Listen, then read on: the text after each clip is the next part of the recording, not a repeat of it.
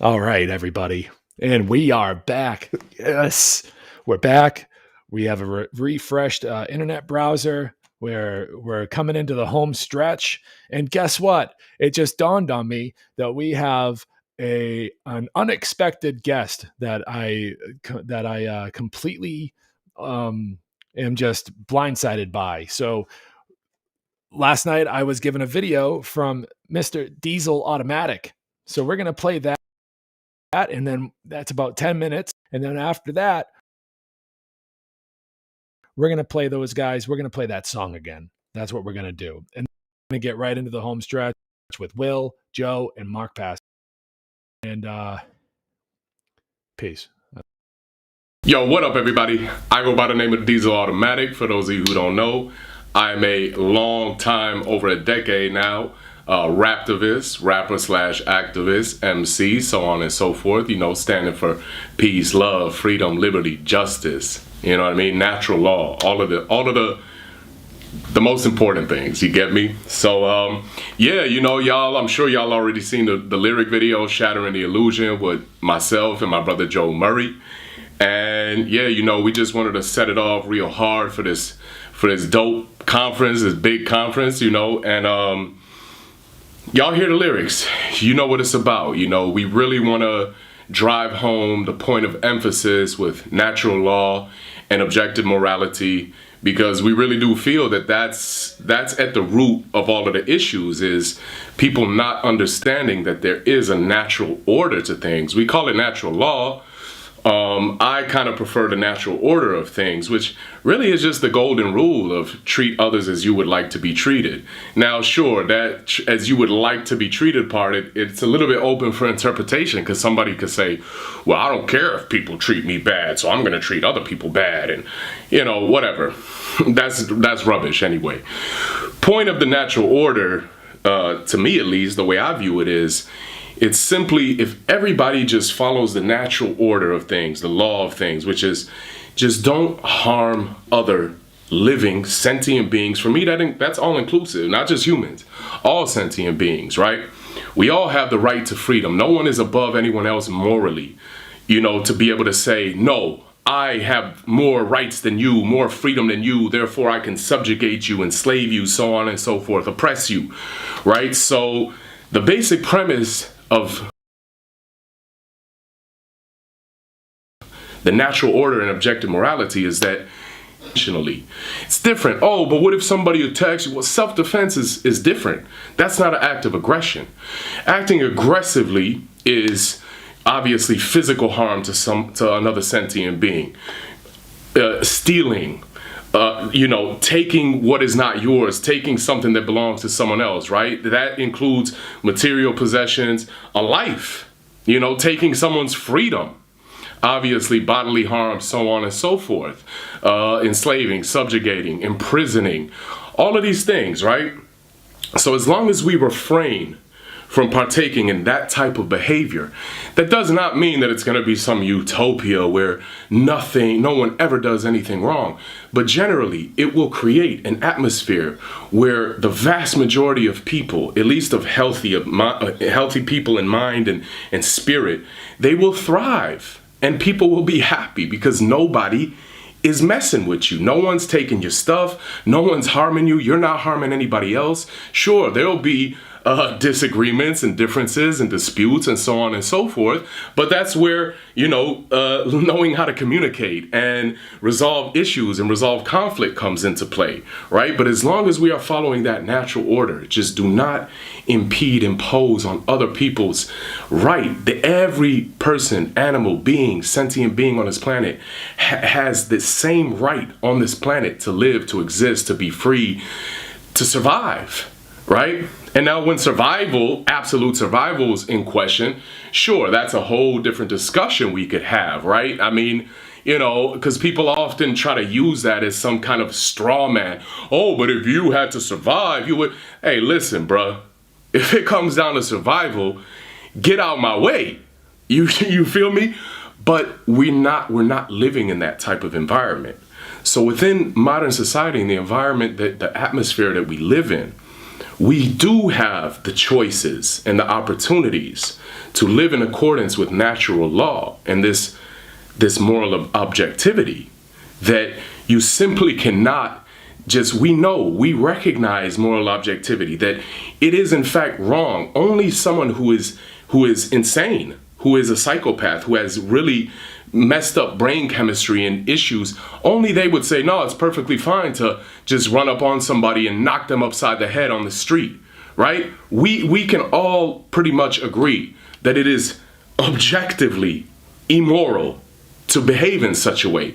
We can all agree it's objectively immoral to rape, to molest, to murder another human, right? So people know there is a level of objective morality, but they just want to pick and choose. They like to cherry pick. Oh yeah, well, rape is wrong, or killing is wrong, murder is wrong, a human, but it's okay to kill animals and eat them, right? A lot of cognitive dissonance. So we're just really trying to get, like the song says, get to the root of it all. Because it's very simple. Like, people overcomplicate things even. It's very simple. Just live your life in the sense of, live and let live. Cause no harm, at least not intentionally, sure. Oh, but Diesel, people say, especially myself as a vegan. Oh, Diesel, but you can't avoid harming other creatures and, the crops that get picked and the insects and the rodents and... Okay, bruh, but that is a part of survival. Sure, we can't avoid, we're gonna walk down the street and step on insects and whatnot, right? But that's not intentional. That's not going out of your way to harm someone, to subjugate someone, to take something that is not yours. You get me? So it's very simple, but people, we tend to be a bit selfish and self-centered as humans. We just want to do what we want to do. Don't tell me, no, and pick and choose and cherry pick our morals and our beliefs. So we really all need to come to this understanding of objective morality. It has to be the fundamental baseline of our understanding of moral principles and ethics moving forward. Be in agreement of what is moral and immoral, then it's just chaos will ensue and not ensue, it already has, will continue. So it's such an important topic, and we feel like we really addressed it. I mean, probably addressed it better in the actual song and the lyric video than in this video, right? But nonetheless, I just wanted to get on here and speak my piece a little bit. So I'll leave it with that, y'all. More than anything, we're just here to shatter the illusion and leave it up to y'all to basically pick up the pieces and do the research and the critical thinking and draw your own conclusions. We just here to prompt thinking for the most part. But this is a very important topic, and Joe and I are, have been. We have a song called Natural Law, is what you could also check out. Oh, by the way, Diesel Automatic, DISL Automatic. Just check it out on Google, YouTube, Spotify, wherever you want. But yeah, we have the song Natural Law. We've touched on the issue of natural law, natural order, objective morality many times, and we will continue to do so, especially with our upcoming project. But more than anything, I just urge all of y'all to research it, think about it, think critically, and be honest with ourselves. We got to be honest with ourselves. We can't fool ourselves, because we will find every excuse and justification, every excuse to justify, rather, our immoral behavior. And to turn a blind eye and say, well, it's all right that I did this to animals, or that I did do this, or whatever it may be, because that's not really the same as doing it to a human or doing it. If humans aren't good at anything, we are great at making excuses and justifications. And that's because it's hard. It's hard to face our own reflection, the ugly truth that we may see if we face our own selves and our own behavior. But it's the most important thing, because there can be no external revolution or evolution if we don't first create a revolution and evolve within ourselves. It all starts within the self and then spreads to the collective. And that's what I represent. Get big on them. That's like the movement I've created, and it's all about growth. mental, spiritual, internal. You know, I like to be big physically, but that's just me. That certainly is not a requirement for anybody to be down with get big in the movement. It's just about growing and making process, evolving as a human being. And all of that requires a lot of deep, introspective self-analysis and, being critical with ourselves and being brutally honest. You know what I'm saying? We have to. So anyhow, I hope y'all enjoyed the new song, Shattering the Illusion, the lyric video. Big up my brother Polar the White for the lyric video, and big up Joe Murray for creating this amazing conference. I hope y'all are really enjoying it. And yeah, stay tuned. Go check out the music, check out the track. Diesel Automatic, I'm everywhere. Just, do a search. I'm sure there'll be links somewhere as well. So with that being said, I'm gonna leave it at that. Big love and respect, y'all. Keep getting big on them. Power to the people. Peace.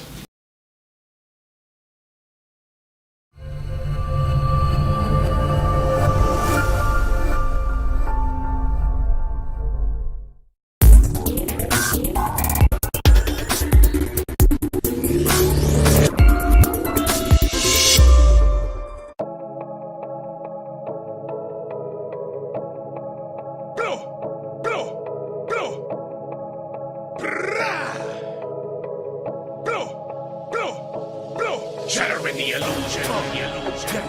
Exposing the truth, we ain't scratching the surface. We're rapping these verses, we digging it deep and we go to the root. Shattering the illusion.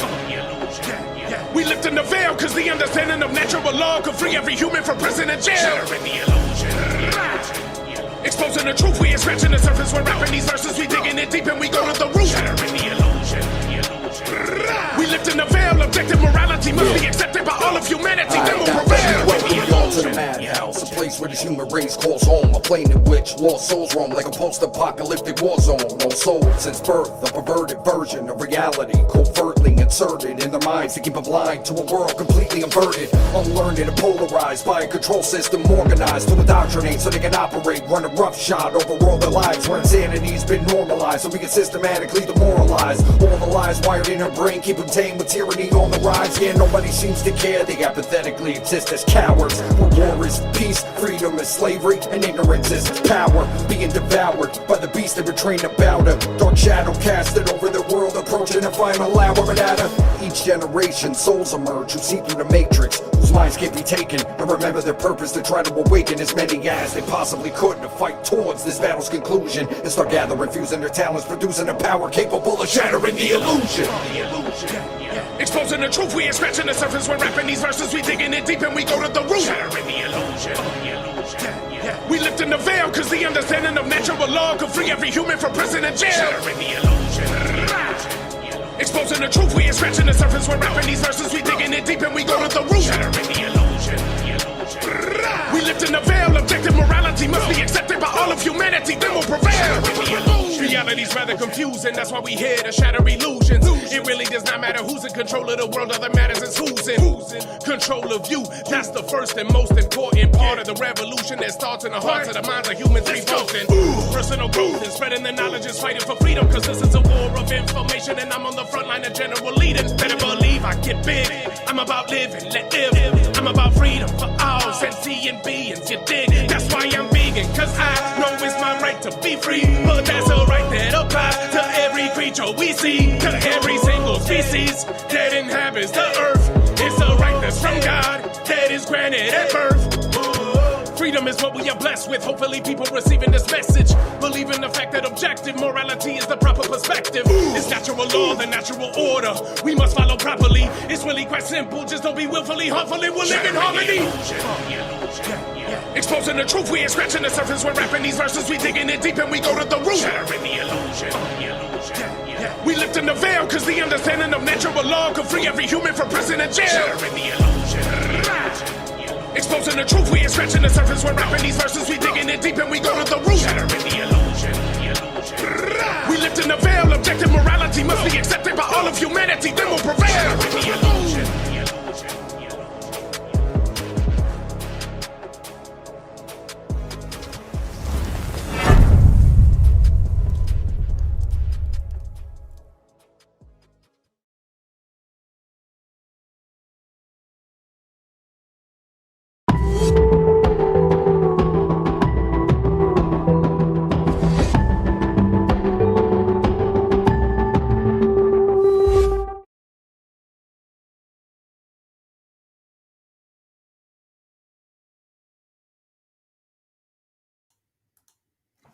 All right. So, how's everybody doing?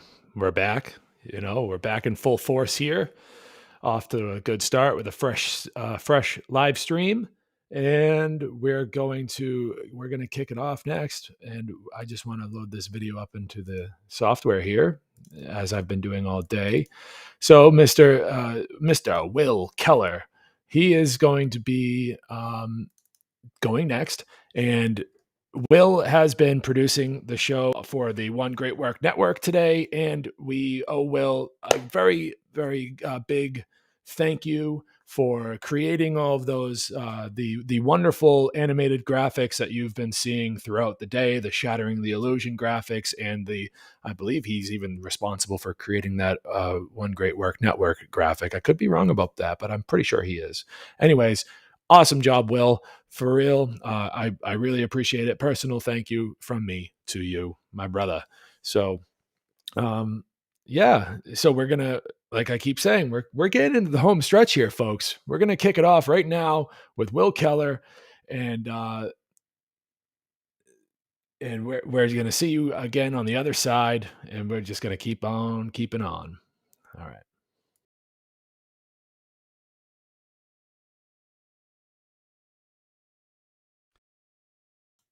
Oh, one last thing. Anyone that was watching the funnel conference a couple weeks back, well, we saw what happened, right? Poor Will. His presentation was interrupted with a technical difficulty. They kept pressing forward. We've kept pressing forward throughout the day today. But Will, his presentation from then, we're airing it right now, folks.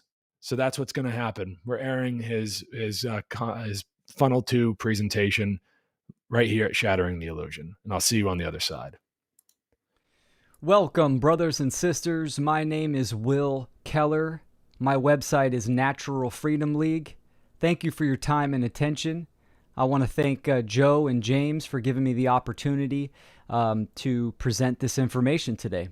So let's get into it. The title of my presentation is Revolt Against the Modern World and the Return to Nature.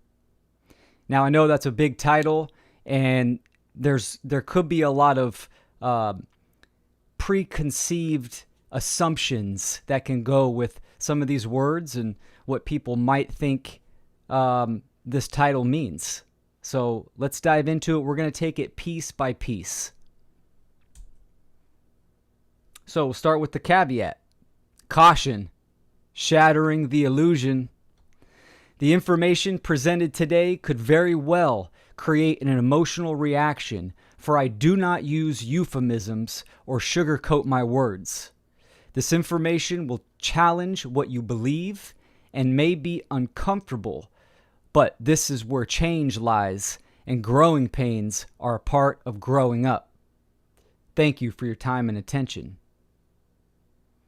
So that's true. The discomfort zone, this is where growth is, right? I mean, if we're gonna learn something new, then yeah, it's gonna test what we already know.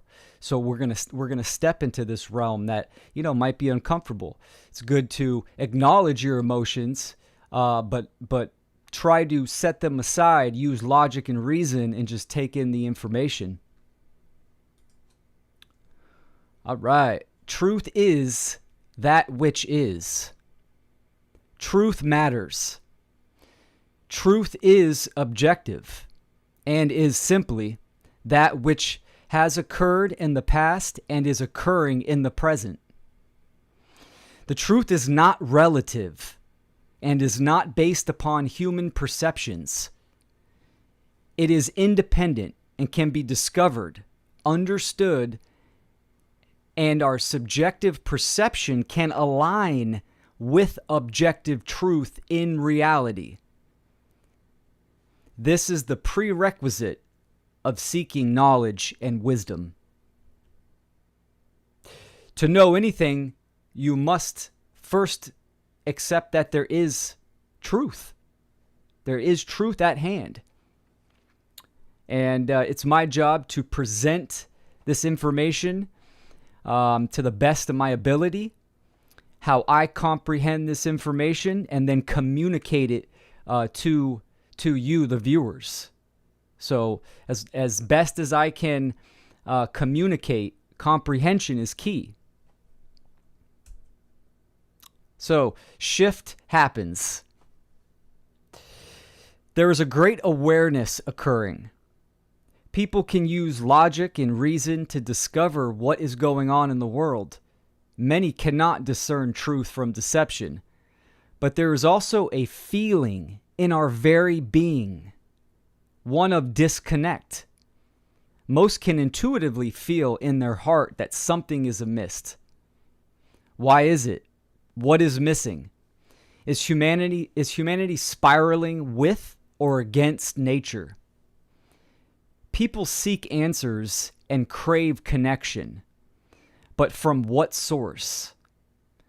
The answers are available. In fact, just a shift of perspective can unravel the ropes of your worldview that bind you back from the truth and the mystery that has been awaiting your discovery. Will you respond with open-mindedness or just react comfortably to such blasphemy? As always, the choice is yours. So there's two categories that I want to talk about. This is one of them. I titled it Exoteric History. The word exoteric means known to the general public, the outside. So history is written by the victors. Therefore, his story is relative to those who claim to author reality, to author the history, the information. Truth, however, is that which has manifested, independent from our perception. The truth can be discovered, and one can align their being to a higher frequency of that which is real, reality. The truth is never popular, and nothing popular is true in the modern world. So the exoteric is simply, it's what you've been told. It's what you've been what you've learned in school. It's beliefs. There's a lot of dogmas in the exoteric, right? So it's just what the general public knows. Now, of course, information in the general public can be true for sure, right? But the exoteric is what most people know something is, or I should say believe. The second category is esoteric mystery. The word esoteric means within the inner circle, intended for the initiate. One can begin the process of truth discovery by seeking the mystery of nature. We can discover how reality operates internally, the human psyche, and externally, the manifested world, which both correspond and are reflections of each other. Esoteric knowledge has been occulted from the general public, but is accessible for those who seek it. So esoteric it's known by few. It's been occulted and is being occulted. The word occult means hidden. Oculus, hidden from the eye. So this is the information that the general public doesn't know. And the only way you're going to know about it is if you proceed on a journey of truth discovery using the trivium method, right? Where you gather all your information and you process that information and weave out any of the inconsistencies. And then you can output that in your conclusion, into your behavior.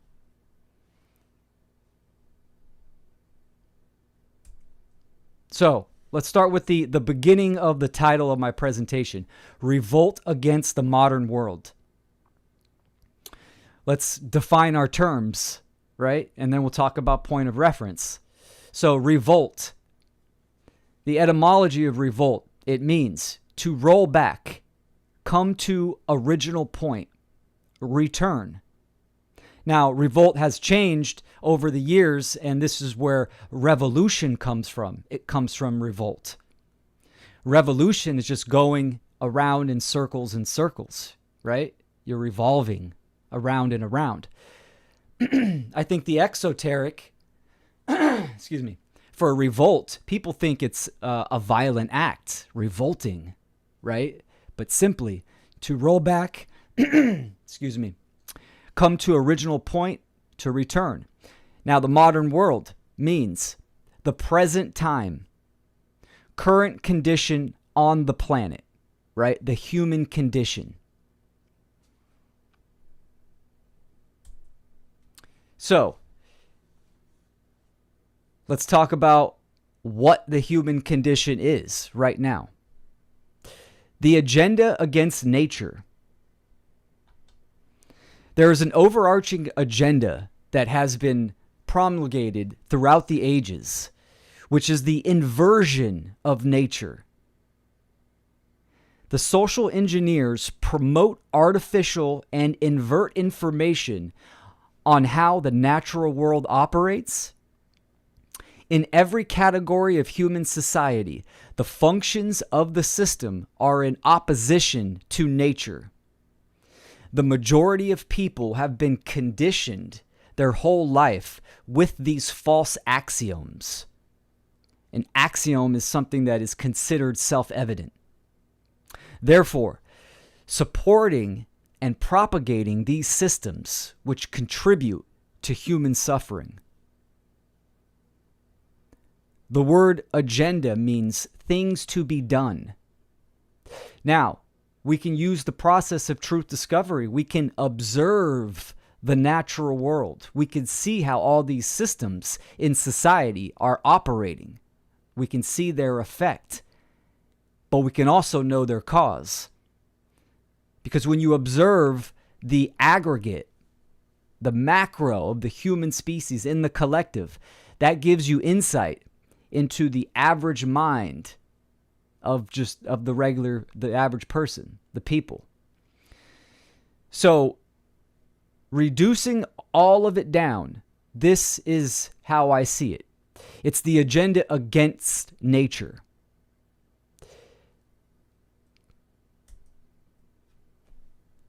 They are selling an artificial reality, right? These are the social engineers. That's what I call them, right? Because people are actually performing the action due to their ignorance.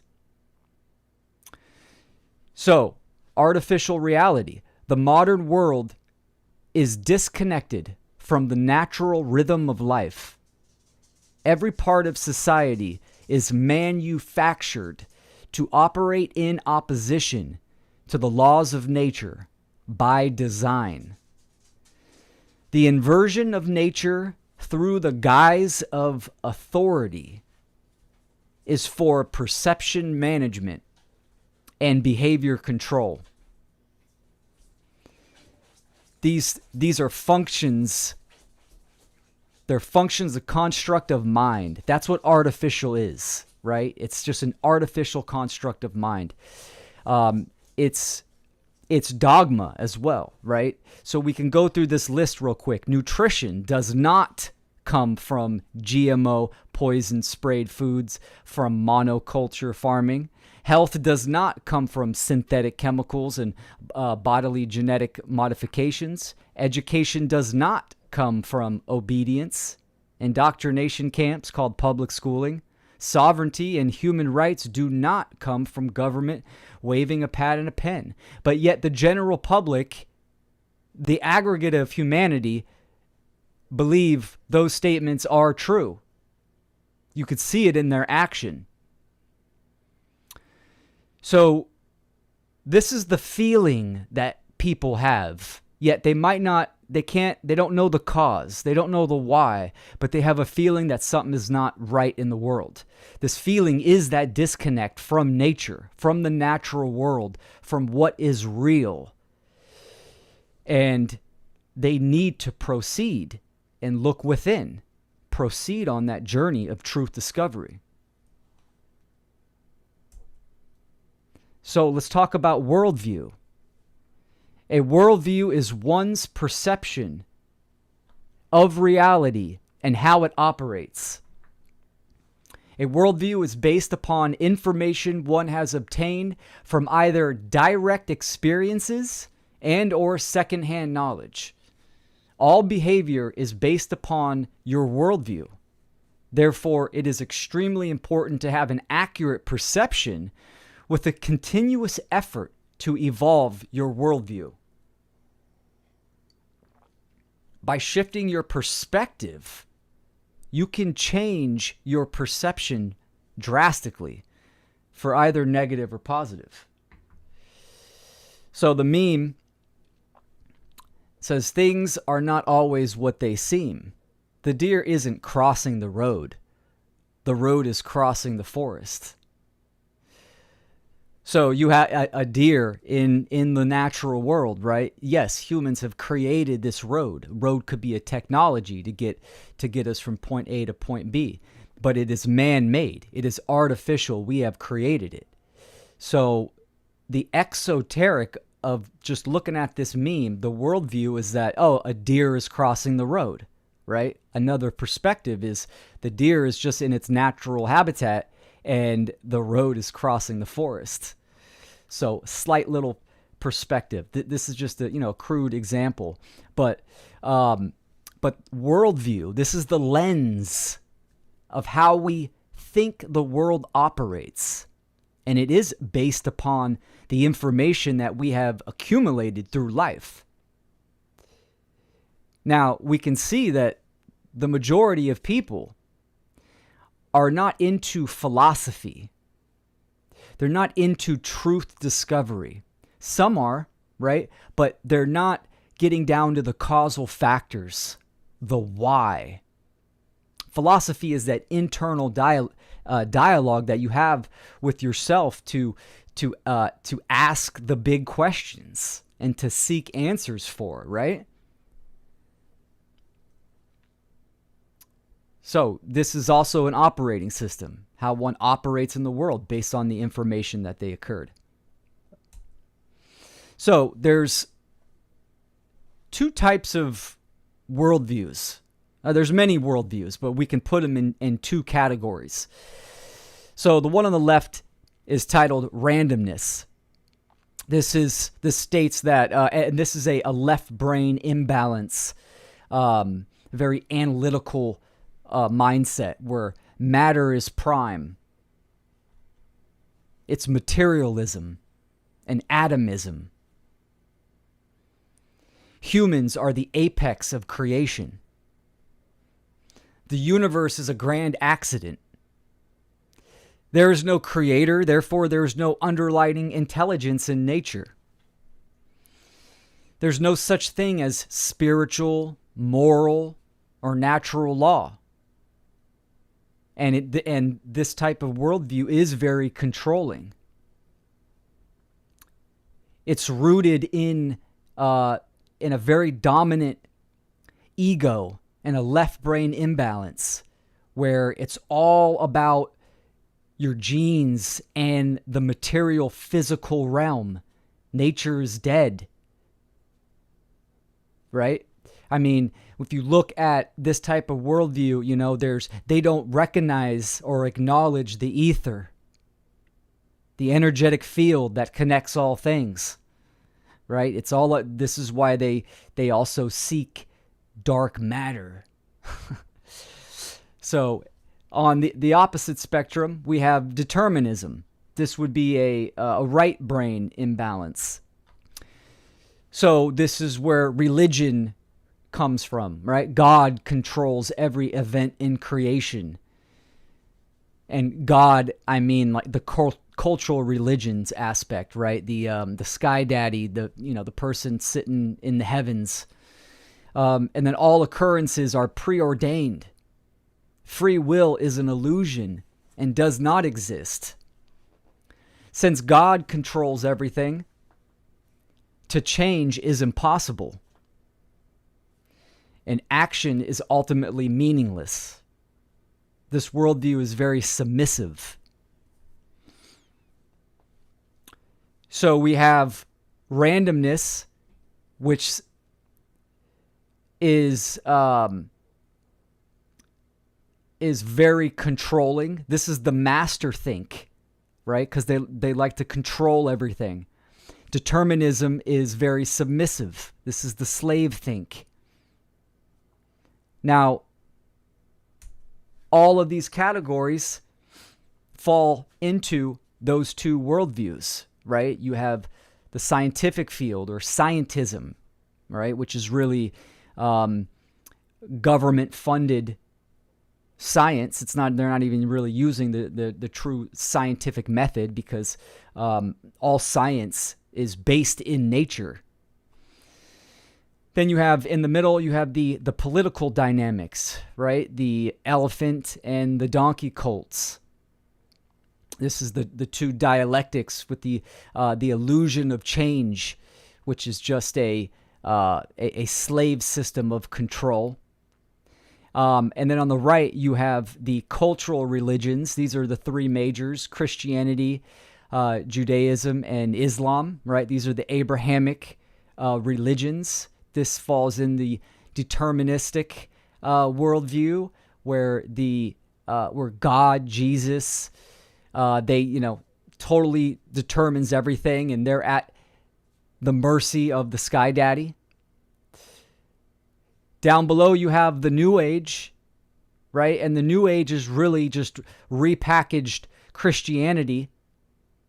The New Age doesn't acknowledge the laws of nature. They're very in tune with oneness, the law of one, how we're all connected in interconnectedness, for sure. Again, all of these are hardcore imbalances.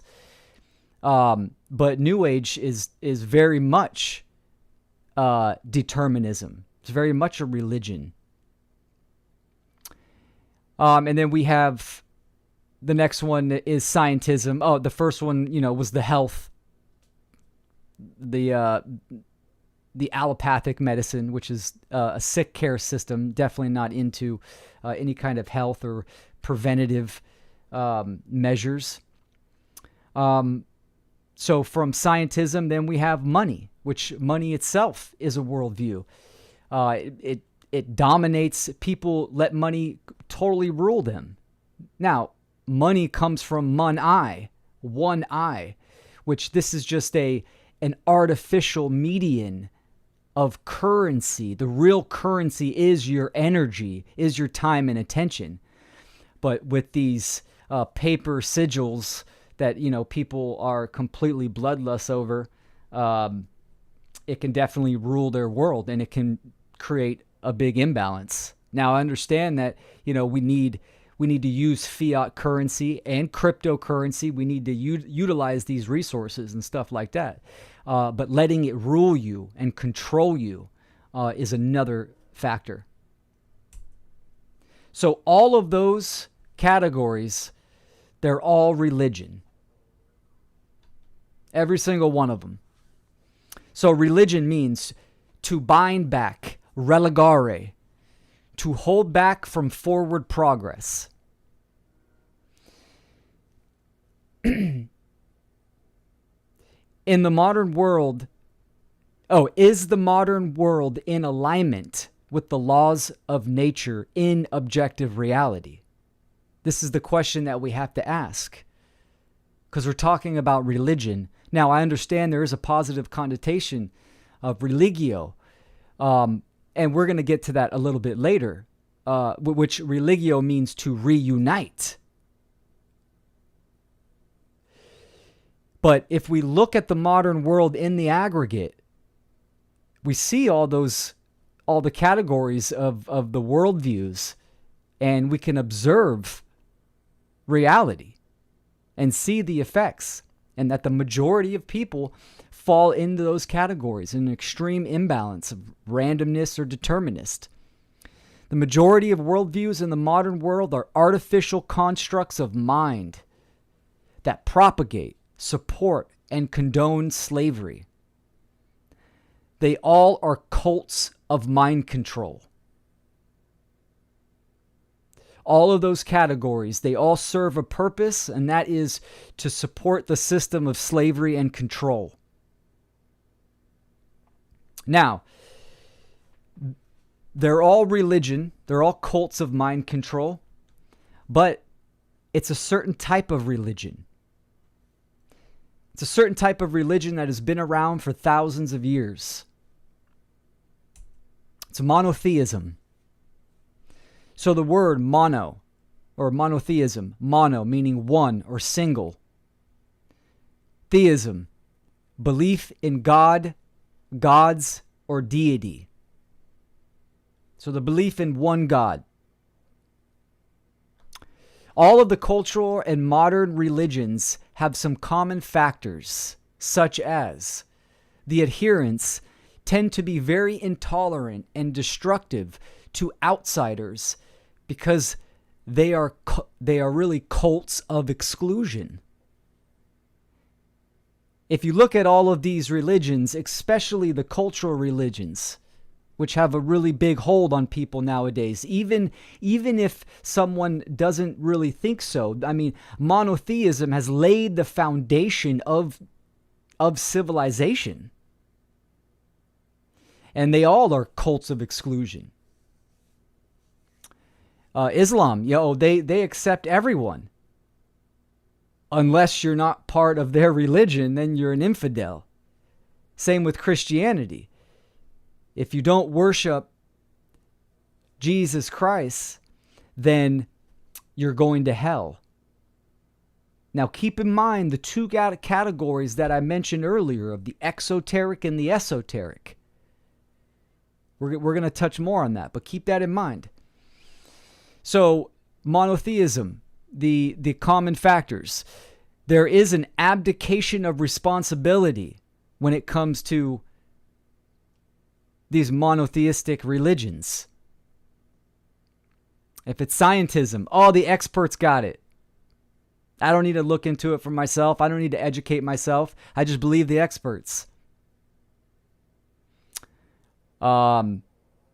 Everything's going to work out. It's follow your bliss. We're all one. We don't need to seek truth and speak truth, stand up for injustice and fight against slavery and tyranny, because we're all one.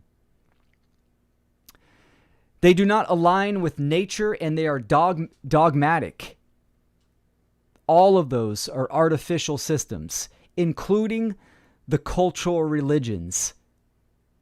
Now, most people, the majority of people, are looking at the cultural religions from an exoteric standpoint.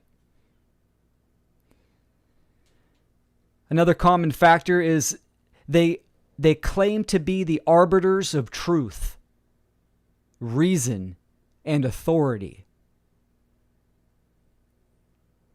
They all do. The financial aspect, right? It's all about the money. The financial aspect dictates recessions and economies and how people prosper. Financial institute is the arbiter of prosperity, abundance, and scarcity. So, I mean, cultural religions the same way. These are the arbiters. If you want to commune spiritually, or if you want to be in tune or communicate and get in touch with the creative force, you have to go through a priest or a rabbi. They'll speak for you because they're the arbiters. Now, the most dangerous monotheistic religion is statism. Early monotheism laid the foundation for government, which is the religion of statism. This dominant, dogmatic illusion is the mono-mind virus that plagues humanity, propagating the belief in human authority over the natural world.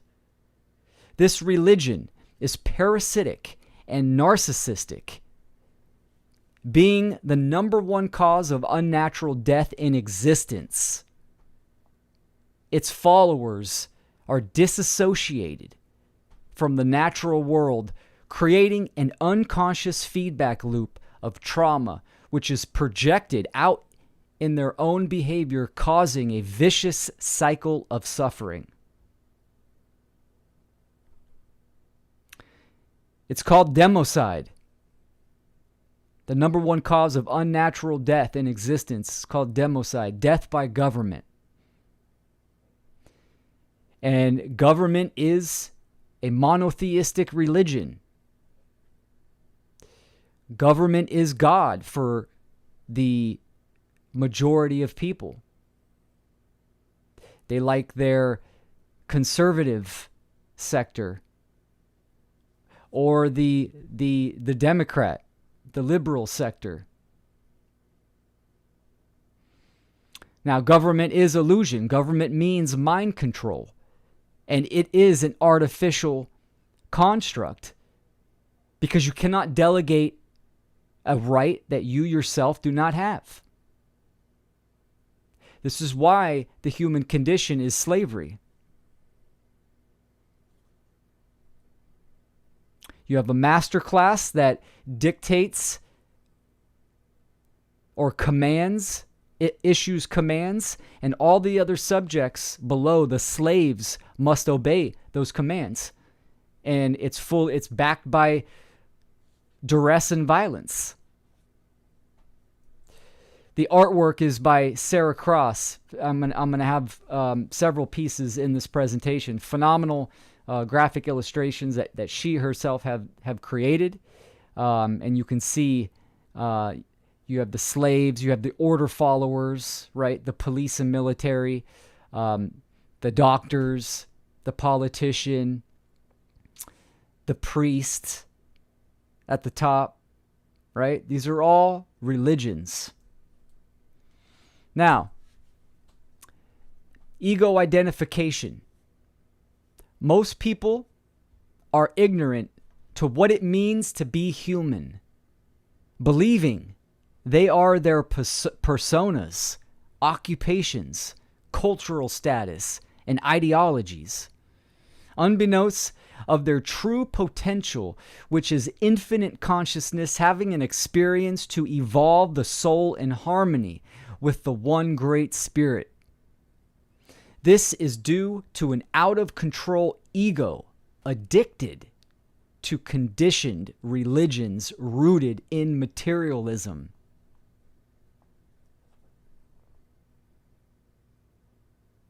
Ego identification. I am my job. I am my status. Relating to the persona that you see in the mirror. When my body is a vessel, I respect it. It's my temple, right? I'm here to learn and evolve in consciousness. The artwork is created by Sarah Cross again. It says, I identify as, but all you really are is spirit. This is the confusion in the world. This is how these artificial constructs, how they get rooted within people, is because they identify with that construct. And it's rooted in materialism. It's rooted in the 5 sense physical world, where all of these religions, they want to dismiss logic and reason. They want people to be emotionally reactive. It's all about how you feel. Your emotions, this is energy in motion. This is your compass. It needs to be used in unison of logic and reason. They need to be wed. So, next, I want to talk about 2 systems. Symbiosis and parasitic. So, symbiosis. Sin means together. Bios, life. Symbiosis is operating in harmony with the laws of nature, with balance and connection. This is how the natural world is always seeking homeostasis and always seeking a state of symbiosis. We have parasitic, parasitas, one who lives at another's expense. The social engineers are a parasitic class that thrives from humanity's ignorance. When we think about in the natural world what a parasite is, right? Like a tick or just a parasite in your intestines or I mean, there's a list of them, right? They feed off the host. This is what the social engineers, the controllers at the top of the pyramid, they are manipulating people. They're engineering society, controlling available information to manage people's perception. Ultimately, it comes down to you and your actions. If you are not seeking the truth, then you possibly could be stuck in one of these paradigms. And then your actions and behavior in the world could very much be immoral and causing harm and condoning slavery and violence. So these two, we can see that the exoteric worldviews in the modern world are very much parasitic. Financial, scientism, pharmaceutical companies, parasitic. New Age, very parasitic. Just because they're one-sided. It's solipsism.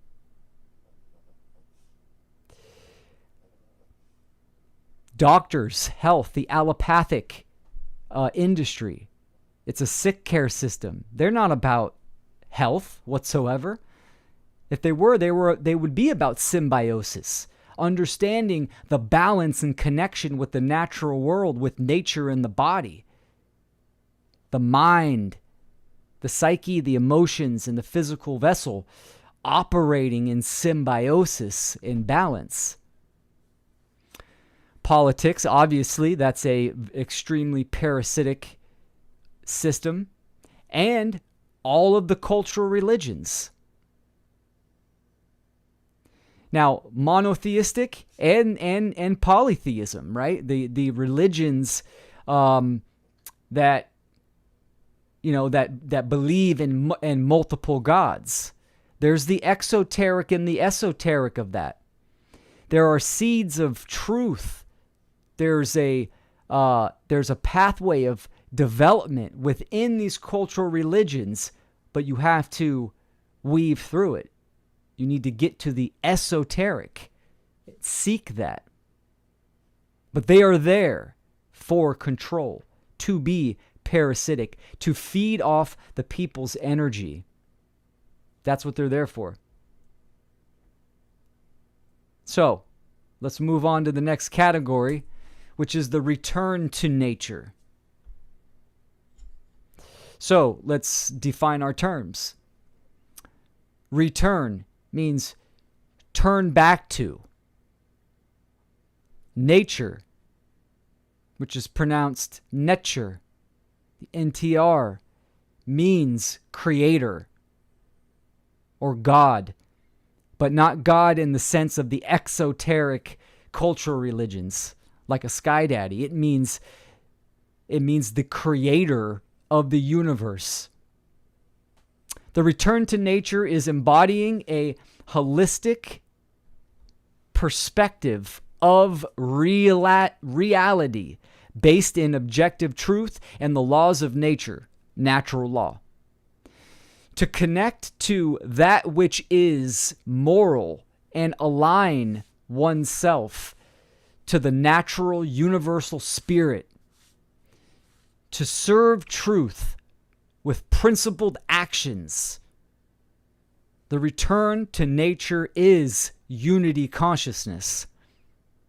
As I think, so I feel, and so I act.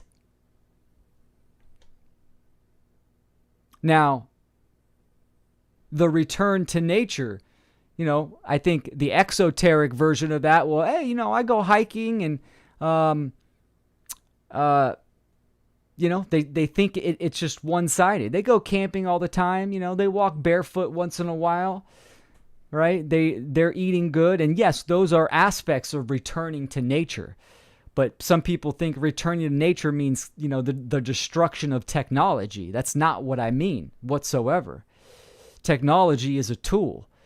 Now, there's some technologies that are absolutely devastating to the ecosystem, to the natural world, and to humanity, right? But I'm not talking about reverting to the past. I'm very much talking about evolving action in the here and now and evolving to the future. And this starts with the mind. The return to nature is about principles. It's about understanding the foundational knowledge of reality, objective reality, and how that corresponds to the human being. What it means to be human, that we exist in this reality field, we have a body, we think, we feel, we act. How does that operate? And when we take actions and interact in the world, are we causing harm? Are we being parasitic, or are we in balance with nature, in symbiosis? So the artwork was done by Sarah Cross. Beautiful. So I mentioned earlier on about a shift in perspective. And this is what I want to introduce now. A shift in perspective. Animism. Let's define our terms. From Latin, anima or animus, meaning breath, soul, spirit, life force, consciousness. Animism is a holistic state of being, an operating system that perceives reality from consciousness, universal life force energy, and the governing laws of nature. Animism is building a personal relationship with natural laws by becoming a conscious co-creator. Animism is personalized evolution towards symbiosis in nature. Now, animism,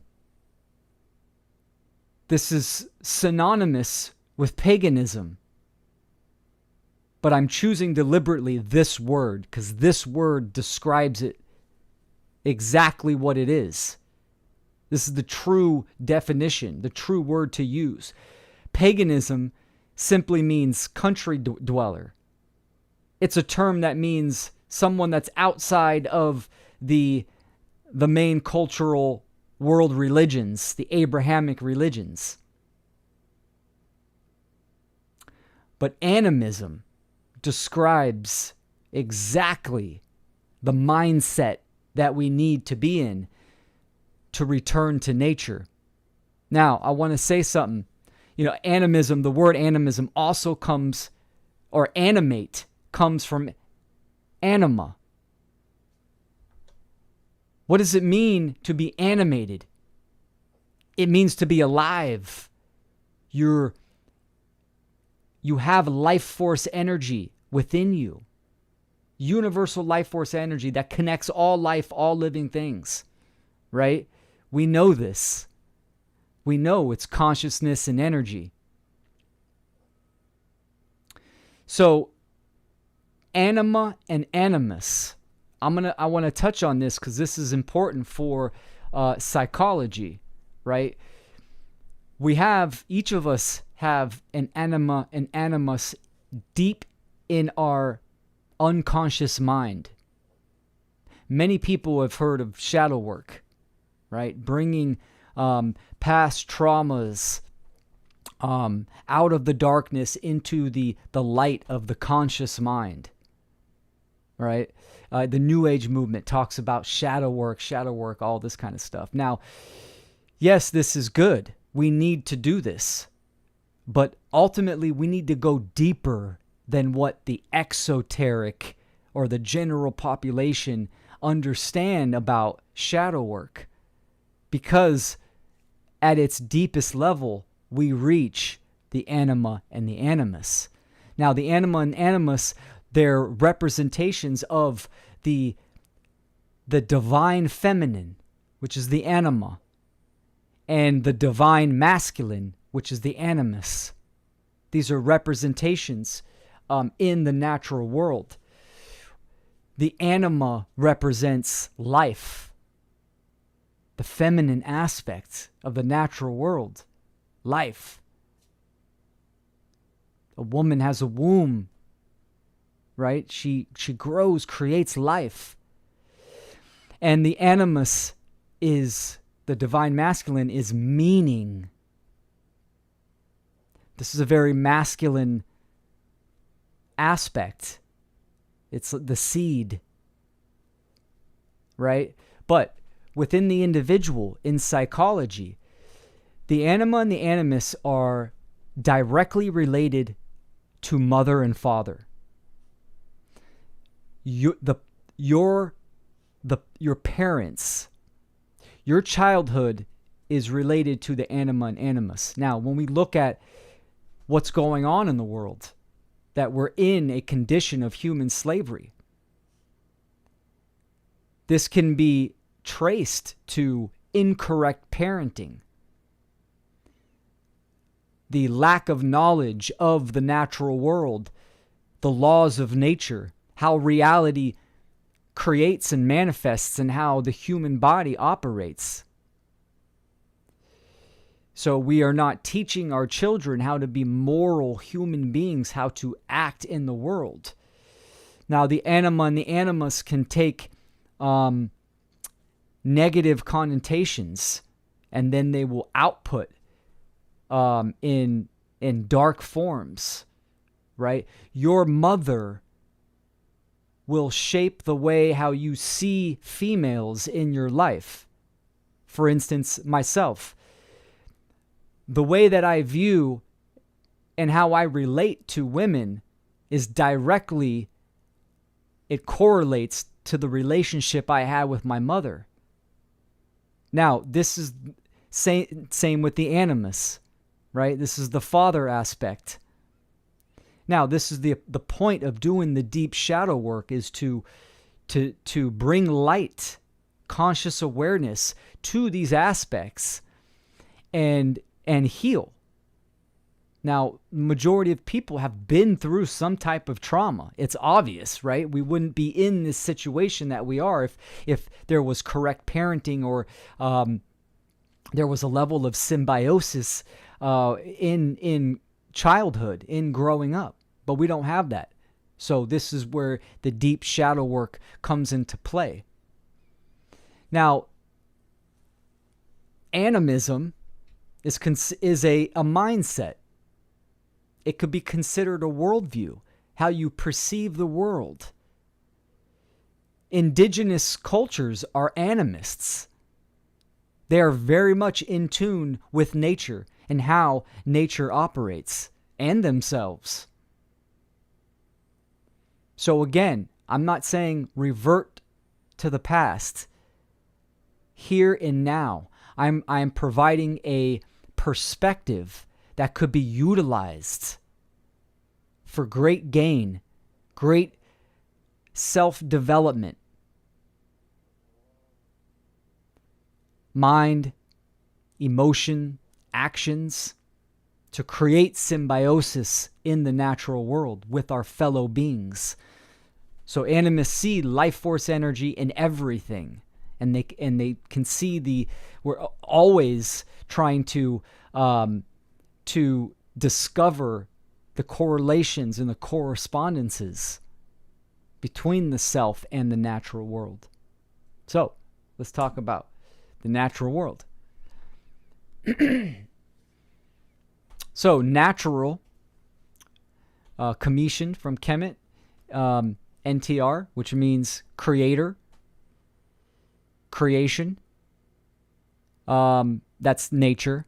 And then natural, Latin, naturalis, of, from, or related to creation.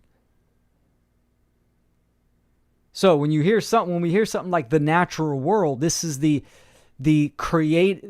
world around us, the creation. We can see this when we eat natural foods. It was grown naturally in its natural system.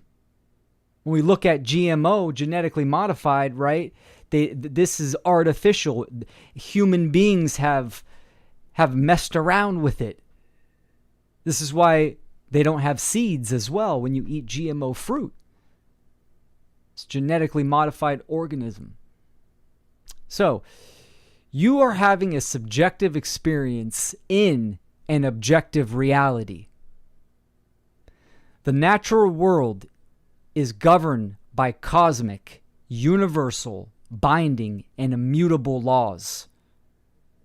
Animism is considered the root religion, quote unquote, because it is based upon the natural, which is absolute and always present.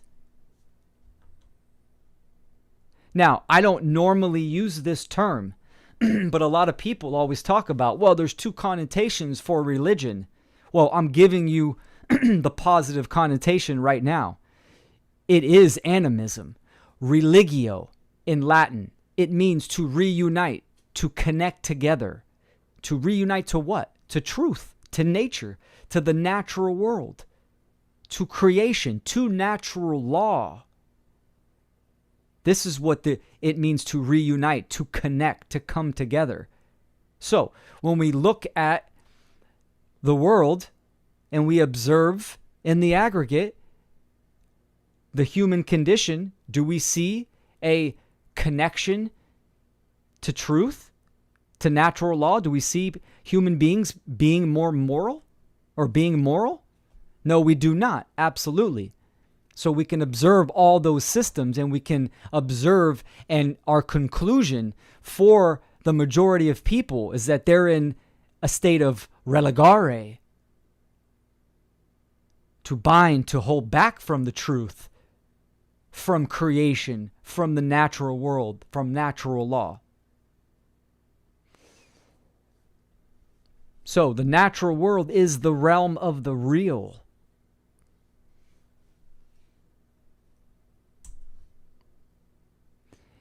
Anima mundi. This means living nature, soul of the world. Nature is a dynamic, creative intelligence, the underlying living field of consciousness and energy that is in continuous communication with us to restructure and reorganize according to the laws of nature, to give us the experience we have chosen. Symbiosis. The natural world is alive. The creative intelligence.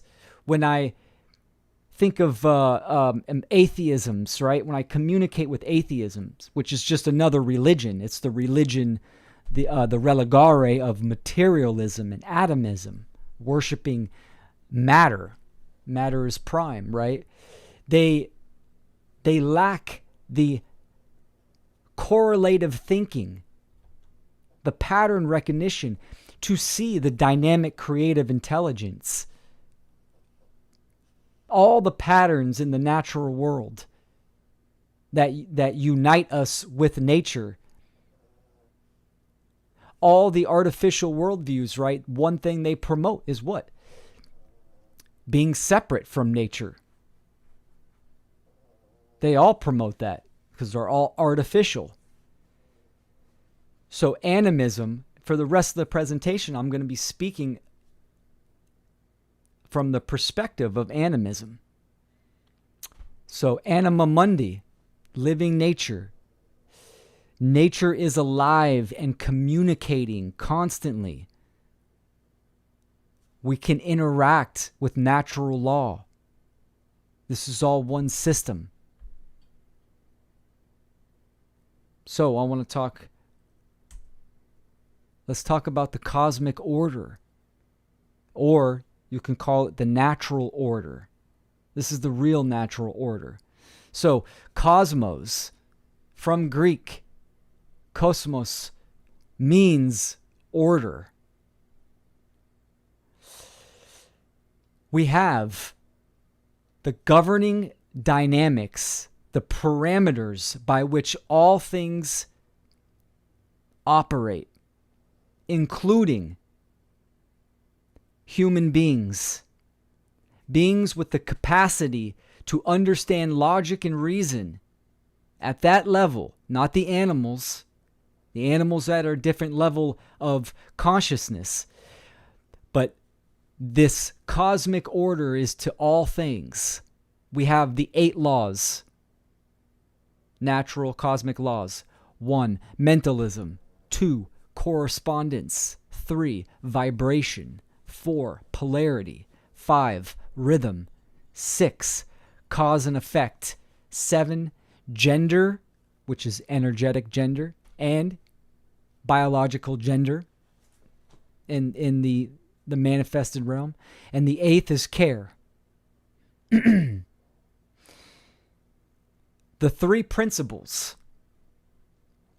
From the 3 principles arise the infinite variety of combinations of manifestation. We have consciousness, 1. Number 2, energy, which is also motion. And number 3, substance, which is matter. So, an animist understands the 8 laws and the 3 principles and constantly wants to improve that understanding and achieve self-development within these laws and principles. So, having the animistic perspective, I highly recommend. And again, this is introductory for a lot of people. There is no book on animism. I mean, you could buy one. I mean, some people have written books, but there's no holy books. There's no, one go-to book to describe animism. Animism is very simple. You understand how nature works and how the self works, and you apply it in your life. Spiritual. What does it mean to be spiritual? So, spiral comes from Latin, spira, twist around a fixed point. And then we have ritual, Latin, ritus, ceremony or practice, also in the Sanskrit, rite, going, way, or custom. So being spiritual means one understands natural law as the fixed point of creation, and daily habits will advance or decline one's personal evolution. Life is not linear. It is a spiral, like the golden ratio in the natural world, in all things. Our thoughts, emotions, and actions are either in harmony or in opposition with nature. The consequences are inevitable. So spiritual, right? Spiral, ritual. What you do on a daily basis, your actions. Are they moral or immoral? The consequences are inevitable. So something that is big in animism and has been used in cultural religions in a different context, mythology. Many past cultures use mythos as an oral tradition to pass knowledge through the ages. These stories are representations of natural forces and aspects of consciousness that can be utilized for self-development. The gods, goddesses, planets, signs, symbols, and events are not literal. They are allegorical, metaphorical, and archetypal, which bypass the ego and resonate within the subconscious mind, which also makes them timeless. Okay, so using logic and reason can decode the contained gnosis and reveal correspondences within human psychology and the laws of nature. So mythology is story with logic. There's logic in the story. Now, the cultural religions have definitely taken mythology and twisted it and used it to their advantage for control. This is a lot of the holy books, right? The majority of people take the holy books as literal. The Bible, for example. They don't understand that that's the exoteric, used for control, used to manage perception. The esoteric is allegorical, metaphorical, and archetypal. So many past animist cultures used mythos to convey natural law and the human psyche and consciousness. As above, so below. The universe is holographic in nature, meaning self-similar on the macrocosm and the microcosm. The planets and the stars are aspects of our psychology. The earth is similar to the human vessel. As within, so without. So we talked about the patterns, the correspondences we see in the natural world and the human vessel. You see some of these pictures. This is a lung. This is a tree. The golden ratio, the Fibonacci sequence. The tree of life, the human placenta. Leaf veins, human veins. The cycles of the seasons is like the earth. The earth is a living being. The cycles of the seasons are the oscillation of respiration, breathing in, breathing out. The mountains are like the fixed points of our bones. The ocean is like the lymphatic system, washing away, detox. Rivers or veins. We see all these types. There's so many that you can go through. Now, the law of manifestation. Humans say they want change, but there are requirements for manifesting the conditions we say we want. Animism is a proactive and practical operating system that involves action. A simple example is the old adage, you reap what you have sown, you get what you give. So, let's define some words. Energy from Greek, ergon, deed. Karma from Sanskrit, to do. Karma means action. What is energy? Energy is energy in motion. It is action as well. So the law of manifestation is not based upon your feelings for the New Age people and the exoteric. It's based upon your actions.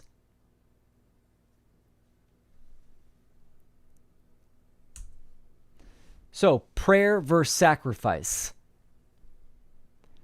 Manifestation is based upon energy exchange. You must be willing to give action to get the result. There is a difference between prayer and sacrifice. Prayer is asking a God to grant your wish and give you what you want, which is an artificial delusion. Sacrifice is giving your time and attention through action towards the goal. Sacrifice, which is the movement of energy, can be done consciously or unconsciously.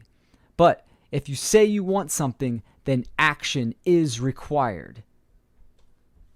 Act, ion, right? Act means to perform, ion, like energy, or ion, time and attention, your action.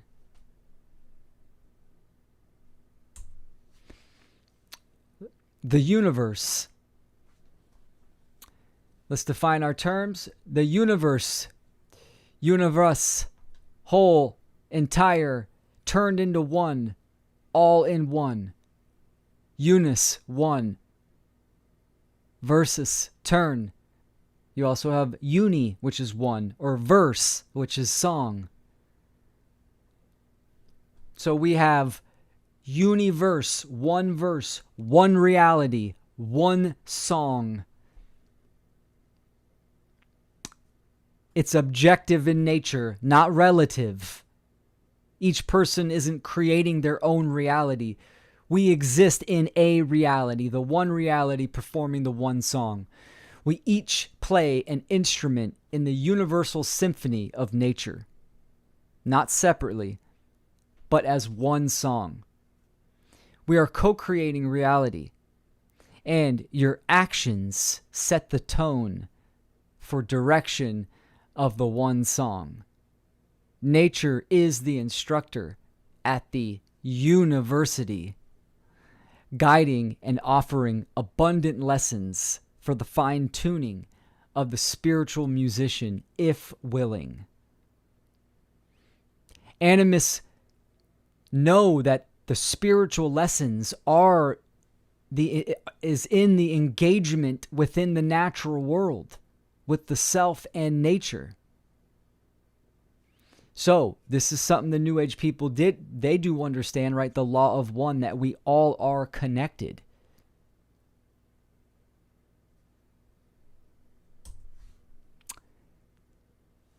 Atomism versus animism. So, plane of causality and plane of effects. The spiritual realm of mind and energy are metaphysics, and the 3D material plane is the manifested realm of effects. They are not separate and operate as one. The modern world focuses on the manifested physical realm by removing the ether, or life force energy, and replacing it with atomism, which matter is prime. Animism understands all is consciousness and life force energy, ether. Natural law is the only governing authority to help guide us to higher states of conscious evolution.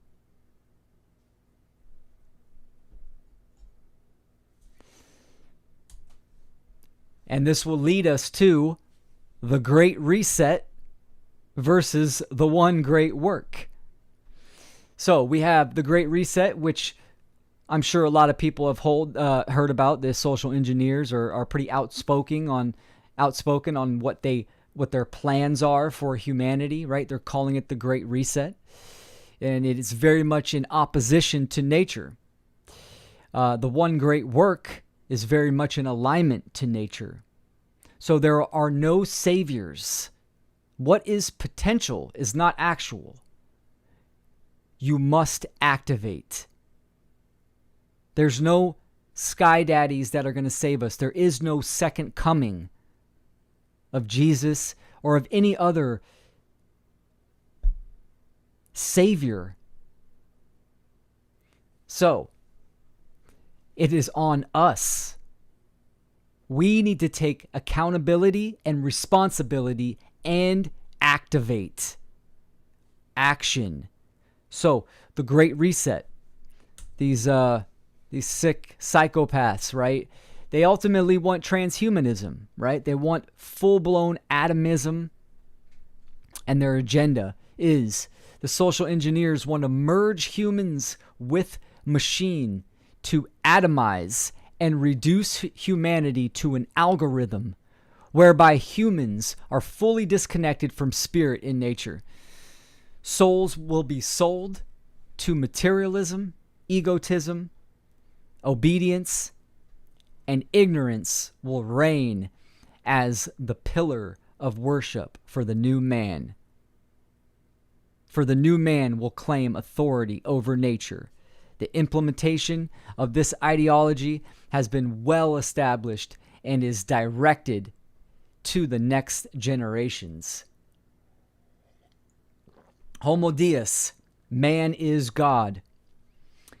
And this is happening now. This has been happening, and it is going on as we speak. This is what they want to do. Transhumanism, right? Man is God. The complete separation, artificial separation of human and nature. Because you can't separate humans from natural law. Natural law is of creation, binding and immutable. The social engineers understand this. They give the relativity aspect to as the exoteric for the general population. So, animism and anarchy. Animism and anarchy are synonymous. Both inherent natural states of being. They are based in objective truth, personal responsibility, accountability, decentralized anti-system, and both are highly criticized in the modern world. Animism is a mindset of sovereignty, engagement, action, and evolution under natural law. Anarchy is the state of freedom, whereby humanity is moral in action under natural law. These two go together. They're both default systems of being. Anarchy is the natural state where human beings should be free. Animism is the natural state where human beings perceive nature, see nature, and realize that we are one with nature, and we understand that there are natural laws, that we are accountable and responsible for our actions, and we respect nature on all levels. So, doing the one great work, we must seek truth and speak truth. Animism is the great work, the internal process of working with the aspects of consciousness and natural law for self-discovery and self-mastery. Seeking the mystery of oneself in nature. The esoteric mystery, the my story of oneself. Self-discovery. This is the great work. The great work is the internal process of self-discovery. And the one great work is service to truth by acting in the external world to influence change towards symbiosis and freedom. Understanding the universal life force that connects all as one. Meaning, once you understand the human condition and what we're up against, it's your moral obligation to get involved and act. Activate and act. It's the service of truth. You can see the hierarchy of service. Service of self, most prevalent in society, then service to others, and then service to the truth. In serving truth, you serve both the self and others, because truth is only ever of benefit to all. Animism seeks the truth in nature and in oneself. The one great work is the service to truth to end human slavery. So, how do we influence the unconscious masses to look within for change? Earth, heart. I underlined art because we create art. Change must occur in the mind, and we can spark that change through the heart via inspiration by utilizing your own talents and attributes to express the message of true freedom in a multitude of art forms. This requires being literate in the modern day and being connected to yourself. Just as nature expresses beauty in unlimited forms, you can create change. You can create change with your will.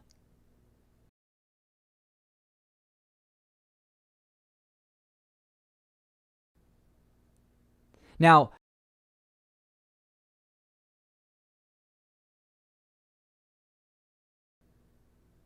creating art, use technology. In animism, it's all about using technology, but try to use it in a symbiosis manner, to be in symbiosis with nature, the natural world. So we must be literate of the current. To be literate in the modern day means you need to understand how to create content at a high level.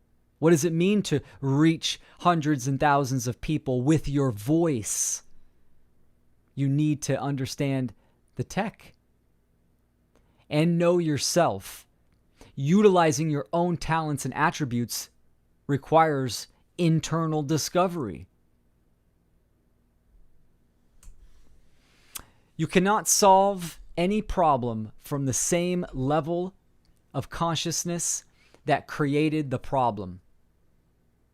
Higher consciousness is the solution.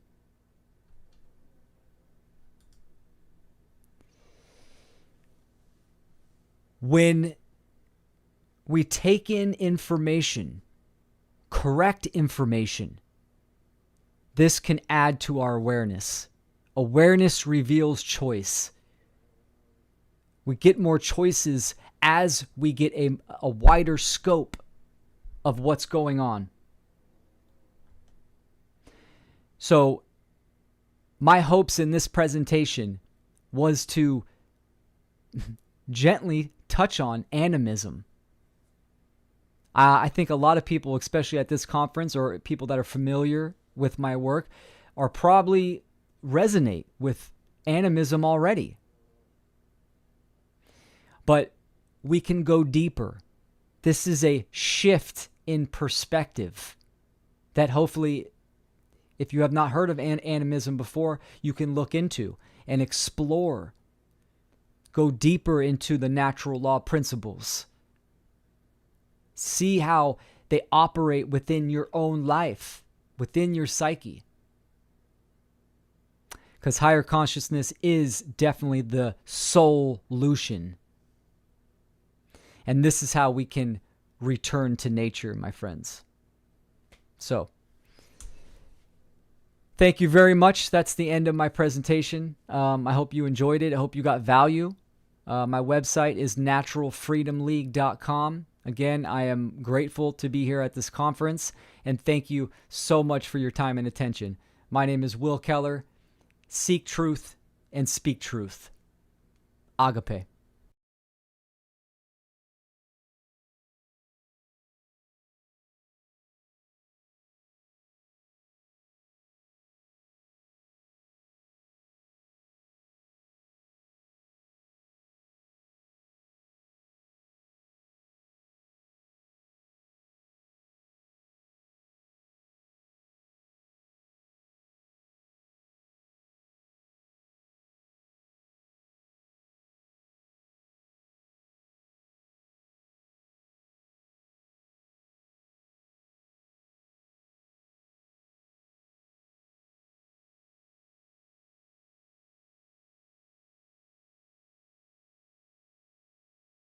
Okay, I know. I was muted. Wow. Excuse me. Will Keller, everybody. Holy, oh my God. Blown away. Fantastic job, Will. Thank you so much. So we're just going to keep pressing forward right now, and we're just going to go right into it. So, ladies and gentlemen, next up is my daughter. So she's right here. Say hi. No, you don't got to say hi if you don't want to. Anyways, guys. So, yep, Will, thank you so much. Absolutely amazing job. And we're just going to go right into it with the co-organizer of the event today. His name's Joe Murray. You met him at the beginning of the day. You've heard a couple of his songs throughout the day today. Well, now you're going to see his presentation. And just like me, this is the first conference that Joe has prepared a presentation for. So let's put our hands together for Joe Murray, ladies and gentlemen.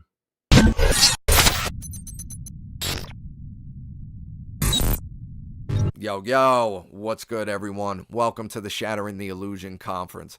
I'm Joe Murray. My website is freedomforall.online, and I am a hip-hop artist, what people will call a conscious hip-hop artist, but I just refer to myself as a real MC who speaks about real shit, shit that actually matters, like truth and freedom and exposing the criminality and illegitimacy of government.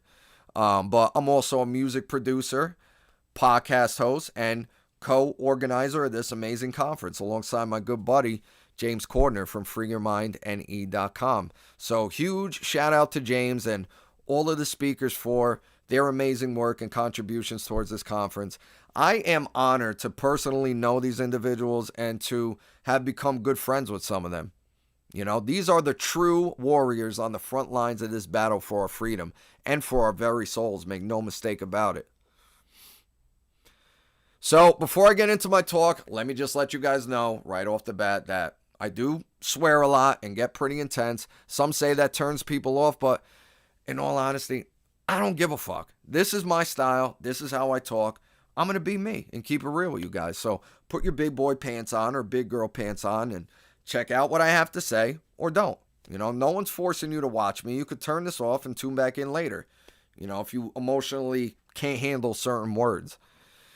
But now's your chance. But I want to first start by telling you guys a little bit more about myself. I'm someone who's always been awake or aware to a good extent to the fact that the world is fucked up, right? Like that there is something really off here.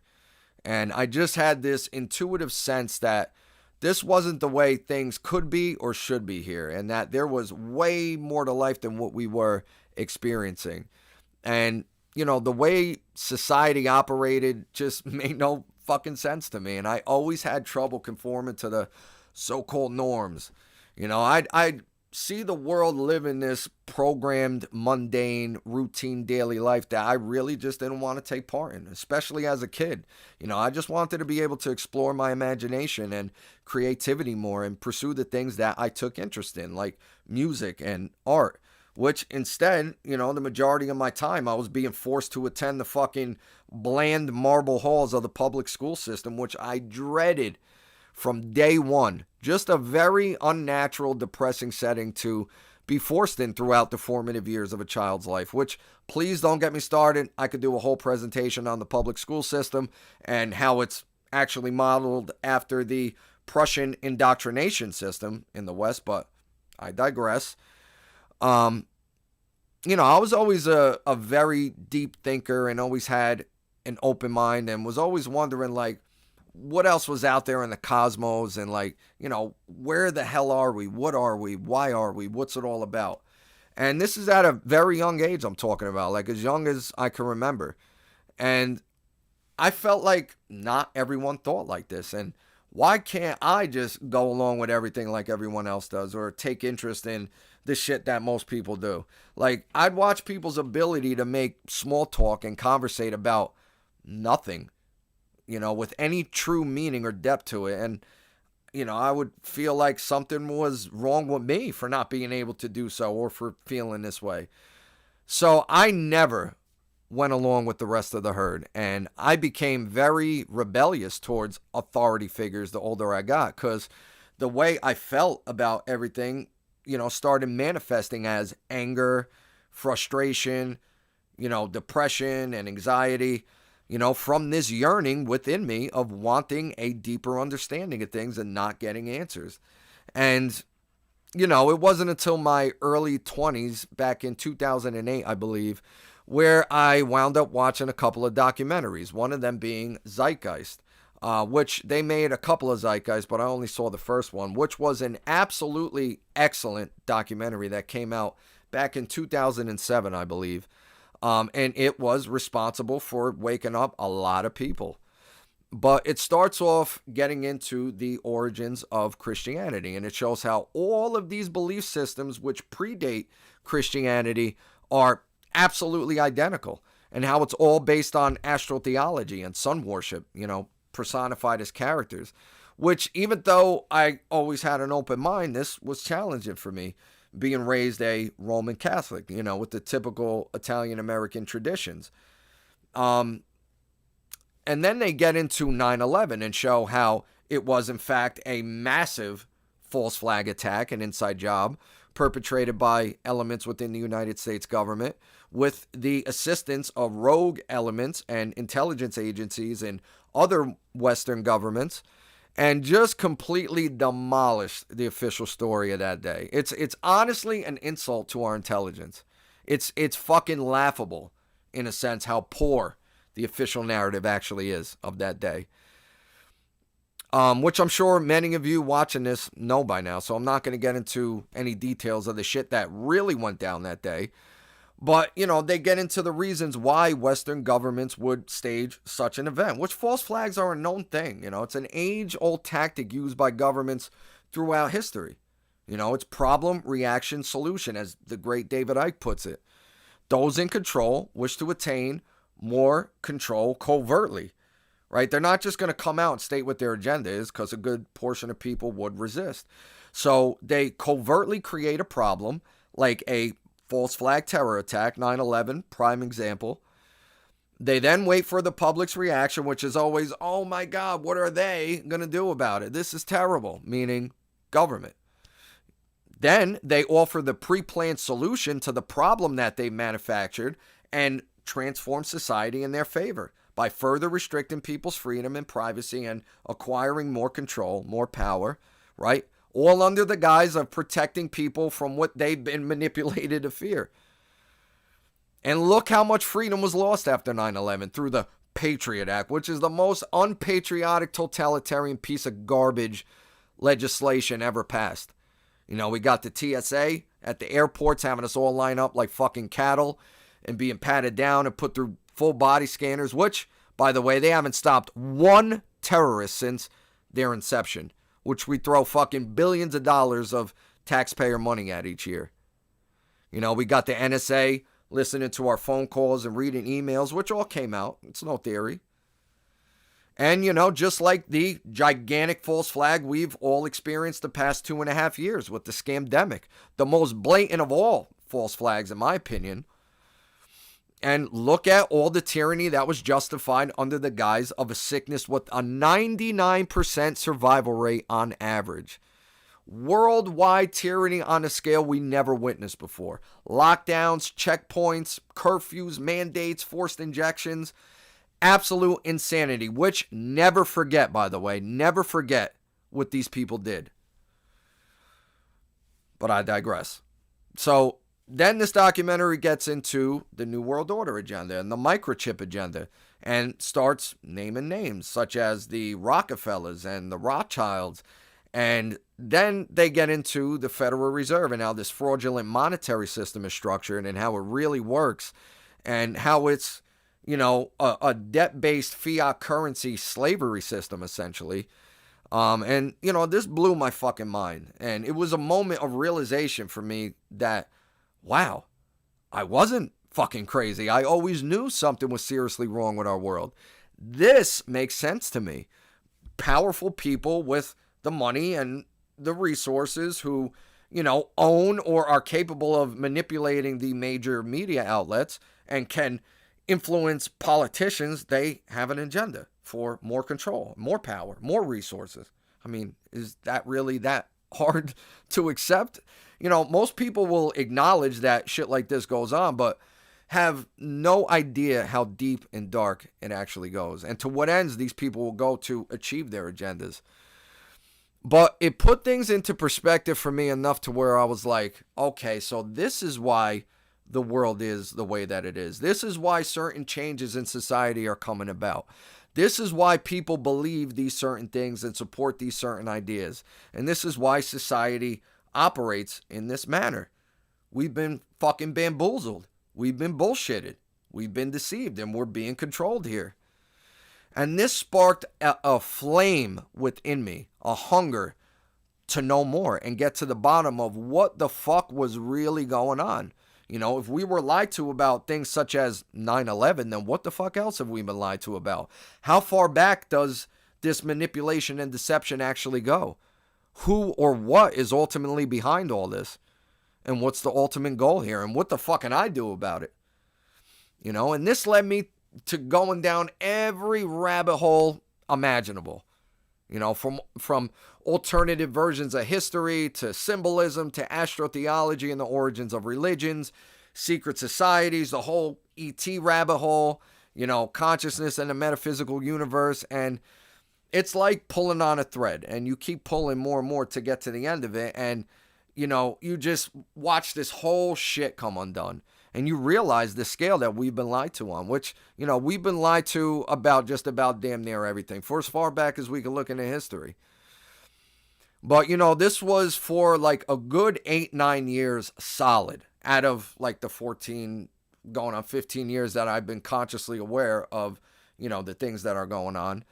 8 or 9 years solid of me just keeping my head down these rabbit holes and trying to, aggregate all this information and make sense out of everything, which, there is an abundance of truth in each of these areas, and they all interconnect, and there's a lot of important information that you need to take in to see how everything interconnects and to understand the level of deception. But for the most part, it's a massive distraction. And I'm not even suggesting that it is intentionally. But the fact of the matter is that it deviates us from actually focusing on the things that we should be focusing on and taking the actions that we should be taking.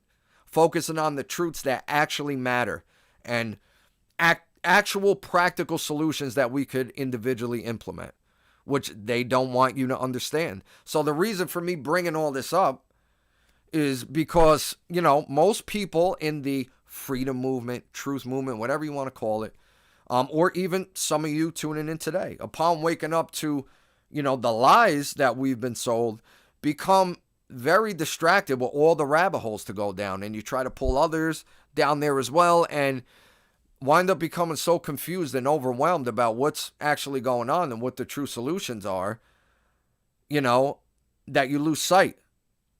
And I'm saying that we should just have a good generalization of what is actually taking place in the world, right? Just a good generalization of the agendas that's unfolding and, the depths of deception. The fine details aren't important, because I'm telling you, I've been looking into all this and talking about all this shit for the past 14, 15 years now. And I watched the majority of the truth community do the same as the world deteriorated further into chaos and tyranny.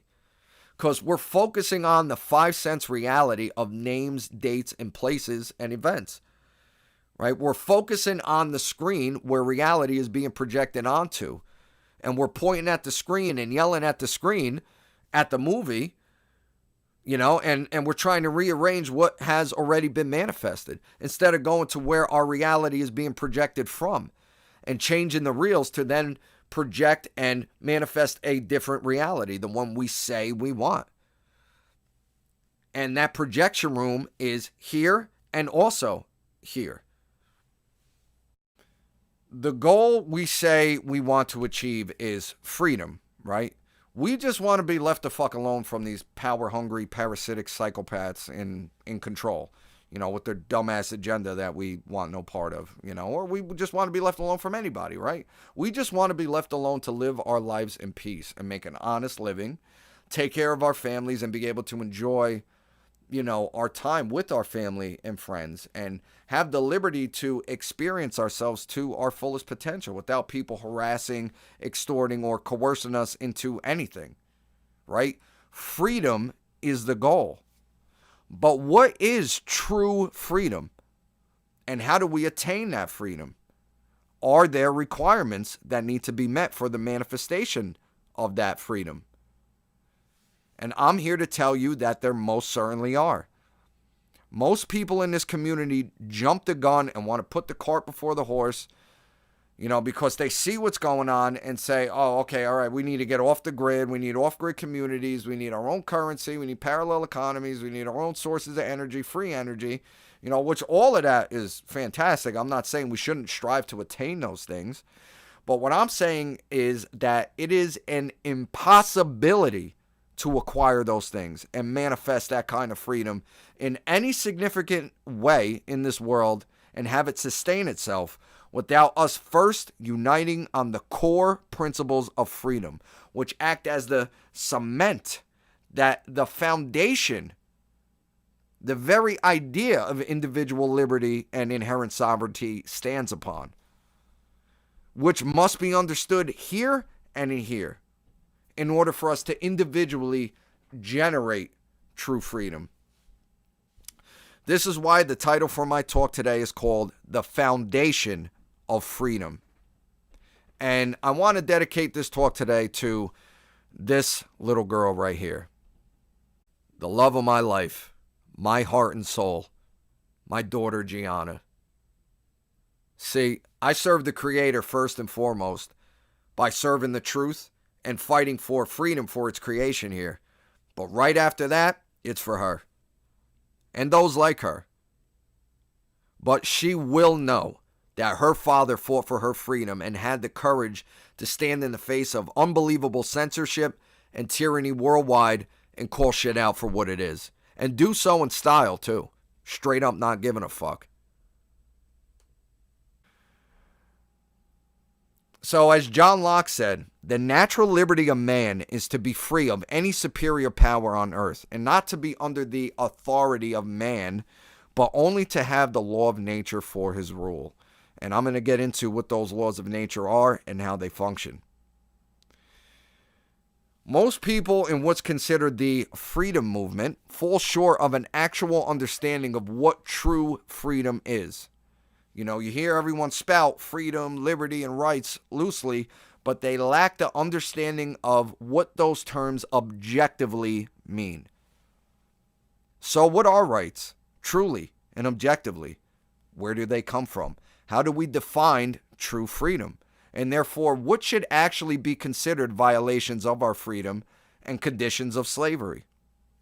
These are the real questions that most freedom advocates do not possess definitive answers to, and thus have no solid stance or positions on their arguments for freedom.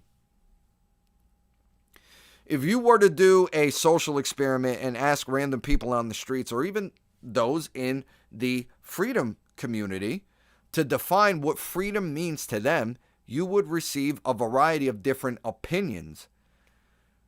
Right? And if you also, in that same experiment, were to ask the same individuals to define what a human right is and where rights come from, again, you'd receive a mixed bag, with many not even believing in the very concept of rights, thinking that rights are just constructs in the minds of human beings. A lot of people in the freedom community actually believe this, when the truth of the matter is that there are objective answers that we can discover, which do not waver based on the perceptions and belief systems of others. Now, this is a quote I heard in a Mark Passio presentation, which he said he heard from a TV series, but it's so powerful. I had someone look it up for me to find out what TV series it was actually from, and it was from the TV series Revenge, which came out, I think, back in 2011. Simple quote, but it's very powerful. The biggest fear is that the truth is absolute. Humanity's biggest fear is that the truth is absolute. Ain't that the fucking truth?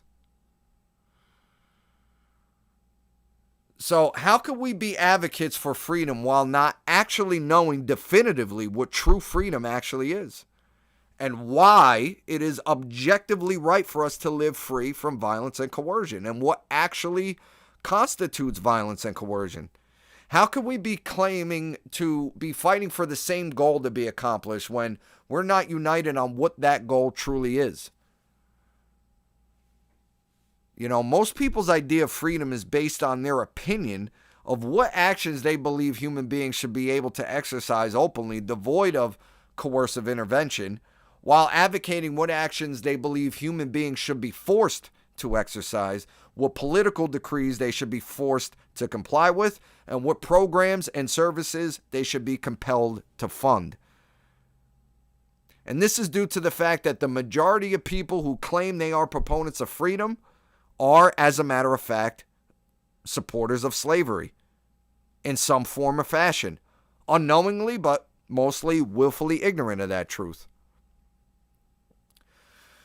Most people proclaim to want liberty and justice, but when faced with the immutable, objective truth of what each of those actually entail and require, they are loath to accept it, and they defensively reject it upon even realizing that they themselves may be to blame for contributing to the loss of human freedom in the world due to their participation and support for the belief systems and institutions that are responsible for the destruction of our liberty.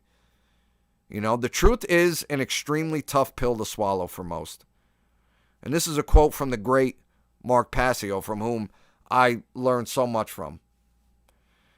The truth, by its very nature, is belligerent because it wages war against all forms of mind control. Absolutely. So first and foremost, we have to establish the fact that truth does exist. Okay, especially in regards to rights and freedom. And it is objective, meaning that it's not subjective and up to human beings to arbitrarily just decide based upon their likes, whims, and preferences. The truth exists independently of our perceptions and sits immutable to be discovered and have our perceptions aligned to. Honestly, this needs to be stated because most people, believe it or not, don't believe there's actually a such thing as objective truth. You know, there are many people who believe that truth is subjective. I mean, look at the lunatics on the left who think they could just be anything they want, any sex, any animal, whatever. It's just up to their subjective whim. You know, and everyone else has to just go along with it. You know, and there's a lot of solipsists who believe that their truth is the only truth. And even a lot of you watching right now who believe that you are awake and that you've taken in the truth in its totality on everything that's going on, right? Yet will insist to refuse and oppose the core principles of freedom when explained to you and say, oh, no, that's not true. And you need this. And you don't know what you're talking about. You know, that's your opinion. When none of what I'm going to be talking about today is my opinion or a belief system. These are objective truths, objective principles that must be understood. First and foremost, before we even begin to fight for true freedom. And I say the reason why people in the freedom community or spiritual community or conspiracy community, you know, people who have woken up to some truths or even a lot of truths, the reason they still fall short of an understanding of the core principles that I'm talking about, you know, and haven't accepted the truth yet in its totality in regards to rights and freedom and the principles of freedom, is because there's still brain imbalance in one hemisphere or the other in these individuals that they haven't resolved.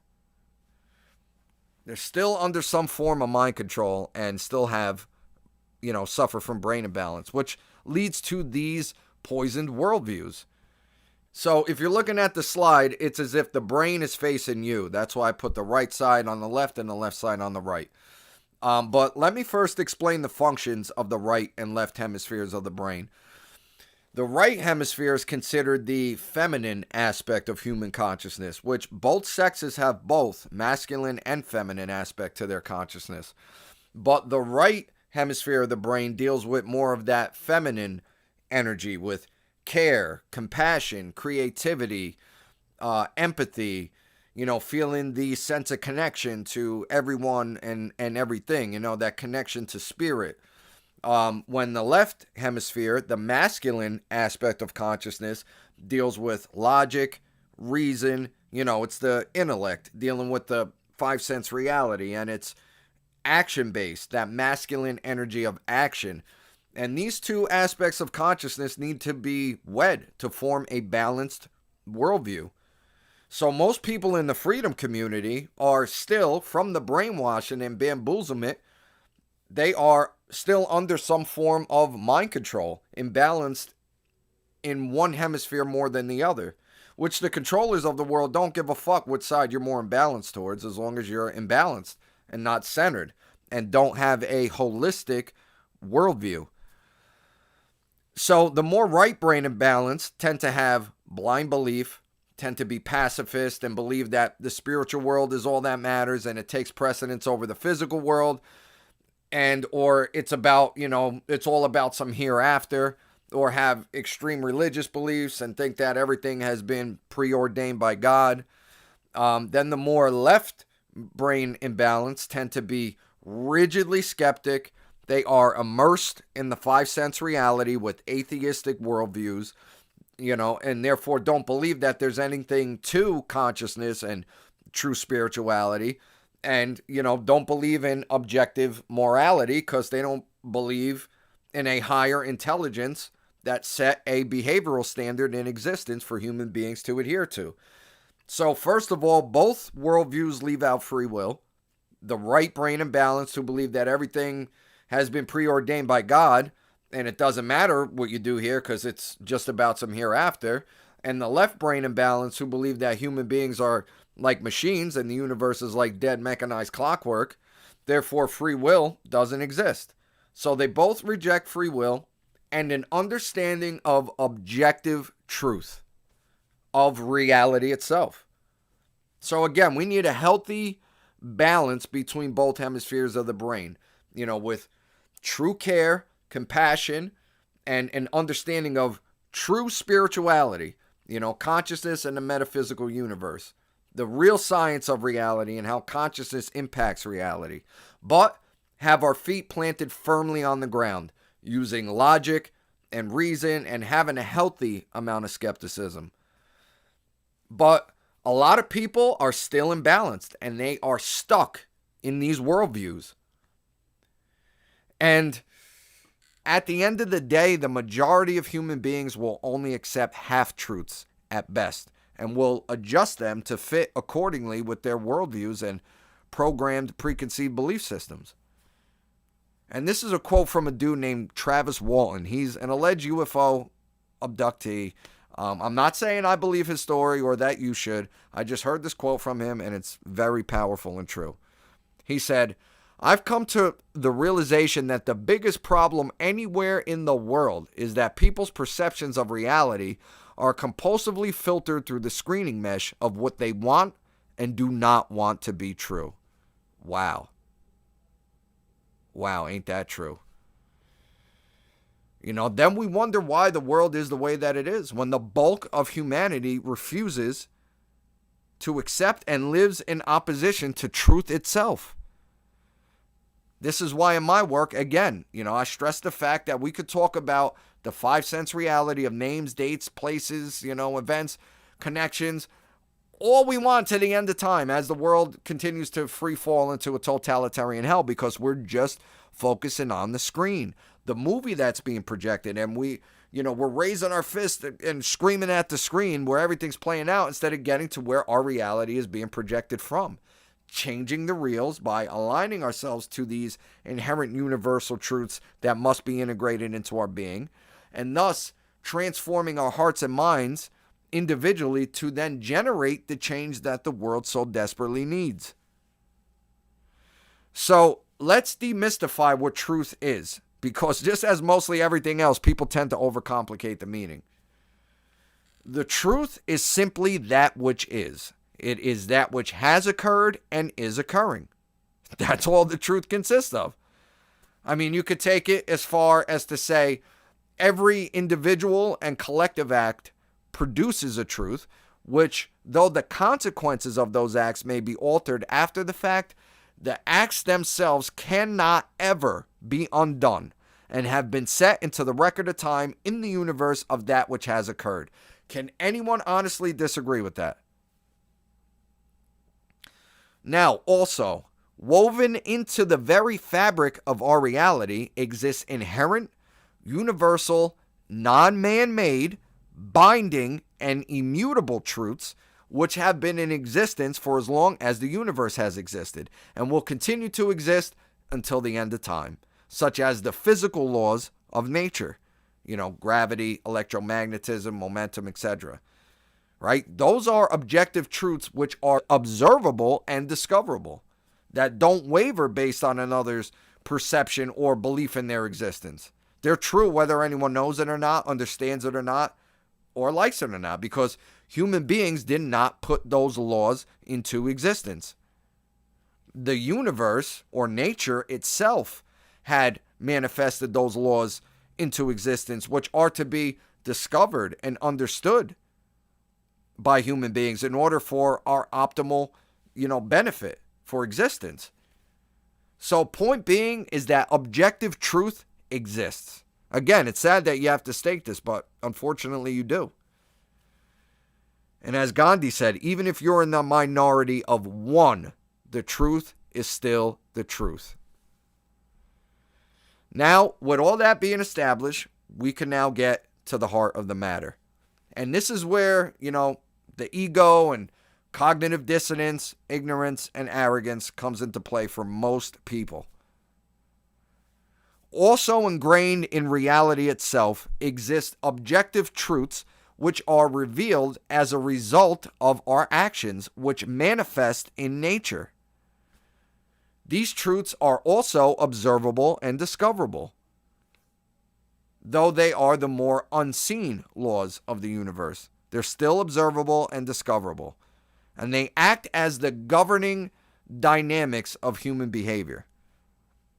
Meaning, if we behave a certain way, we produce a certain result in reality itself on the screen, right? Based on universal criteria of two modalities of behavior: right, moral action, or wrong, immoral action. Depending on the aggregate behavior of one of these modalities, either order and freedom will be generated, or chaos and slavery. It is literally as black and white as that. Freedom manifests as a result of moral behavioral laws adhered to. Freedom and morality are directly proportionate, whereas if the aggregate morality of a given society increases, freedom will increase. And if morality declines, freedom will decline. These are the laws by which we are collectively co-creating our shared experience as a species according to. We, as human beings, intelligent life, with the mental capacity capable of discovering objective morality,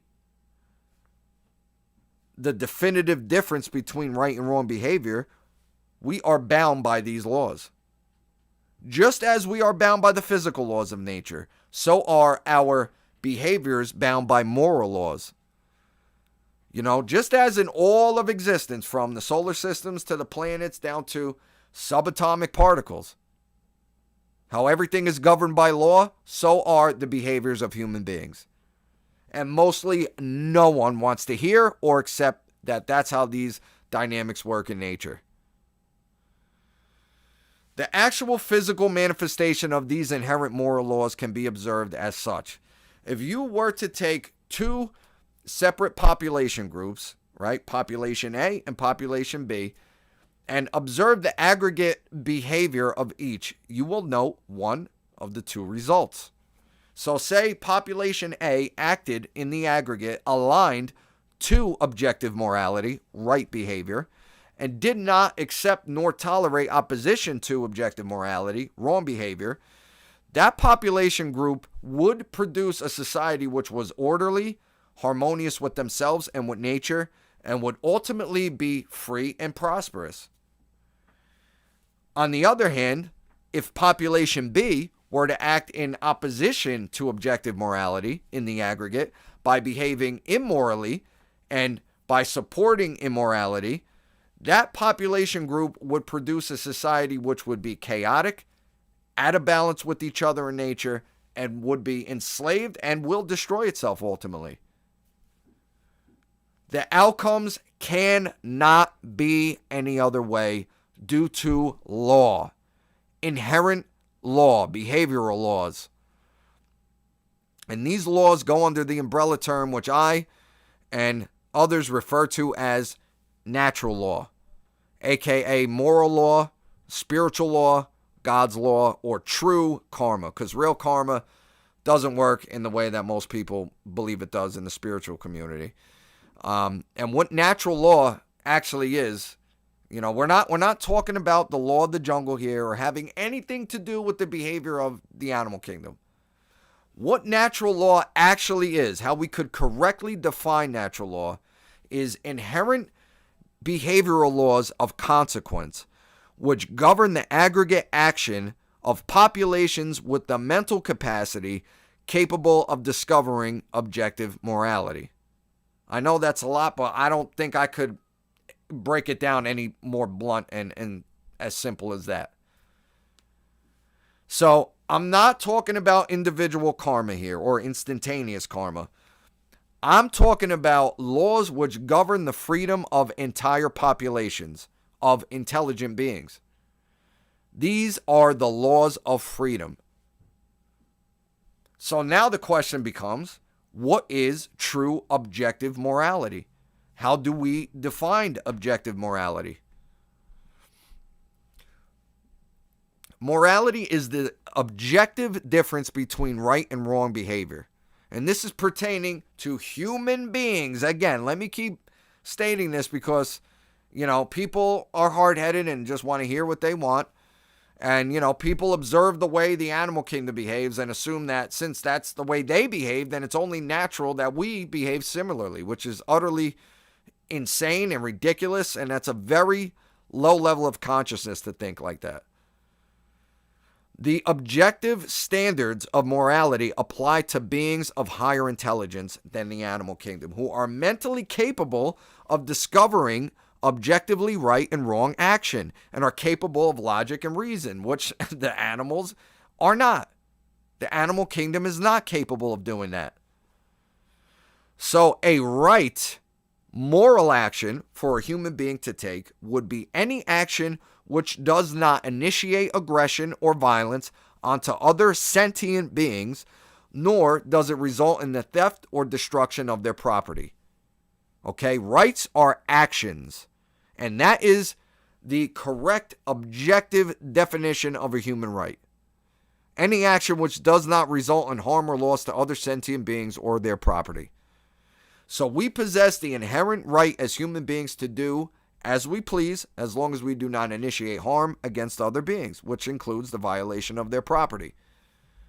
Conversely, a wrongdoing, an immoral act, would be one which does initiate harm onto other sentient beings or results in the damage or theft of their property.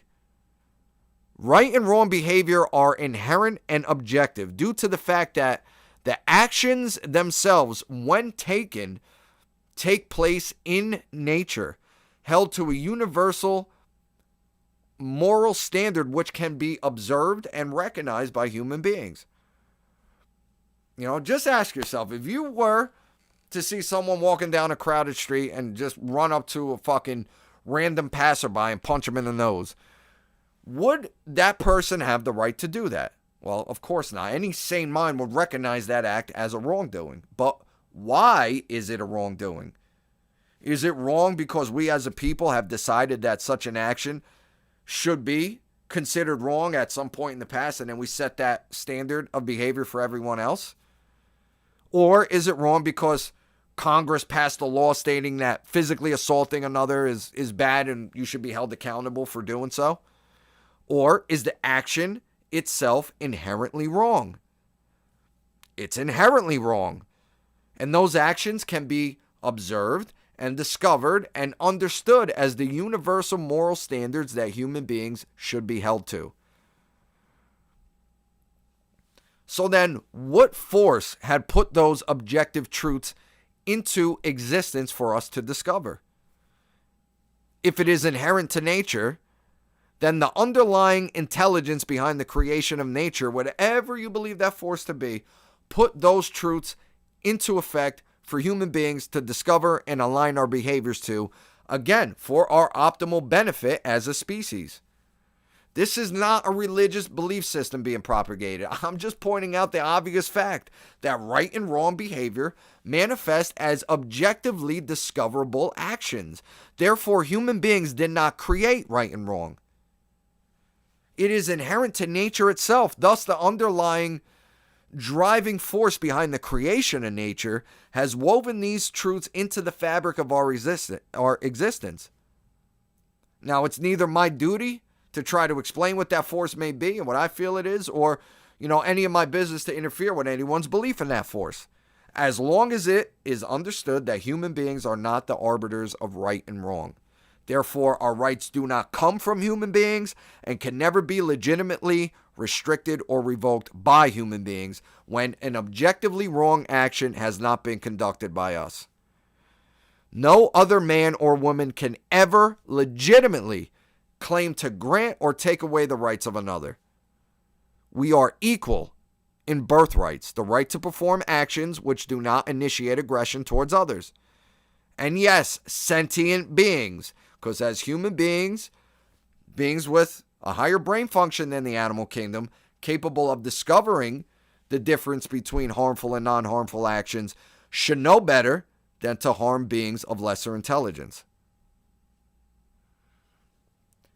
As it is our natural birthright to do as we please as long as we don't initiate aggression onto others, we possess the right to defend ourselves when aggression is initiated upon us.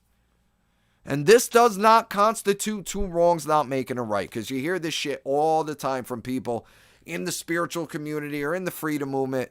They say, oh, you can't fight violence with violence. That's what the system wants. You can't fight fire with fire, and two wrongs don't make a right. Bullshit. That is bullshit.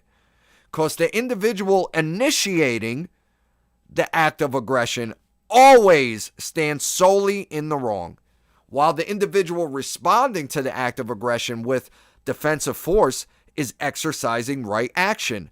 Violence and defensive force are two different things. Violence is the initiation of physical aggression, which is the immoral usage of physical force for human beings. And self-defense, defensive force, is the moral usage of physical force. When someone initiates aggression onto another being, they violate the natural law right of that being to be left alone unharmed when they have not done any wrong. The act would be considered violence because it violates one's natural rights. It's in the very word.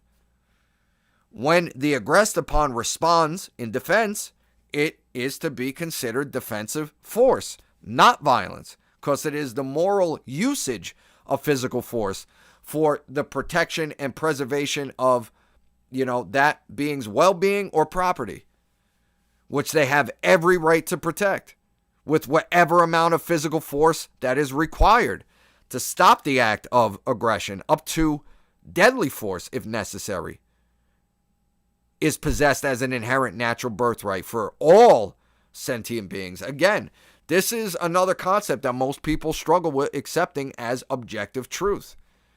A lot of people have trouble accepting that we have the right to kill, not murder, that we have the right to justly take the life of another in defense of our life and property, or in the act of protecting, other innocents.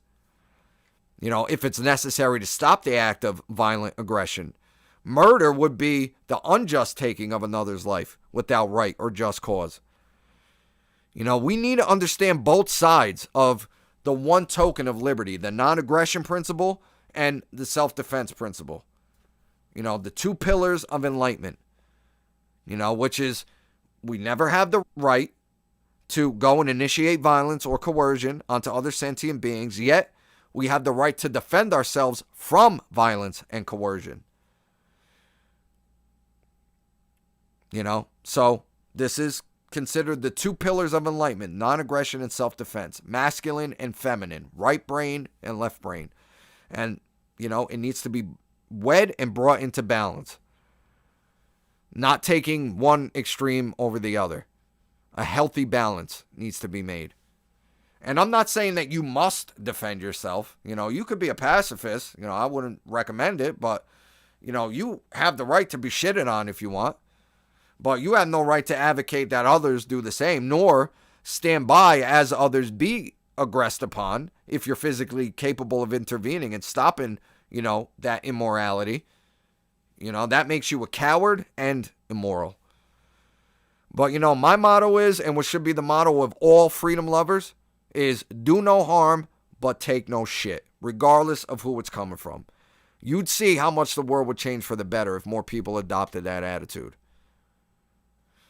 So now, under natural law, the moral laws of creation, every individual owns their body, the fruits of their labor, and that which they have rightfully acquired from others through mutual voluntary exchange. And no one possesses a higher claim over the life and property of another. Aggression and theft of another's life and lawful possessions, under natural law I'm talking about, should be considered violations of property rights. As we break down what is actually considered aggressive, immoral behavior under natural law for human beings, what the great public speaker Mark Passio refers to as the true 7 deadly sins, we can see one commonality these acts share.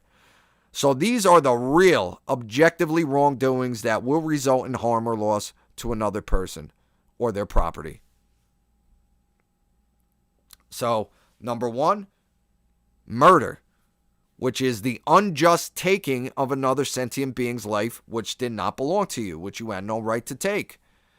2, assault, the taking of another's physical well-being, which you had no right to take. 3, rape, the taking of another's free will choice to sexually associate with whom they please, which you had no right to take from them. 4, theft of physical property, the taking of another's physical possessions which rightfully belong to them. 5, coercion, the taking of another's free will choice. 6, trespass, the taking away of someone's right to be left alone on their property, which they have rightfully established or acquired by forcefully entering their home or lair, which you had no right to take away from them. And 7 is willfully lying, taking away someone's ability to make correct, informed decisions by withholding valuable information. So, now what do each of these 7 natural law transgressions have in common? They're all a form of theft. They're all taking something from someone which you had no right to take. Right? So, in all actuality, natural law and objective morality could come down to just 2 words. Don't steal. Don't take which doesn't belong to you, and don't advocate the taking of that which does not belong to you. Most people innately understand this, right? But the issue is that they've been brainwashed and indoctrinated into believing that there are exceptions to the rule or exemptions from objective morality when it comes to the state and their agents. You know, the state claims its right to exist and run its operation the way that it does based on deriving its rights from the people, from the general population. But when you observe the actions of the state at any level, and if you just stop to think about it and you were honest with yourself, you would have zero right to perform the exact same actions that they do on your own onto others. You know, so for example, you and I don't have the right to coercively take the fruits of another's labor under any circumstance. Even if we felt it were to go to the most charitable of causes, it would still be immoral to take any amount or any percentage of the product of another's labor without their consent. Would that not constitute coercive aggression if you and I were to try to tax our neighbor and say, hey, look, people in the community came together and, me and my buddies are now going to provide you services around here and do a horrific job at it, by the way. And you're going to give us 10% of your earnings each month or else. Would we have the right to do that? Even if it was just a penny a month, would we have the right to do that? Of course not. Then where did Congress obtain the right to lay and collect taxes? Which taxation is just a euphemism for extortion and slavery. That is all that it is. Okay, they are coercively taking the fruits of our labor, backed by the threat of aggression against our rightful property and our very physical well-being. We don't have a choice. It's not consensual. So where did they obtain this right? Being that, we're all born equal with inherent natural birthrights and no one possesses any more or any less than anyone else. They don't have this right. And there can be no such thing as the delegation of rights, which we do not inherently possess. If we individually do not have the right to do something on our own, no one does. No one does. There's a very easy, common sense way of understanding this. Just observe any action a politician takes, any action a police officer or military person takes, and then ask yourself, would you, on your own, have the right to perform those exact same actions onto anyone? If the answer is no, then they don't have that right either. Whatever you and I don't have the right to do, nobody does. There is no such thing as certain people possessing special rights or extra rights. Okay? And there's no process in which an individual or group of individuals can be granted extra rights. There is no political process or political ritual that can be done, or, a fancy document that could be written up, or any amount of people coming together and deciding it to be so. There's no amount of training or so-called education that could just magically endow someone or a group of people with extra rights. The right to perform an action which would be wrong and immoral for anyone else to perform. That's utterly ridiculous. It can only be believed to be so, but it's not real in nature itself. It's an illusory belief, a mind-controlled belief. And that is what the belief in government is. It is an illusory, mind-controlled, immoral belief system. Not saying, the people aren't real, or the buildings, or the monuments they've erected to make it look like they're holier than thou and larger than life, amongst us mere mortals, but their authority isn't real. Being that we are equal in birthrights and rights do not come from human beings, therefore no human being can ever grant rights or legitimately restrict or revoke the rights of others. The concept of authority is inherently immoral and illegitimate, and it's illusory. It's not real. There is no such thing as authority vested in man or woman. No one has any natural authority over anybody. The belief in authority is the belief that certain individuals possess more rights than others, and these individuals have acquired a higher claim over the life and property of other people, and who have the right to issue commands that others must obey or be punished. And therefore, the belief in government consists of the belief in the legitimacy of a group of people who constitute a ruling class possessing the moral right to issue decrees that the rest of the population have a moral obligation to obey or be subject to punishment by their henchmen. The belief in government and authority is the belief in the right to rule. Therefore, the belief in the legitimacy and necessity of government is the belief in the legitimacy and necessity of slavery. Government is slavery. All external government is slavery. It doesn't matter the size or scope of the government you advocate for. It could be this fucking big. It's still advocating slavery. It doesn't matter what you believe. You cannot remain morally consistent with the principles stated above and still believe in the legitimacy of authority and government.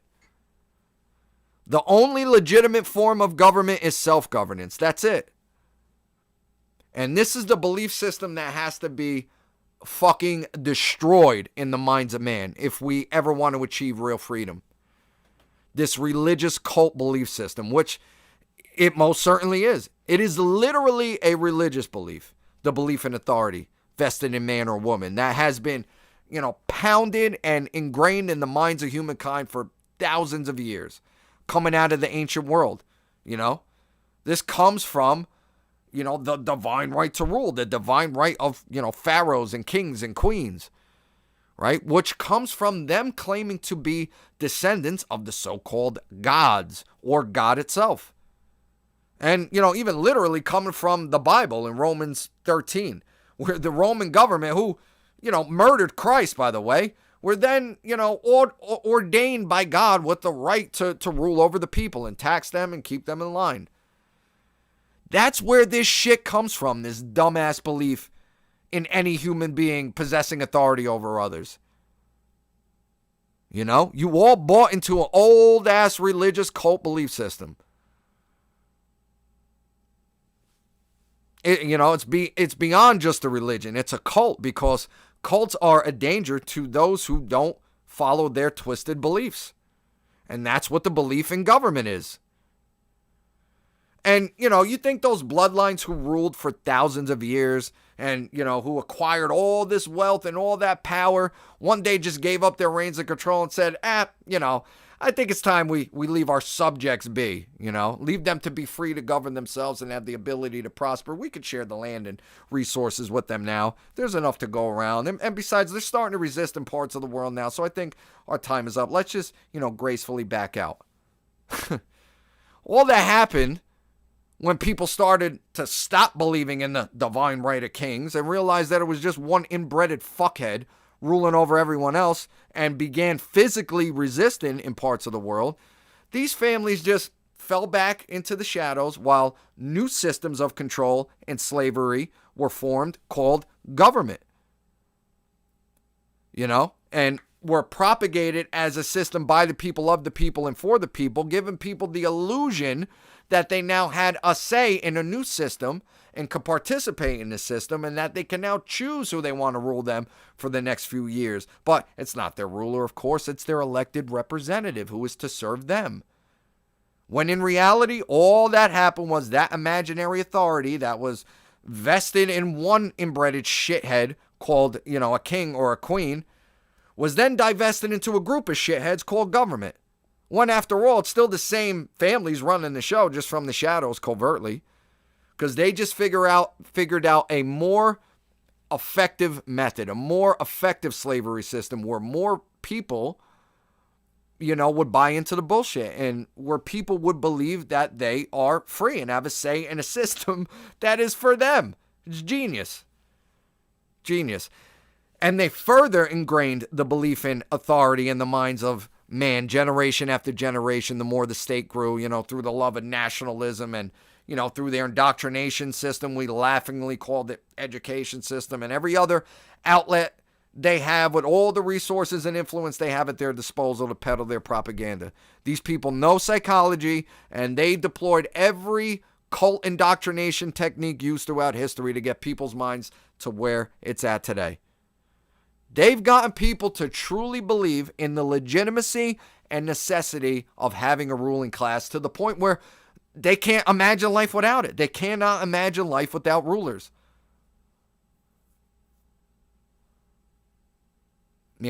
So what am I proposing? Well, what they don't want you to know. That instead of left, right, center, that there's an option called none of the above.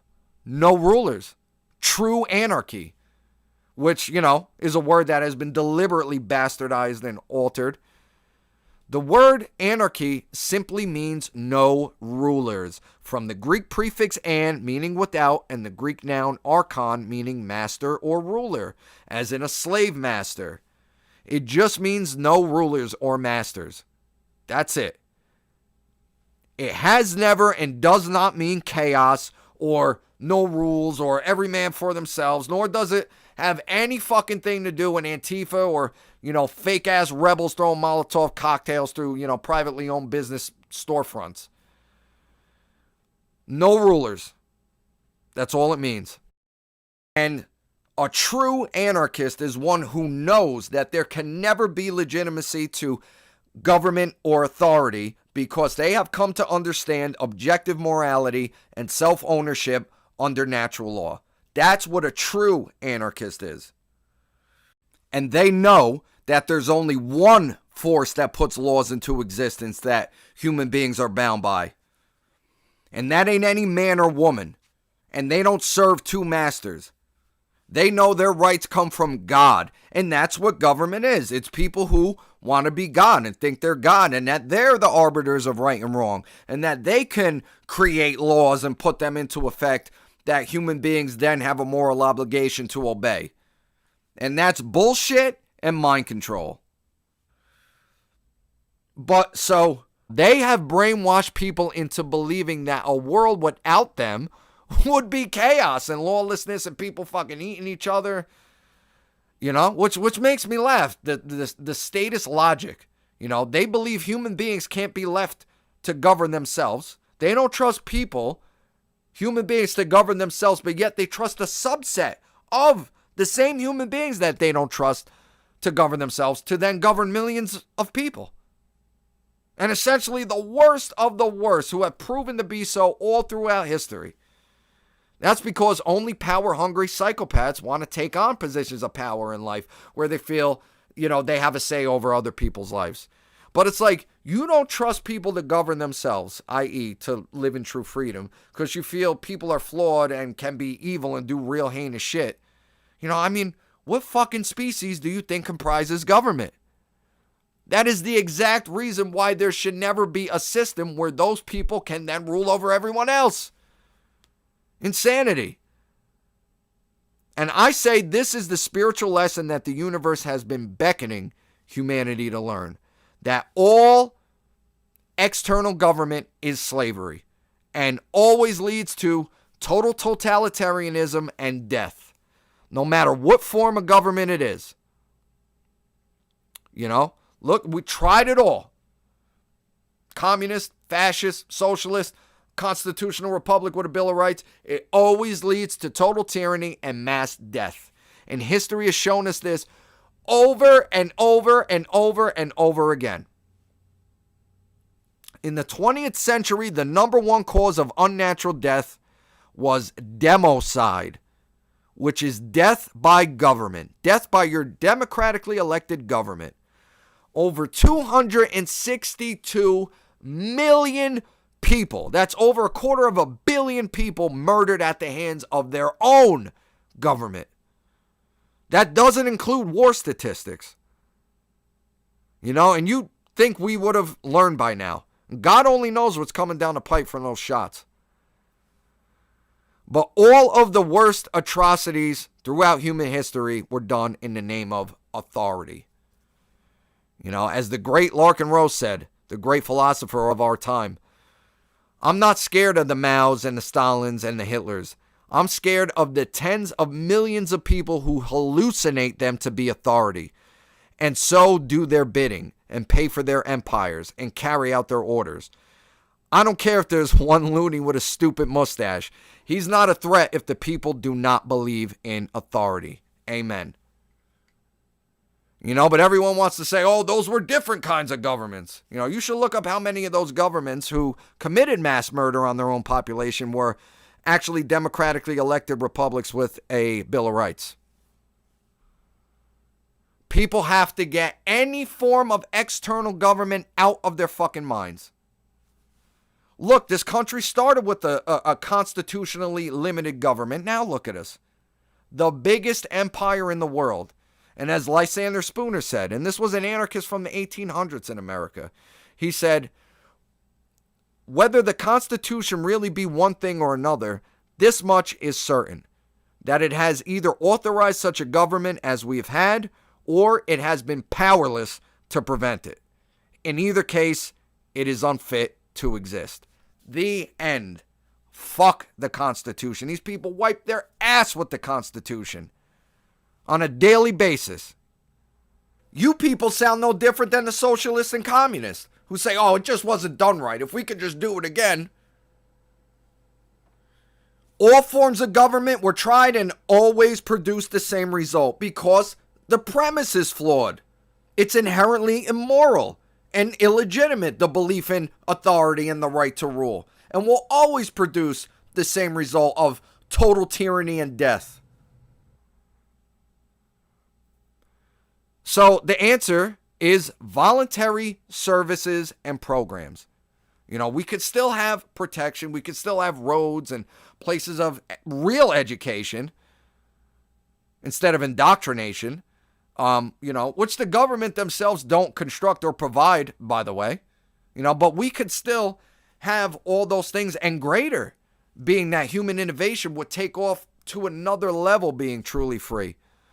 We could have all of that and greater, but based on voluntary interactions. All interactions between human beings must be voluntary, or else they're involuntary, and that makes them immoral. And government is involuntary. It is a system that is coercively funded and complied with. As George Washington said, government is not reason, it is not eloquence, it is force. And like fire, it is a dangerous servant and a fearful master. Well, it's violence, actually. But look, I'm not here to give you all the answers, to all of your fears and concerns of what will be done about this, that, and the other thing in absence of government. Because everyone wants to just hear a grand master plan laid out for them, And if they don't immediately get the response they want, they're like, oh no, see, we need a ruling class. We need people violently dominating others into compliance. Because that's all you're actually saying when you say you advocate government. It's either that people own themselves and no one has a higher claim over their life and property and no one has the right to rule, and that all interactions amongst human beings should be on a voluntary basis, or you don't. And you believe that people should be violently coerced to comply with and fund certain programs and systems. You are either an anarchist or a statist. That is honestly the one true divide that exists in human consciousness. But again, I'm not here to give you my opinion on how, this could be done or how that could be done in absence of the state. I'm just trying to explain the moral principles of the matter, which you then have to work out in your own mind, on your own. And the whole point is that enough people do that and then start to grow up and fucking think for themselves and take responsibility for themselves and their communities and figure it out themselves like grown-ass adults. What could or should be done about X, Y, and Z in absence of a parasitic ruling class bossing everyone around and stealing their shit. But it needs to start by understanding natural law principles first. That will act as our foundation that we are united on as we begin to fight for our freedom. Coming to completely understand this and then teach this to others.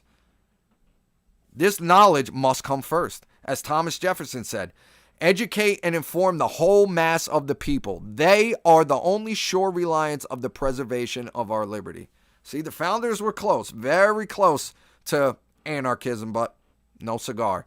But we as people need to understand objective morality and what rights truly are and where they come from at a deep enough level, and then align our behaviors accordingly, by understanding what actually constitutes harm and violence objectively, and how these moral standards of human behavior don't waver and apply equally across the board to every human soul, no exceptions. And then begin to do our best each day to live in accordance with these principles by not initiating harm or violence onto other sentient beings, and by withdrawing our support from people and organizations that do, and begin calling out and taking a stand against immorality regardless of where it's coming from. Right? And when we begin to do this in large enough numbers, the world must change due to law, natural law. Again, this isn't a religious belief being propagated. I'm not saying there's a man with a beard on a cloud above who, if you don't adhere to his edicts, he's going to strike down punishments from the heavens. The God of all creation blessed us with the free will to turn this place into anything we collectively choose to. We could turn this place into an absolute paradise of true freedom, thriving innovation, and prosperity, or a prison hell of chaos, slavery, and death. It put a rule set into the fabric of reality for our optimal benefit and said, here, you have the freedom to behave and create any kind of world you want for yourselves.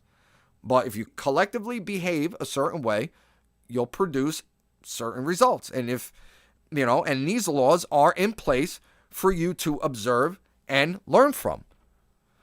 So you could come to understand how to create, the most optimal conditions for you as a species.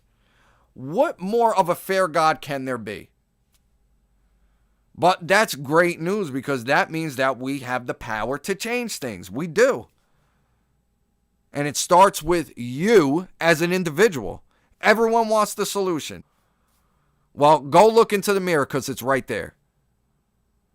When you come to truly understand these principles after you went through the process of working it all out in your mind on your own and actually begin to embody a true anarchist who stands on the foundation of natural law principles, you then have the power to influence the hearts and minds of those around you, not only in your own little personal circle, but also by putting out content in your own creative right online to a wider audience. If enough individuals begin to do this and spread these ripples out in their little part of the world, freedom must manifest. So I want to leave you guys with some resources to look into to gain a deeper understanding of natural law, true anarchy, and the illegitimacy of government. These are the most brilliant minds in these subjects, in my opinion, that I could offer to you guys to look into. So I want to leave you with these 3 sources, which James will leave links to under my name on the speakers page on the website. And then, you could take it from there as far as the resources go. First and foremost, I recommend checking out Mark Passio's Natural Law Seminar. It's a 3-part, 9-hour-long presentation. I mean, yes, it's long, but it really breaks down the concepts I spoke about today in depth that I couldn't get into in just an hour-long talk. You just watch at your own pace, even if it's fucking 20 minutes at a time. But I guarantee you it will absolutely change your worldview for the better. Guarantee it. Next, I would recommend the book, The Most Dangerous Superstition by Larkin Rose. Just absolutely destroys the concept of government and authority and any statist argument for why they feel we need a state. Just fucking demolishes it. And lastly, an essay from Lysander Spooner, an anarchist from the 1800s in America. He wrote an essay called No Treason, the Constitution of No Authority. Again, getting at the inherent illegitimacy of government and the belief in authority and how ridiculous and non-binding the fucking Constitution is.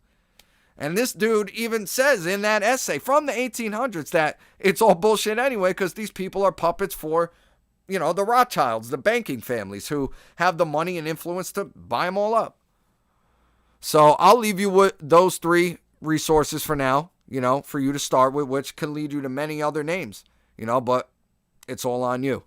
But thank you all again for tuning in today. Once again, I'm Joe Murray. My website is Freedom for All down online. All of my music and my podcasts are up there for free.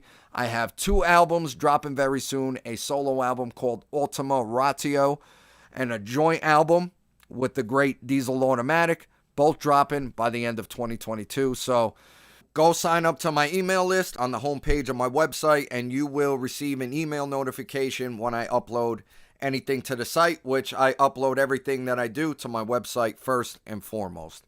So it's time to get our asses in gear, everyone. We could still turn things around. Time isn't on our side, but it is definitely still possible. It's only a choice that you have to make. Truth, love, and freedom for all. Peace.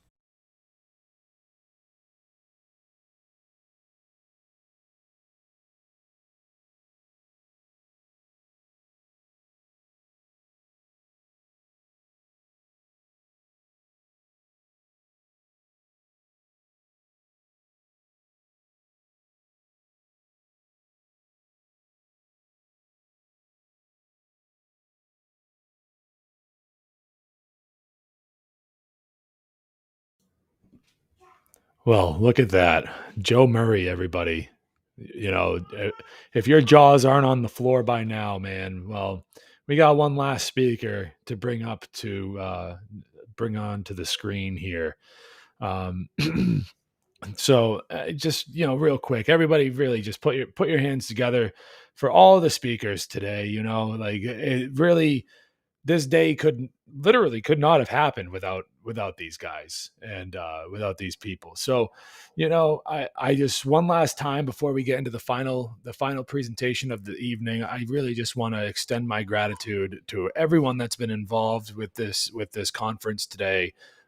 Just like how I finished how I started the day out, I'll finish it by saying that my heart is so filled with joy and warmth to know that a team of people could gather around and really try to dedicate themselves and their time and pay their attention to such a cause as this, to really try to reach more individuals with this knowledge, to try to wake up people to the slavery that is plaguing our species. I am really just all about, just trying to help people become better people and to help people realize that they already have the power that they have been tricked into thinking that they don't have. You have it. It's within you. You need to learn to locate it, to harness it, and to use it for the betterment of humankind. And that's what this whole entire day has been about. This has been a however long, 10 hour, almost 11 hours so far, conference, just basically a big motivational speech presented to you by many, many speakers along the way. And I really, really, really could not be happier with the results. We had technical difficulties. We made it through all of that. We're not going to stop. We won't stop. We will not let anything stop us, not even stupid technical glitches like what we've been experiencing throughout the day. So once again, thank you all for watching. Thank you for your comments. We've had a really kick-ass experience in the chat all day long. There hasn't been any negative speech going on in there, and even if it were, it just shows. I can't even say, it. So again, we're here, we're here trying to wake people up to the slavery that's going on. Okay. And it is common. It is a common opinion among many of us that are doing the great work that just because we've ended slavery doesn't mean that all the other problems get solved. Just because the one problem's gotten solved doesn't mean every problem's gotten solved. We're here to try to solve the largest problem. We're here to try to abolish human slavery. That's what we're here to do. We can discuss and debate and make real arguments about other problems that we need to solve after that. This is the number one problem, the prime issue that plagues humankind. I cannot encourage enough that this is the great work, that the abolition of slavery on this planet is the great work. That's what we're here to do.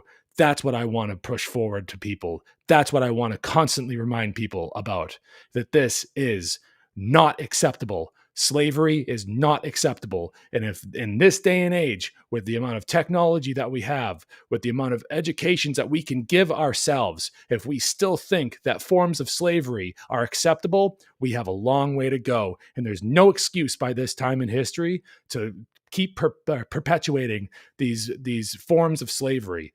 It's up to us to learn, to discern for ourselves, and to come to the conclusion of truth that slavery is immoral, and the path to freedom is a moral path, an objectively moral path, and that we together can walk it simultaneously, side by side, together as a species. And I just want to leave you guys with that before I bring in our final speaker of the evening, and without whom many of us would not even be here. First of all, this man has taught us a lot about how to even use technology, Okay. Never mind the philosophies that we've all been reciting today. Never mind the knowledge that we have all aggregated and decided to bring forward to the audience today. Never mind all of that stuff that has lit a fire under each one of our asses, respectively.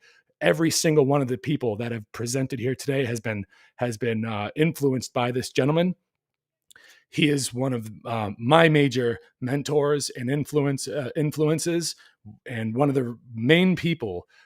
Actually, to tell you the truth, every single person that has presented here today, every last person, has been somebody personally to me that has lit a fire under my ass. However, no one lays it down like the man that's going up next. No one. And I can't speak highly enough of him. So thank you to everyone that's already gone. Thank you to our next speaker. I'm going to peace out now. When we come back, we're going to take a short break and we're going to have a live Q&A roundtable discussion. And we're going to try to come together as a group, as many of us speakers that presented here today, and we're going to just have a nice discussion. So without any further ado, hopefully this goes off without a hitch. Would it really be Shattering the Illusion #1 without any sort of technical difficulties going into another presentation? I don't know, but we'll find out. And well, I'll see you on the other side, everybody. Agape, and I hope you enjoy Mark Passio's presentation.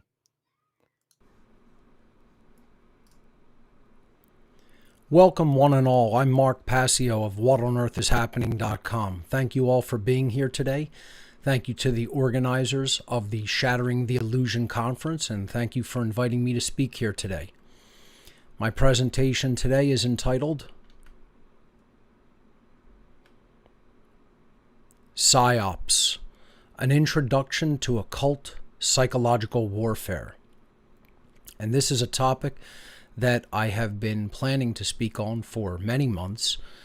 Was planning on doing it as part of my What on Earth is Happening podcast series.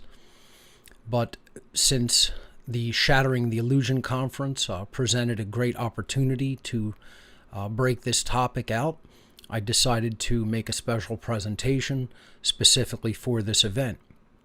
So let's jump into it here today.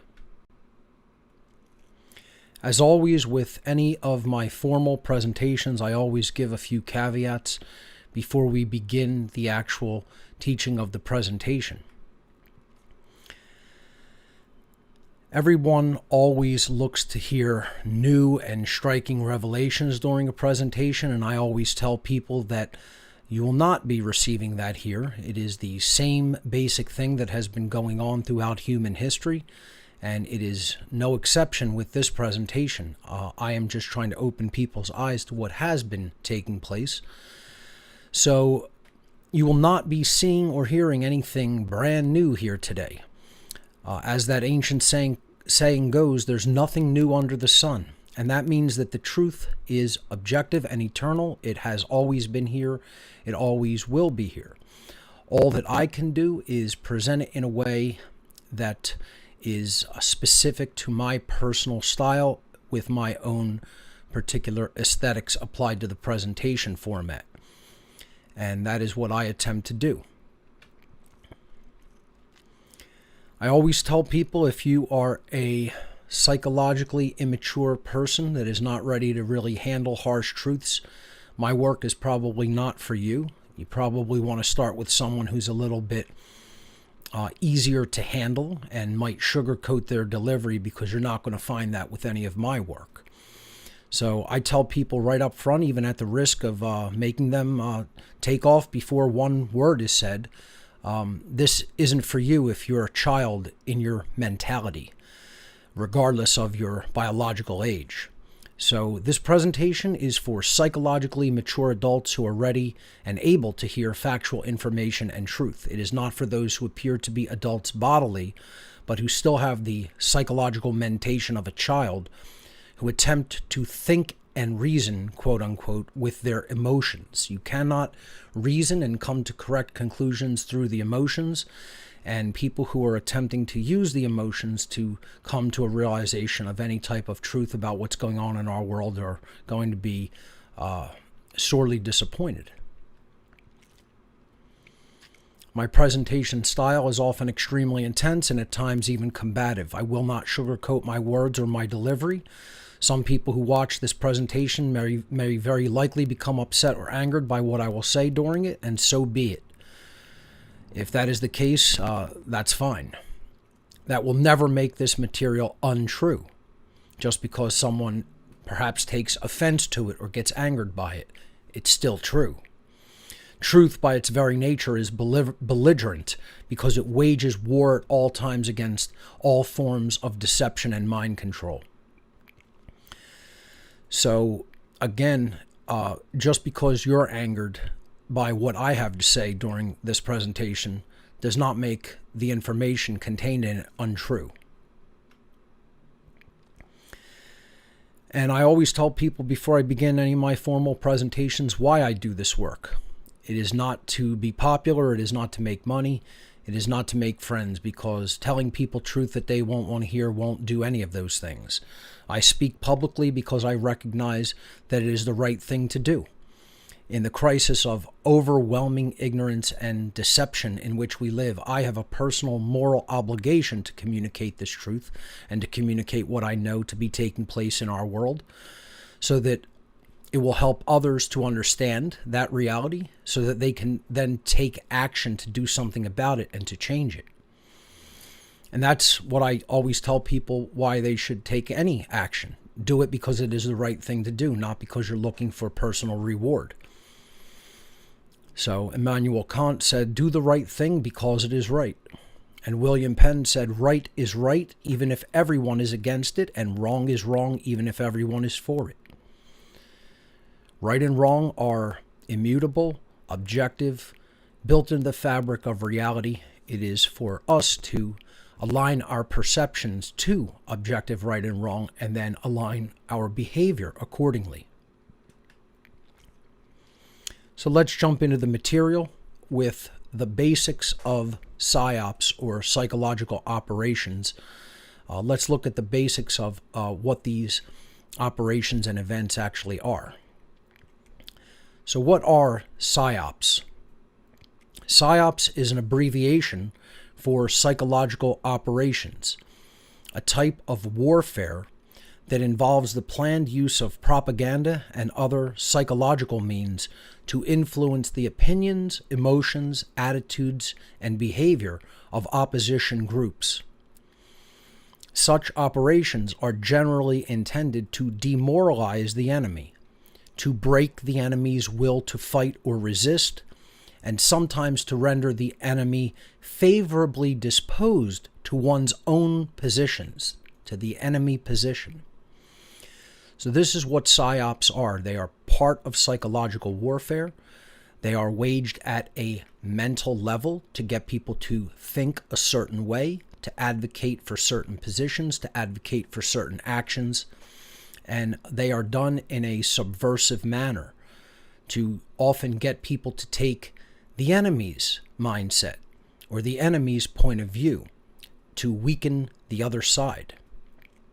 And that's what we're going to be talking about here today, how that has been done and waged upon not only the American people, but the people of the world at large. And unless we become mentally mature and psychologically mature to understand how these tactics work and operate, we are always going to be able to be persuaded by them and have them work upon human psychology, so that the ruling class continue to be able to use these tactics and get what they want by their deployment. There are many different types of warfare, 3 specific types in fact, but obviously there are sub-breakdowns to these types of categories.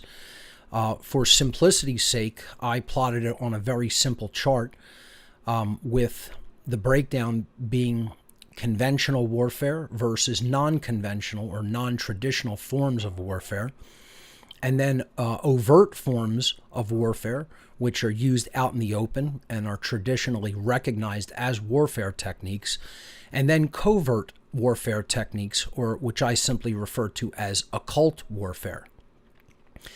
And the terms that military strategists in general apply to these types of warfare are as follows: phys war, bio war, and psi war. And of course, psyops firmly falls into the category of psi war.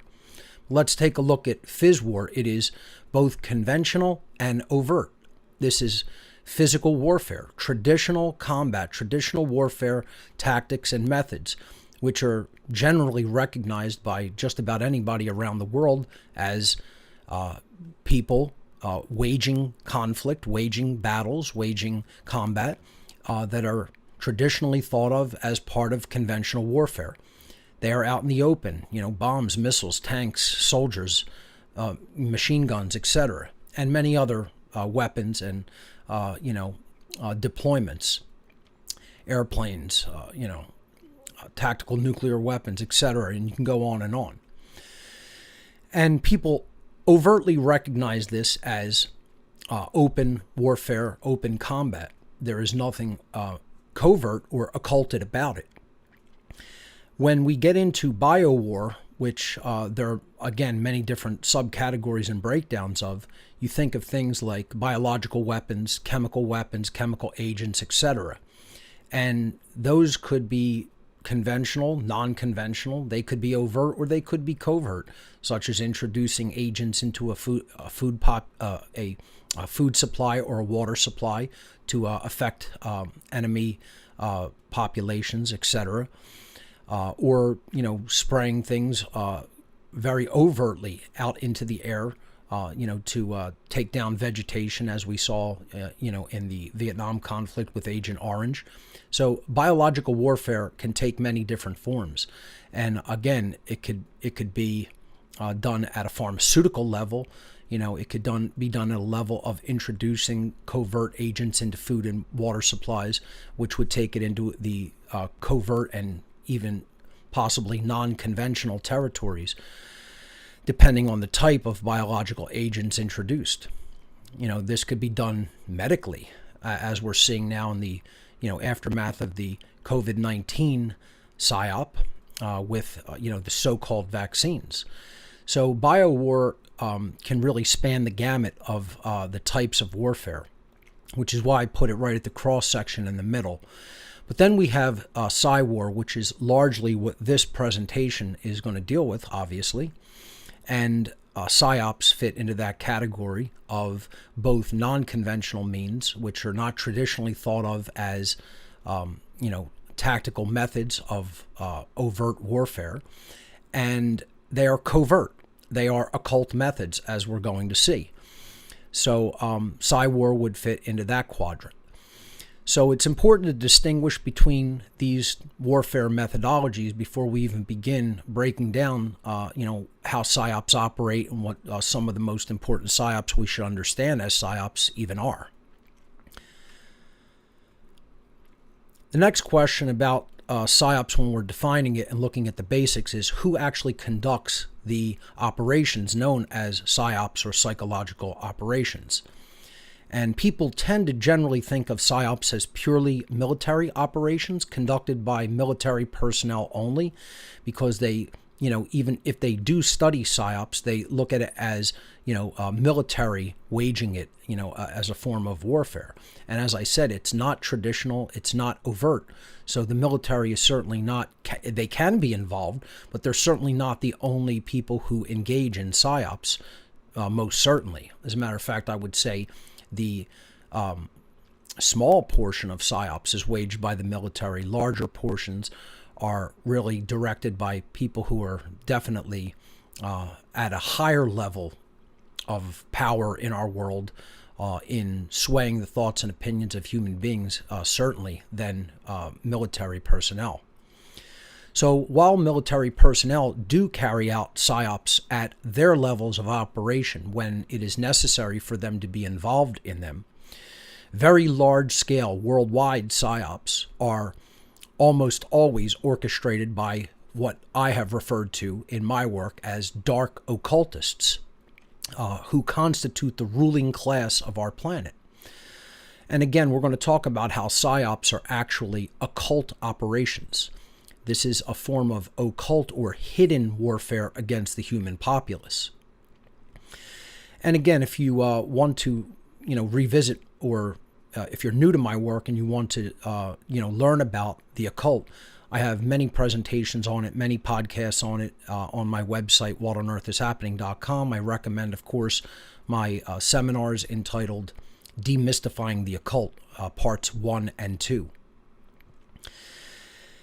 So, military personnel can certainly be involved in PSYOP operations, but when you're talking about large-scale PSYOP events designed to manipulate and fool the people of the entire world, they are orchestrated at much higher levels, who I call the dark occult ruling class, the people who really are the mind controllers of our world, who are entrenched and enthroned behind the ostensible corridors of power, and should really rather be thought about, as we'll talk about, as ancient psychologists who understand exactly how to manipulate humanity.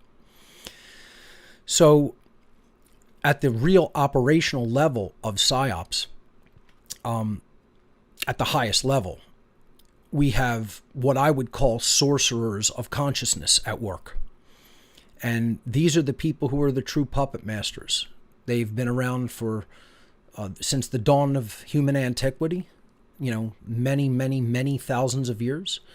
They understand everything there is to understand about the human psyche, the human ego, human motivations, human fears, and they know exactly the strings to pull to manipulate people to get what they want. So that's who's really running the ops at the highest levels. The military, will get involved if needed at the behest of the true ruling class, and they will position them accordingly. But let's make no mistake about it, PSYOPs go way outside of just purely military operations, and at the highest levels, they're not, the shots of them are not called by the military. They're called by the occultists, they're called by the highest ranking members of the ruling class of our world. And when you really, scratch the surface of that, then you get into talking about intelligence operations and then the control of the media, because they obviously coordinate through those institutions. So members of intelligence agencies, military, and the mainstream media throughout the world then actually follow their orders that they're given by the dark occultist ruling class, and then at their different levels of operation, they conduct and implement the PSYOP both at a knowing level of that they fully are aware of what they are engaged in, and then many of them conduct the PSYOP at an unknowing level. They're just pawns in the game, they're just following orders. Often PSYOPs are run as drills that then go live, and many people do not really know about their true operational level of involvement in the op. So you have a lot of different cross-coordination when it comes to who actually conducts the PSYOP, but make no mistake, at the highest levels, the occult sorcerers of our world are ultimately drawing up these plans and calling the shots about how they are to be implemented. The next question about the basics of PSYOPs is when and where are they conducted? Are these limited operations in scope and scale? Are they done just in certain geographic areas, etc.? We have to ask those types of questions to really understand how PSYOPs work. PSYOPs in general have been conducted upon human beings by the ruling class since the dawn of human history, and all over the world, in every geographic region of our planet. Whenever the rulers of any given geographic area consider it necessary to inject fear or confusion into the consciousness of those they rule, they will orchestrate psychological operations to tighten their grip on people's minds.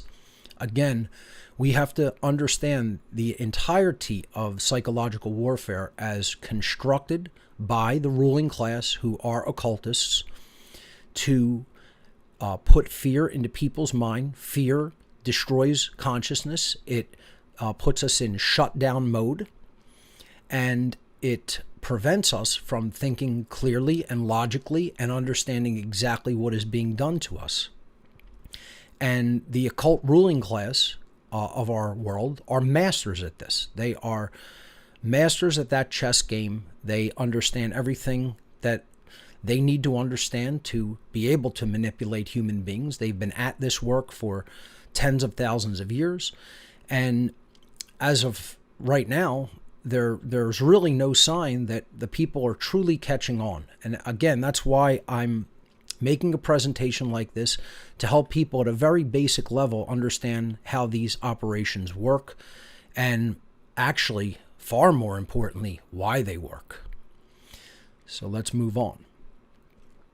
So how do PSYOPs work? Psychological warfare operations work via the manipulation of human beings through their fear, ignorance, and naivete.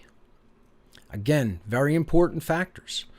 If people don't go into a mindset of fear, if they remain aware, if they remain knowledgeable, and they remain streetwise to how these,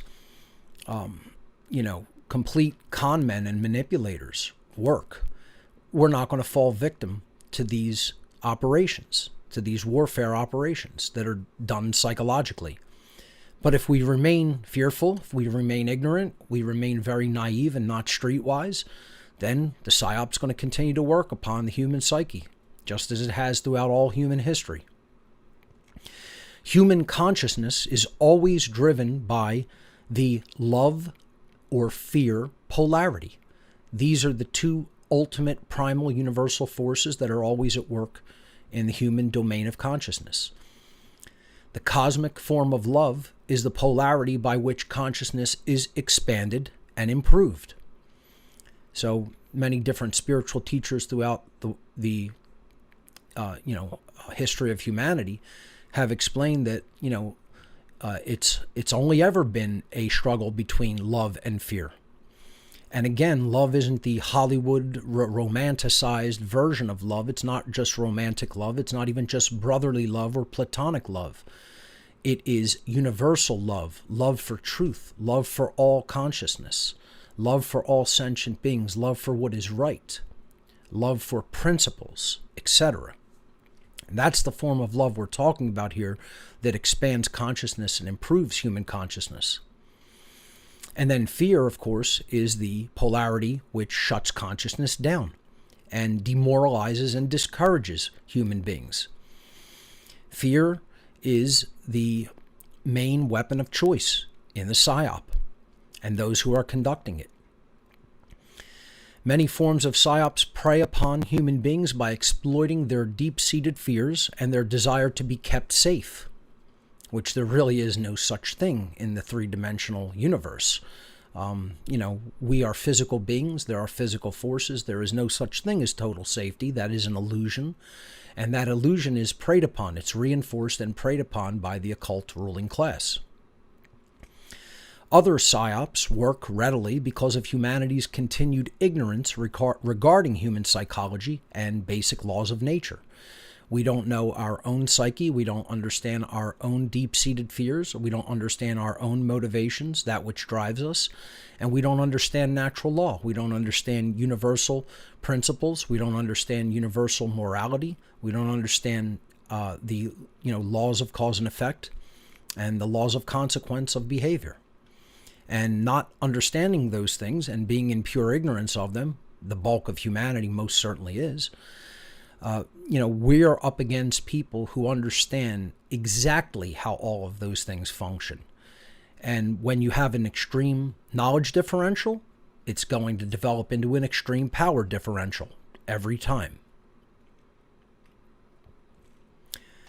So one of the cruxes of this entire presentation is what we're going to talk about right now, and that's not just how they work, but why do they work and why do they continue to work. And until this dynamic changes, forget about being able to truly defend against psychological warfare. This is what humanity has to understand and then work to improve. And that's what the great work really is improving our state of consciousness so we cannot be fooled, so we can tell the difference between truth and falsehood.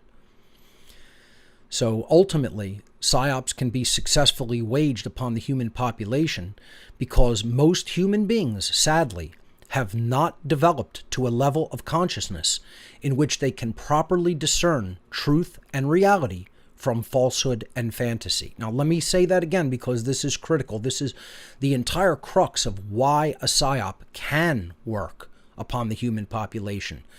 And it sounds even overly simplistic when you hear it. But, this is what people really have to learn to accept and to understand not just that it is true, but this is what our work is to do as people who do care about the truth, as people who do care about freedom, as people who do want the manipulation and the whole con game of psychological warfare to be put to rest and to be at an end, and not to be able to be successfully waged upon human beings to destroy our freedom and our rights and can continue to put us into a state of bondage. We have to understand that this is what our work is to do to help to improve the consciousness of all human beings. That is what the great work is to do. So once again, psyops can only be successfully waged upon human beings because the vast majority of human beings, very unfortunately and sadly, haven't developed to a level of consciousness in which they are capable of actually discerning truth from falsehood. That's ultimately what it comes down to. And it's, again, I constantly go back to this as there's only really two ways that human beings can be fooled. There's only two ways that we suffer. We accept things that are not true, and then we act upon them, and then we suffer as a result. So we are wrong. We accept falsehood, and then we act upon it. That's the first way that we can be fooled, and the first way that human beings create self-inflicted suffering. And then the second way is we refuse to accept truth. We refuse to accept that which is true because of mental viruses that are implanted in our minds that are constantly telling us falsehood and this isn't true when in fact is true. So if we reject the acceptance of truth and we accept falsehood in our lives, our behaviors are always going to be able to be led astray because we don't have that level of discernment to determine what is in fact true and what is in fact false. And until humanity's aggregate level of consciousness improves in that way, psyops will continue to be a successful methodology to control human beings. Quite simply put, we absolutely have to work to improve human consciousness to be able to detect the difference between reality and fantasy. And to those ends, I'm going to put up here as part of the slideshow a scale of consciousness that was basically created by David Hawkins. It's called the Hawkins Scale of Consciousness. I've actually talked about it on my podcast series. I've talked about it in some of my other work. I think it was Sacred Gift of Anger that I had this slide in and explained this logarithmic scale of consciousness that the researcher David Hawkins created. Basically, it ranges it starts really at 0, where there's no consciousness, and then it goes in a exponential fashion from shame, rated at 20, all the way up to enlightenment, rated at 700 plus, with all kinds of stages of consciousness in between: guilt, apathy, grief, fear, desire, anger, pride, courage, neutrality, willingness, acceptance, reason, love, joy, peace, enlightenment, etc. So you have very contracted forms of consciousness at the bottom being given a very low rating on the Hawkins scale, and then you have much more expanded forms of consciousness as you go higher up on the Hawkins scale.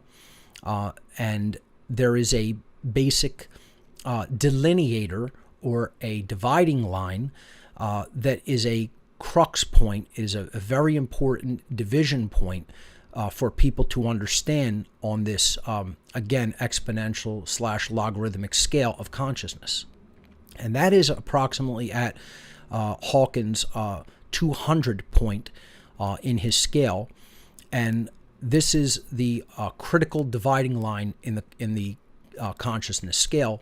Again, it's almost right in the middle, practically right in the middle of the entire scale. And you see that it actually falls at the level of courage. Okay? So it's actually a courage that often determines what we are willing to confront and look at and accept. And that's the actual dividing line right there.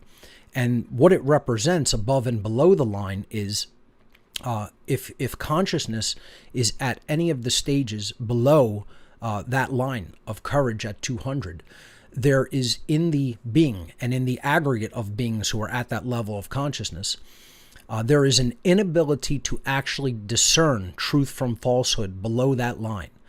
That people who are in those stages of consciousness, and they're largely governed by fear and ignorance, cannot actually tell the difference between what is true and what is false.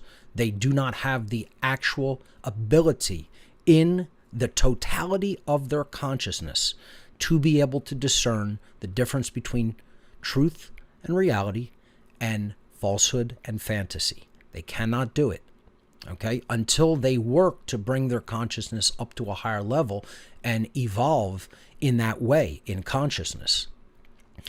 And above that line, human beings are at a form of consciousness in which they are able to discern truth from falsehood. They can tell the difference between truth and lies.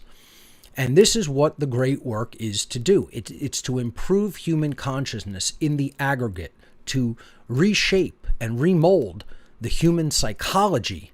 So, and that can be done. It's very, very workable. It is able to be improved if it is worked. And that's what the great work is to do, to improve consciousness such that more and more human beings are able to discern truth from falsehood.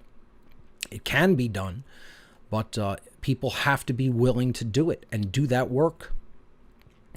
So, until humanity's consciousness is improved in that way, PSYOPs will continue to be a successful methodology to control human beings.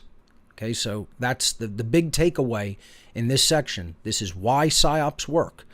Because consciousness is so low, in the aggregate, human beings can't tell truth from falsehood. And so PSYOPs is like taking candy from a baby. It's a piece of cake to the dark occultist. And until we, as people who do understand what is taking place and going on, reach out and continue to do the work to educate and edify others regarding how these methods of manipulation work, don't expect it to change. PSYOPs will continue to be a successful method of warfare waged upon humanity and a successful methodology of human social control. Let's look at this section that I call PSYOPs and the occult, because PSYOPs are occult operations.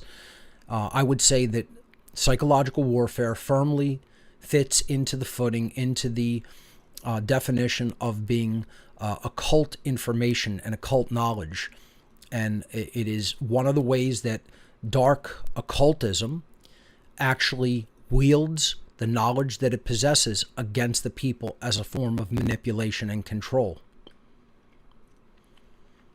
So PSYOPs are occult ops. Once again, I always define occultism in this way.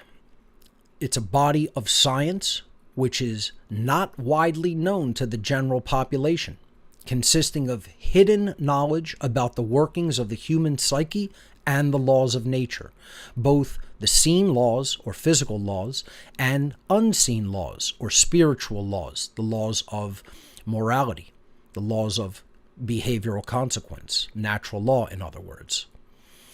The knowledge contained within the occult sciences can be used for good or the uplift of human consciousness, and conversely, this knowledge is a double-edged sword. It can also, unfortunately, for those having a psychopathic mindset and in a degraded form of consciousness themselves, when they come into this knowledge, as dark occultists do, it can be used for evil. It can be used for manipulation, control, and even putting people into bondage and slavery.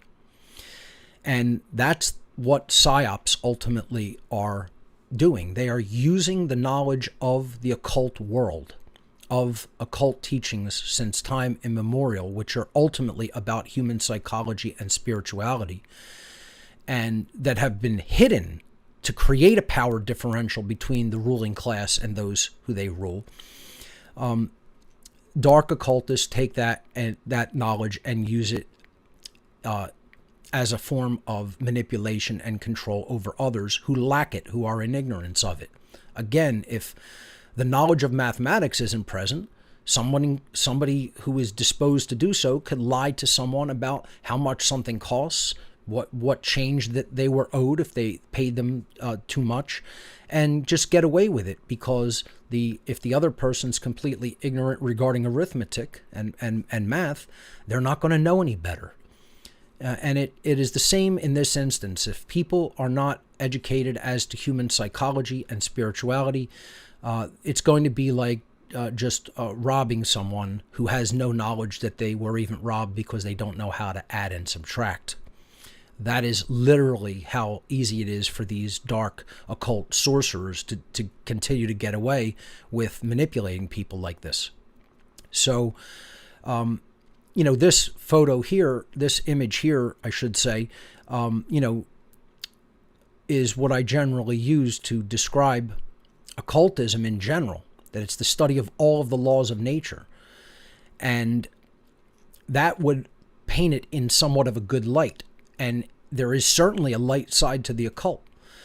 But the next image that I'm going to replace this with is, I think, one of the most perfect images that I would say describes the modern dark occultist, and that is this.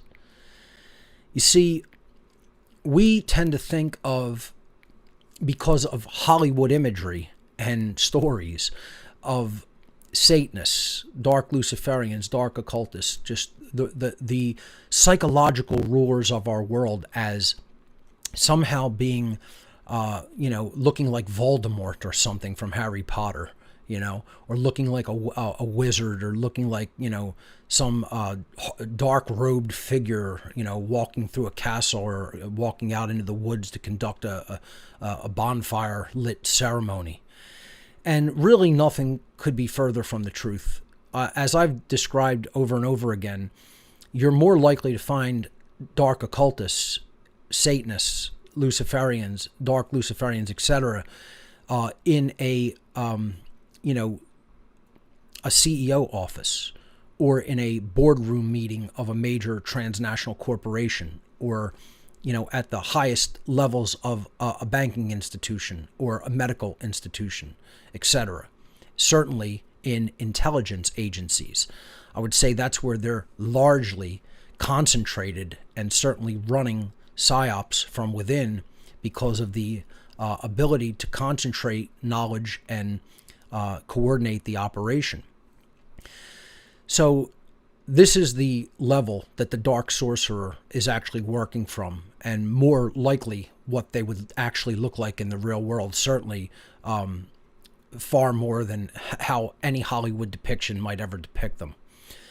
So dark occultists have deliberately hidden the knowledge of the occult world in order to create and maintain a power differential between those who hold such knowledge and those who remain ignorant of such knowledge. And again, I think that's one of the best images that I've found yet to paint the picture of what a Satanist is more likely to look like in our world.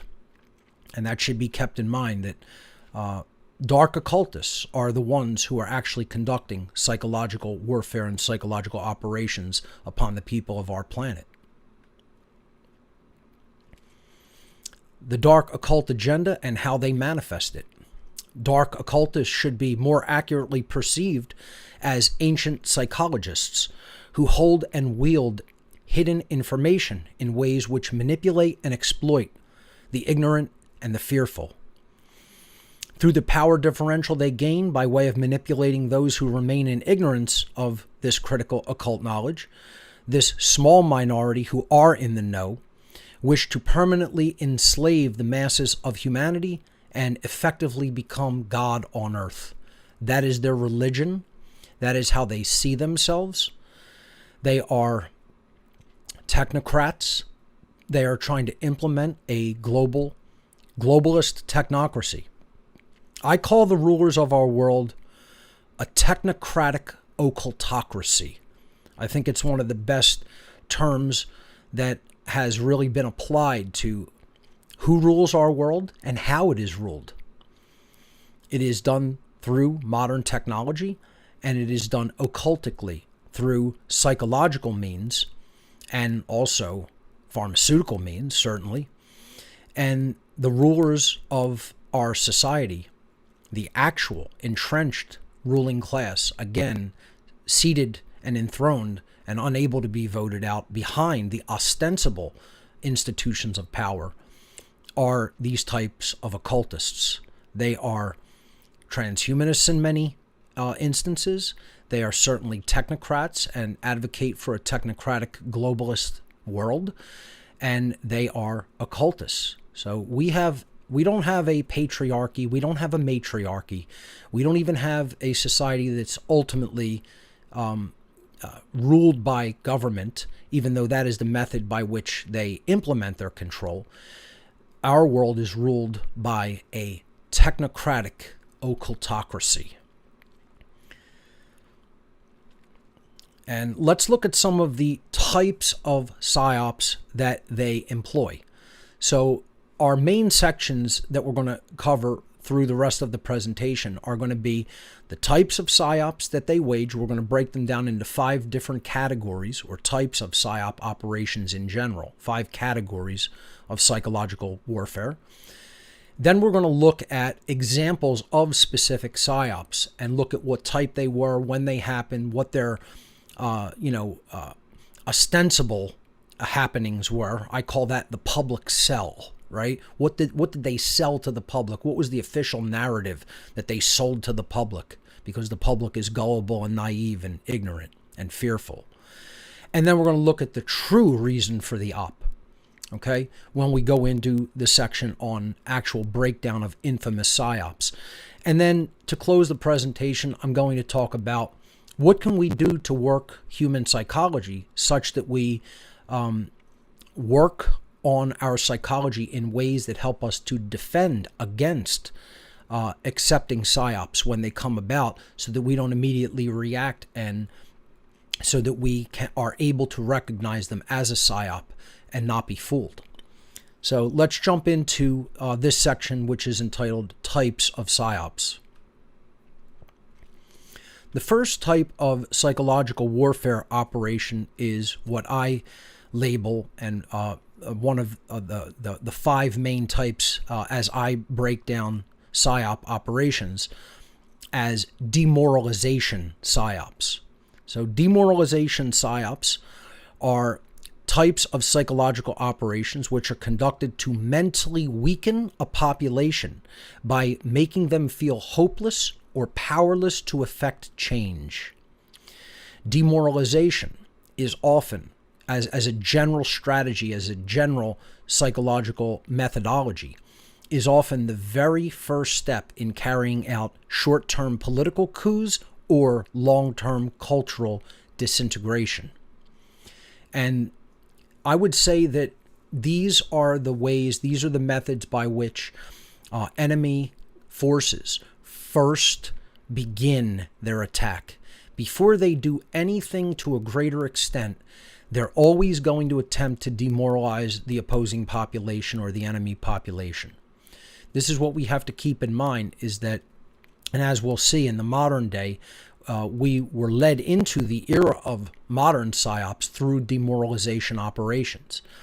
So again, they are conducted to mentally weaken the population, make people feel depressed, make people feel powerless, make them feel like there's nothing I can do, I can't affect change. These are all forces that are far beyond my ability to do anything about, when in fact that is not true. And the main thing that people can do is to speak out about it and tell the truth about it, and make the voice of the truth stronger than the voice of the lie. That's a tall task, but it can be done.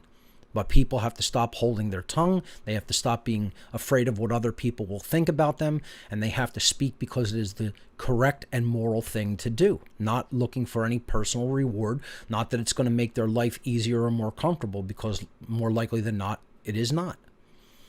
We have to simply choose to tell the truth because that is the correct and moral thing to do. So this is the first category of PSYOP, psychological warfare operations. Let's look at the second category. The second category is a very popular one. It is the false flag PSYOPs. Very, very, very popular in both the ancient and the modern world, continuing right up into the modern day. False flag operations are PSYOPs whereby a combatant attacks itself or its own assets and blames the attack on an enemy. This attack will then stir up political and moral support from the attacker's own people. The one who actually waged the attack on itself is going to get sympathy and support from its own people because they're making it look like the attack came from an enemy. That's what a false flag is. And then the people on, the side that was attacked but actually did it themselves, then will encourage the aggressor, the one who instituted the attack on themselves to begin with, who is trying to do that to justify going after the enemy because they don't want to look like they started it. Okay? The people will then encourage the aggressor to respond against the perceived enemy with even more aggression. This type of PSYOP has also been called problem reaction solution by many analysts and researchers. It is the Hegelian dialectic of a problem reaction solution, or thesis, antithesis, synthesis. It means that you have a pre-planned notion or idea of what you want to implement, but you know that you can't make a quick jump to go from point A to point B because the people may resist that. They may say, hey, we don't want to get involved in that. We don't want to go to war with these people. We want peace. And so you wage a bombing or you wage a false flag attack against your own people, and then the people get whipped up into a fearful frenzy. Oh, what are we going to do about this attacker? And it actually came from their own government, their own intelligence agencies, etc. False flags are incredibly successful because people still don't understand what they are. They don't understand how they work, why they work. They can't comprehend the evil that would have to be present in a mind to want to do these type of things. And here on the left, you see, the stereotypical false flag, that may be the beginning in modern history, at least, of false flag operations. The document, this was the introductory page of the entire cache of documents that represented Operation Northwoods, which was a planned but never implemented attack upon the U.S. mainland to blame it on Cuba as a pretext for an invasion of the island of Cuba during the 1970s. This actually never was brought out and used, but it has been declassified, and we know that agencies inside the United States government were perfectly willing to have a false attack that they did on the U.S. homeland, in the continental United States, and then blame it on Cuba as a pretext to invade. And, many, many, many other false flag PSYOPs have certainly been conducted since. So false flag PSYOPs is the category of PSYOPs number 2. Let's look at the third. The third category of PSYOPs is what I call disinformation PSYOPs. So disinfo PSYOPs, or disinformation PSYOPs, inject false information into targeted data sets in order to lead people away from truth, promote beliefs that weaken or harm an enemy, give people a false sense of hope, or to make certain groups of people look foolish or gullible in the eyes of others. So this is a very sophisticated form of psychological warfare. And it's more subtle than something like false flags or even a demoralization PSYOP. This is one of the categories that is increasingly being used and waged upon the human public in the modern day.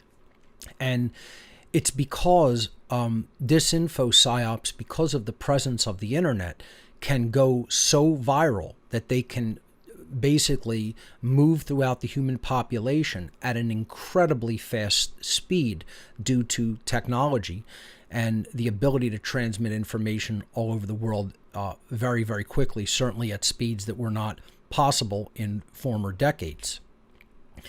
So again, you're going to take information that is not true, you're going to inject it into the public consciousness to get people to latch onto it and believe it in an almost religious, fervorous way, so that you're actually getting people to do things that are wrong, to take positions that are incorrect, that are going to lead them nowhere. They're going to, leave them chasing something that is ultimately not true and worthless, and that makes them look bad, that wastes their energy, that even could give them a sense of false hope that someone's coming to save them or that the situation is in hand when it most certainly is not.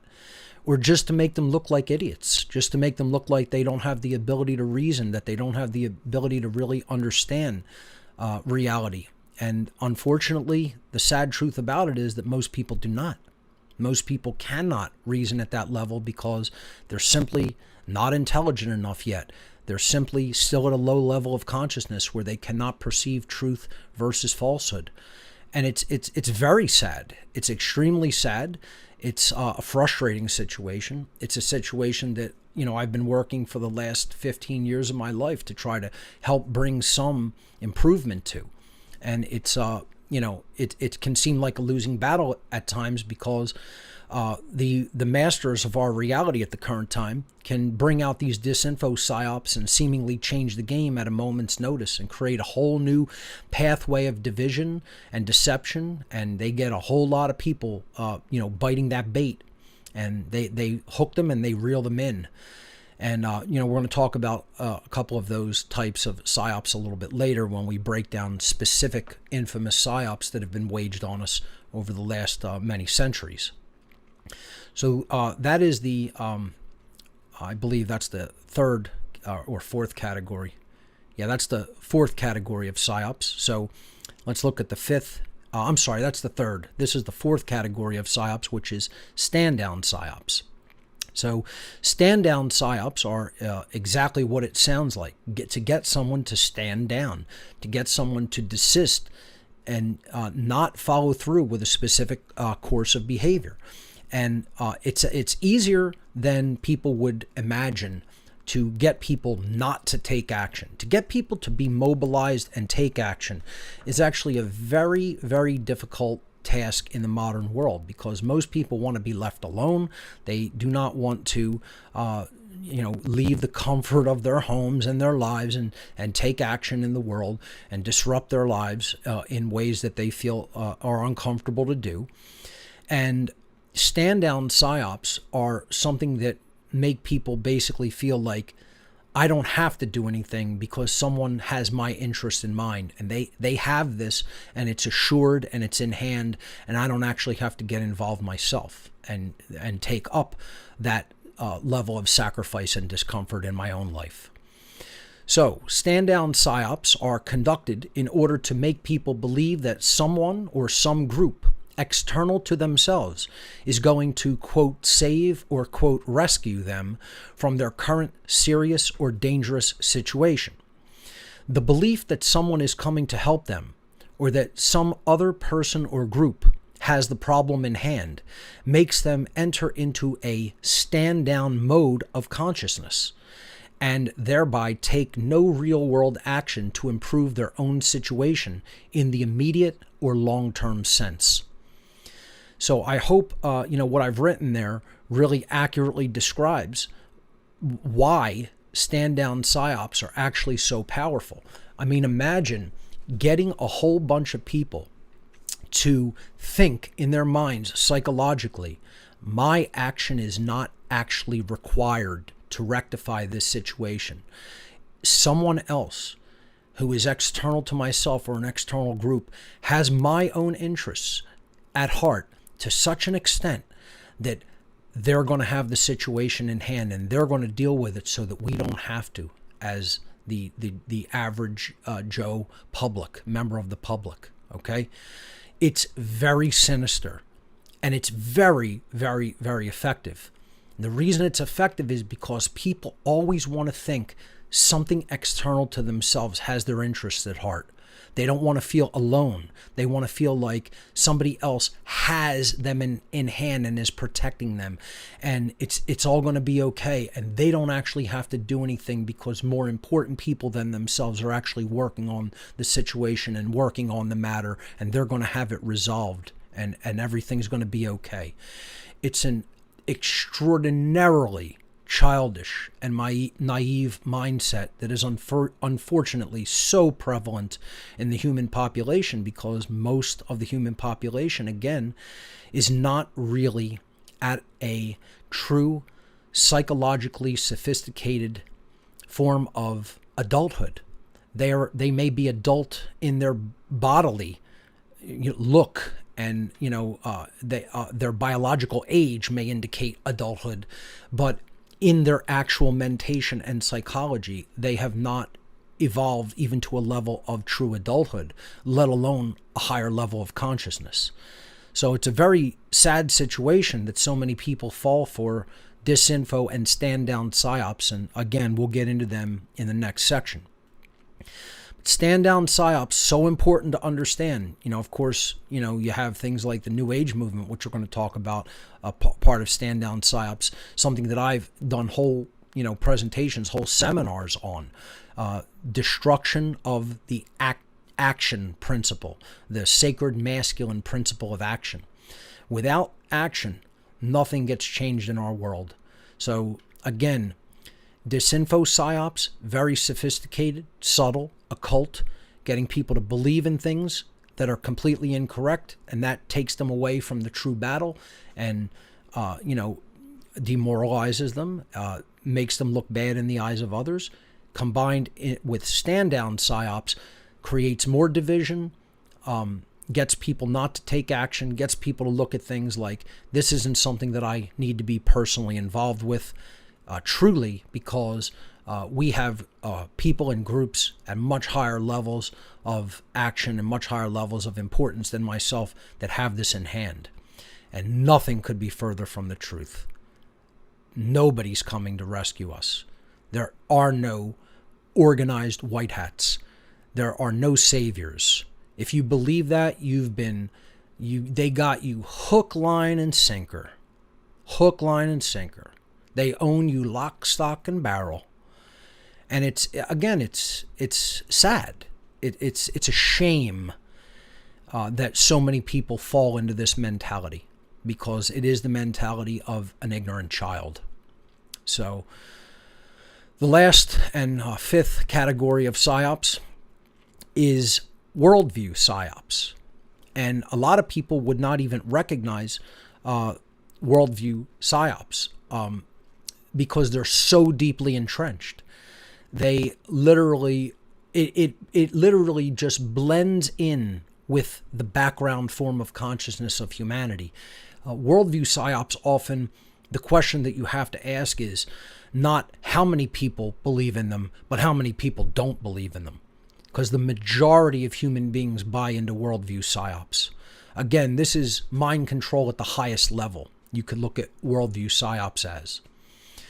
So, worldview psyops are conducted to completely change the way whole populations think about reality and the human condition. These types of psyops are actually the least recognized by the human population as a whole, because they are so deeply ingrained within human cultural, quote, norms. In fact, worldview psyops are the oldest and most widely employed form of psychological operations conducted by the occult ruling class throughout all of human history. They're the oldest, they're the most widely employed, they're so deeply entrenched that it's not even a matter to ask how much of the human population accepts them, believes in them, has made them their religions, but we just have to ask how few people don't believe in them. How few people have actually escaped the, the thrall in their mindset of worldview psyops. Very, very few percentage-wise. That's why the world's still in the condition of slavery. That's why human beings are all ultimately still enslaved, because worldview psyops have worked upon the ways that we generally see reality and ourselves and our entire society, what we believe to be true, what we believe to be acceptable, what we believe to be moral. And because those psyops have worked upon the human population, that is the exact reason that the human condition is slavery. So that completes the section on the 5 specific types or categories of psyops. And again, that is my breakdown, and that is a broad general overview of the specific types of psyops as categories. Now let's look at individual psychological warfare operations from a recent historical perspective, but I will say that these infamous psyops are both ancient and modern. And perhaps it would have been better to write here modern and ancient, because we'll look at some of the modern psyops that have been conducted upon humanity. And the ancient psyops are really the worldview psyops that have been around forever, since human beings have been here on this planet. So we'll look at those after we look at some actual more modern ones. So let's jump into this section. The first and perhaps the most widely known psychological warfare operation and form of a coup was the John F. Kennedy assassination and subsequent cover-up of the real way that the assassination was planned and conducted. So in this section, again, we're going to cover a few categories on each of the slides regarding the psyop, the particular psyop. We're going to give a date if it was a single event, the day or days that it happened. If it's an ongoing thing, the general range of dates that it takes place on or is still taking place. And then we'll look at the type of psyop as basically defined by the last section of this presentation, which was the 5 general categories of psyops as I define them. And then the public sell, which again is the official narrative that the media, the government, the media, the ruling class give to the people to believe. And then the true purpose of the psyop, which reveals, it strips away the ostensible reason or the ostensible explanation and explains why this psyop was actually conducted. And then the status of the psyop, whether it is complete or whether it is ongoing and still active in the world.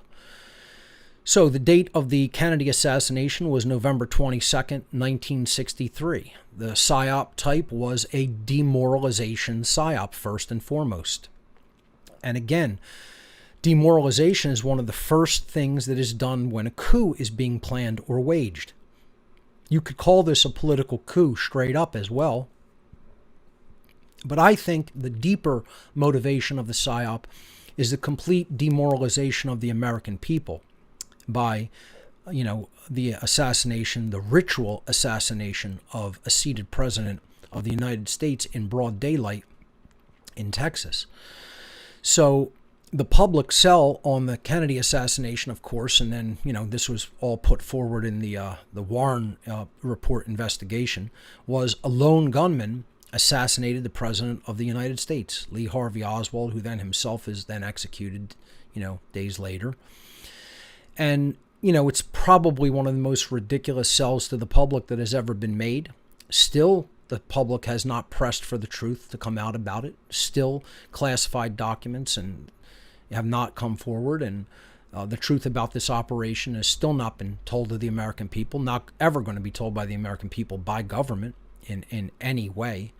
But they have not really pressed the truth about it, for the truth about it. And that's how things escalate, right? It's almost like you could see psyops as tests of the human soul, tests of the human spirit. What will we put up with? What will we accept? How increasingly ridiculous of explanations and narratives will we just be allowed to be crammed down our throat, and that we'll just say, oh yeah, I accept that as the truth, whatever the government says, whatever the media says. It's as if the universe is actually testing us and saying, are you willing to accept this insult to your soul? And if so, you'll have more and greater and bigger ones that'll affect your lives in deeper ways and bring the evil more to your own house, to your own home, and ones you actually love. And this is what is really taking place. This is what's going on. More and more and more. More and more evil is going to come out in the open. And it's going to escalate continually until we tell the truth, until we accept the truth and speak the truth and get others to accept the truth. Because we have been completely lied to, and we've swallowed the lie. We've not only swallowed the lie, we've helped the liars to reinforce their lies, and help them to reinforce those lies in the minds of others by the way we speak, or by the way we just accept their narrative instead of speaking what is true. So that was the public cell, the lone bullet theory, the single bullet theory, the most ridiculous, asinine explanation for anybody with a reasonable modicum of intelligence, understanding of ballistics, understanding of marksmanship. Not only that, but who has any inkling of how intelligent operations and the Secret Service, etc., work and are deployed, and then are simply pulled away at the moment where the headshots are going to be taken, etc. It's completely and utterly ludicrous at every single solitary level, as are all of the psyops we're going to talk about. Completely ludicrous by their official narratives at every single level of explanation by government and media according to their official narratives, because it's a form of occultic mockery. They are telling the public through their narratives, look at the garbage we'll get you to believe and accept into your own mind, and tell yourself that's the truth just because we told it to you.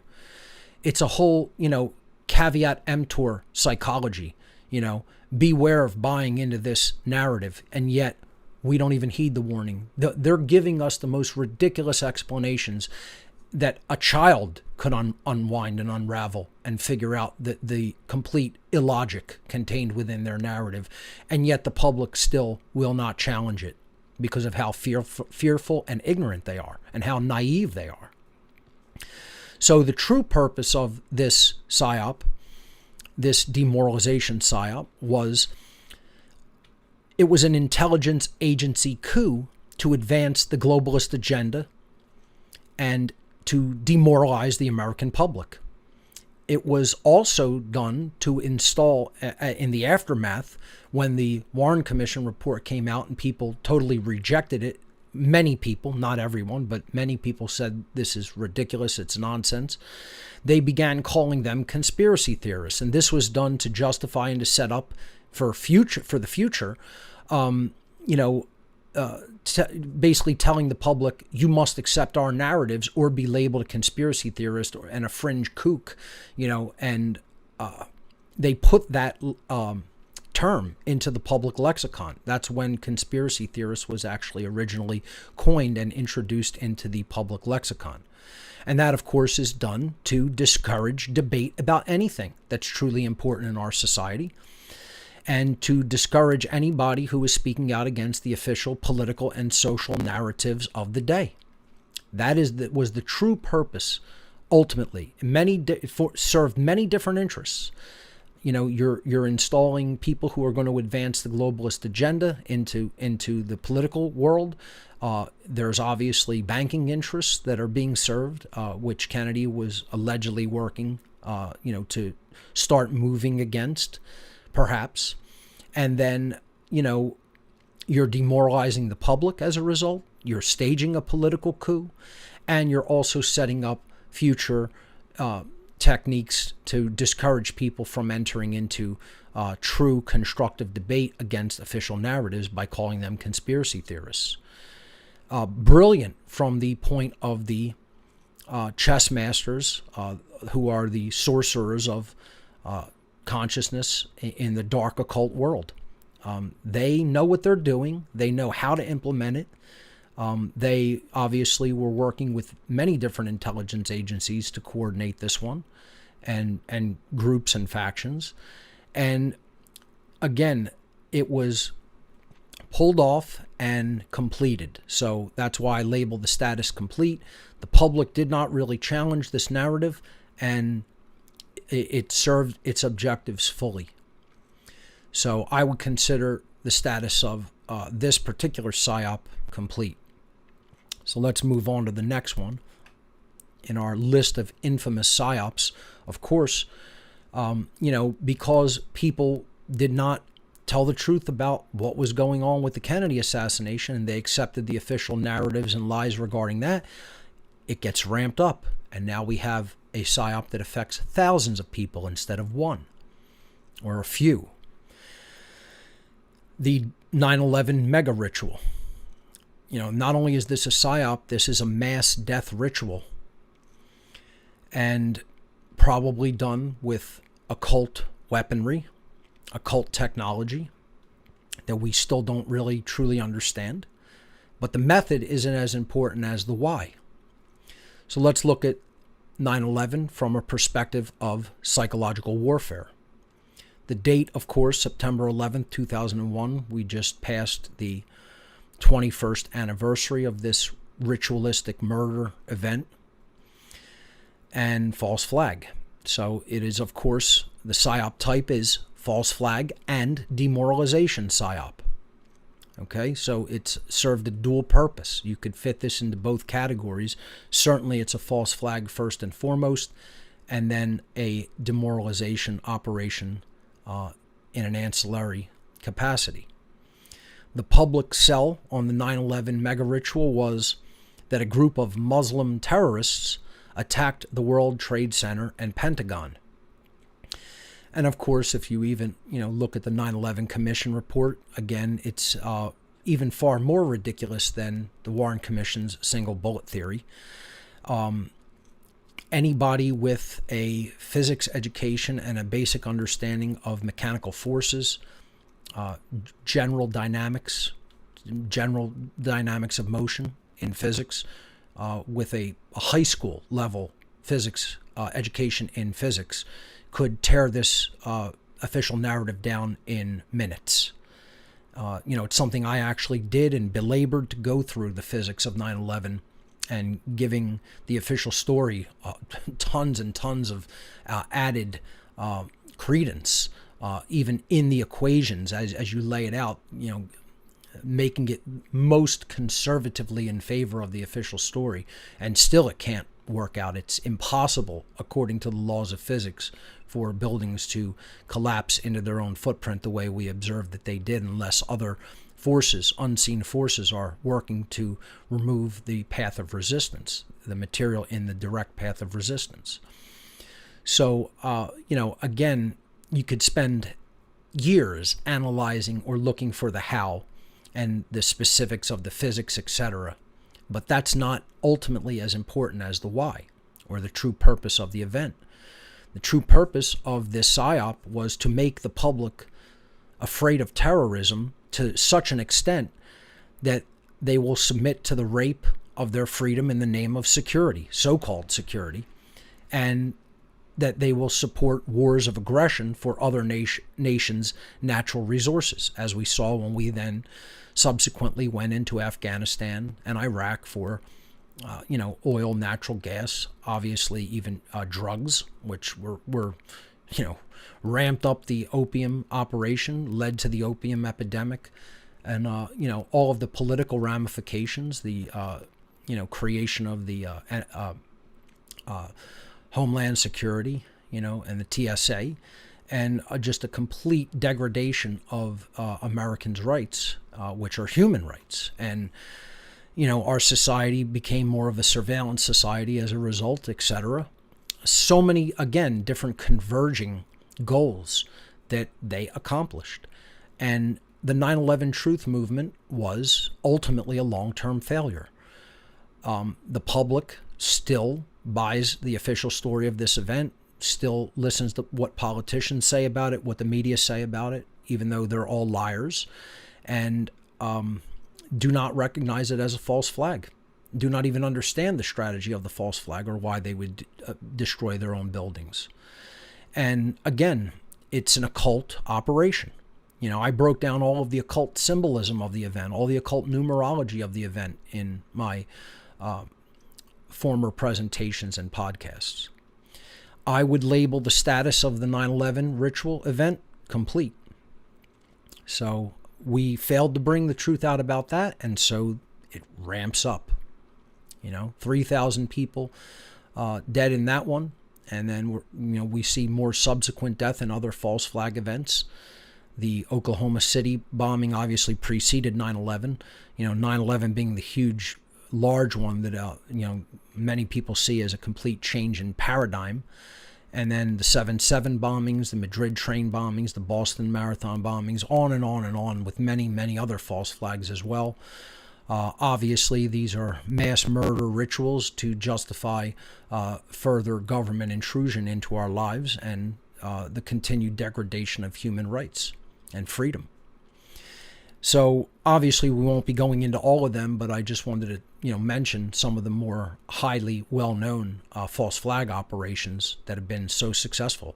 I would probably label just about every one of those as complete, having reached their objectives that the occultists who set them up wanted, because our world has continued to spiral into tyranny ever since all of these, because the truth about them has not fully come out and been accepted by the vast majority of the public. And again, once that happens, the world will bring us more death, more destruction, more rampant tyranny, because if we continue not to say no to it, we're tacitly agreeing and saying yes to it, and then the universe will say, well, give them some more.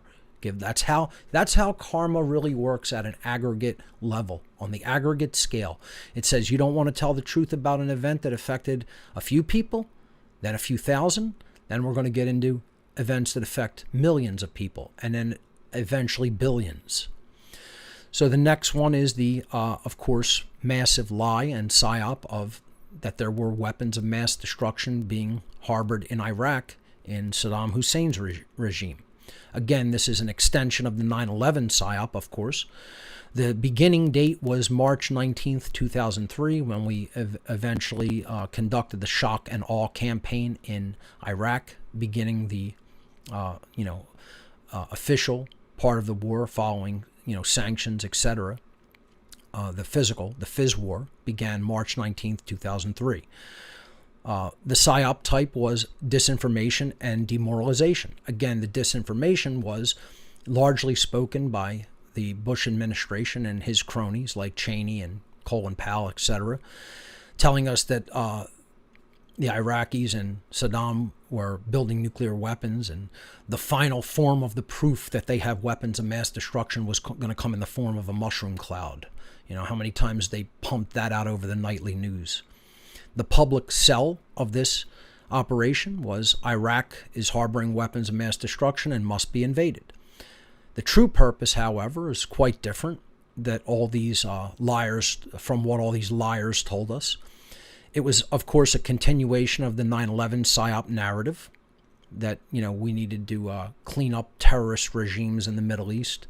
It was to initiate a war of aggression for natural resources, mainly oil, in the oil fields of Iraq, and to build permanent military bases in the Middle East as launching points for other aggression. I would label complete. The status of this PSYOP is also complete because the truth about it has never been really truly fully accepted. And again, from the same people, the same liars in the media, the same paid liars who gave us weapons of mass destruction in Iraq every day for months leading up to the invasion. They are the same lying pieces of dirt that brought us the COVID-19 narrative. And we still believe them. I always harp on this. You're believing the very same people to tell you the truth that told you that there were weapons of mass destruction in Iraq. Really? I mean, imagine this. You know? It's unfathomable that this is how ignorant and naive the human public still is. That they would believe deceivers and manipulators like that so easily. Then, popularized in the, early part of the 21st century, the mass shooting psyops that just seemingly continued forever and are still ongoing. I put a conservative date of 1999 to the present here, and this type of psyop is also false flag and demoralization, just like 9/11. Very similar to weapons of mass destruction. That's a disinfo and demoralization. This is a false flag and demoralization psyop. And we can go on and name all the different events of school shootings and mass shootings, but they all have a very similar pattern, a very similar psychological profile, if you will. They're sold to the public in much the same ways. It's injecting terror, injecting fear. Telling people that guns are responsible, that we have to limit access to the type of weaponry that the American public has, and it's ultimately a disarmament. It's ultimately a disarming agenda to disarm the American public. So the public sell is that gunmen are terrorizing the public, especially school children, with mass gun murder. Now, again, I'm not going to speak to the dynamic of how many of them are no problem reaction solution rituals, psyops, where they don't even need to actually conduct the event, and it could be a fake variation on this theme. Some of them are that, some of them are not. They'll interject different methodologies. I would say different methods of destruction were employed on 9/11. Different methods of terror and fear are used in these mass shooting psyops. Again, that will upset people on both sides. Some people think they're all fake. Some people think they're all real. It's a mixture. And they do that for reasons of plausible deniability and to keep people guessing and to make people fight amongst each other. The how and even the what aren't as important as the why. I'm going to go back to that theme. You got to understand how they do this and why they do it. You could fight forever over the method. And unless you were actually involved, you're not going to know the exact specifics on that. That's why it's not as important as understanding why they're doing it. What is the ultimate long-term agenda instead of getting all wrapped up and taking sides and fighting on how they did it. The true purpose of all of the mass shooting psyops is to make the public so afraid, again, falling for the psyop because of fear, that they call for gun control measures, and the American public is slowly disarmed over time. Again, if someone's in fear, they don't know themselves. They don't have a true relationship with creation. They don't have a true understanding of natural law. If you live your life in fear, you're going to be easy prey for the dark occult. You're going to be easy prey for the Satanists. It's a piece of cake for them to manipulate fearful people. People who truly know themselves are going to be far more difficult to manipulate. This form of psyops is, of course, still ongoing. And then, again, because the truth isn't told about all these other psyops, again, it's going to ramp up. See, this is a natural progression in natural law, I have to say. I have to reiterate that, okay? And then it starts to affect more and more people. So the COVID-19 psyop now affects millions and potentially billions of people. This started obviously in late 2019 to the present, and the psyop type is demoralization and disinfo. The public sell on this psyop is a new deadly virus is killing millions of people worldwide. And the government and the CDC and the WHO and all the media just push this narrative down everyone's throat, leading to shutdowns, etc., forced, mask wearing, business closures, and then eventually the vaccine agenda, so-called vaccine.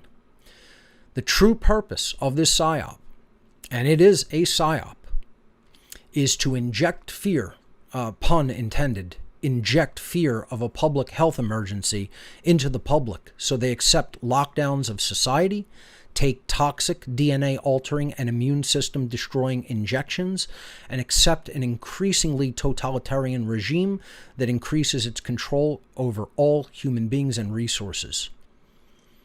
Read that a few times if you have to, folks, because that is exactly what the COVID-19 PSYOP was all about.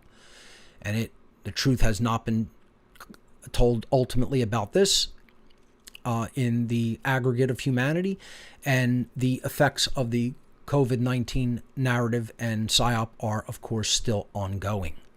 Again, I broke this down, the dynamics of this, fairly extensively in my presentation called The Real The Real Pandemics was the subtitle. So,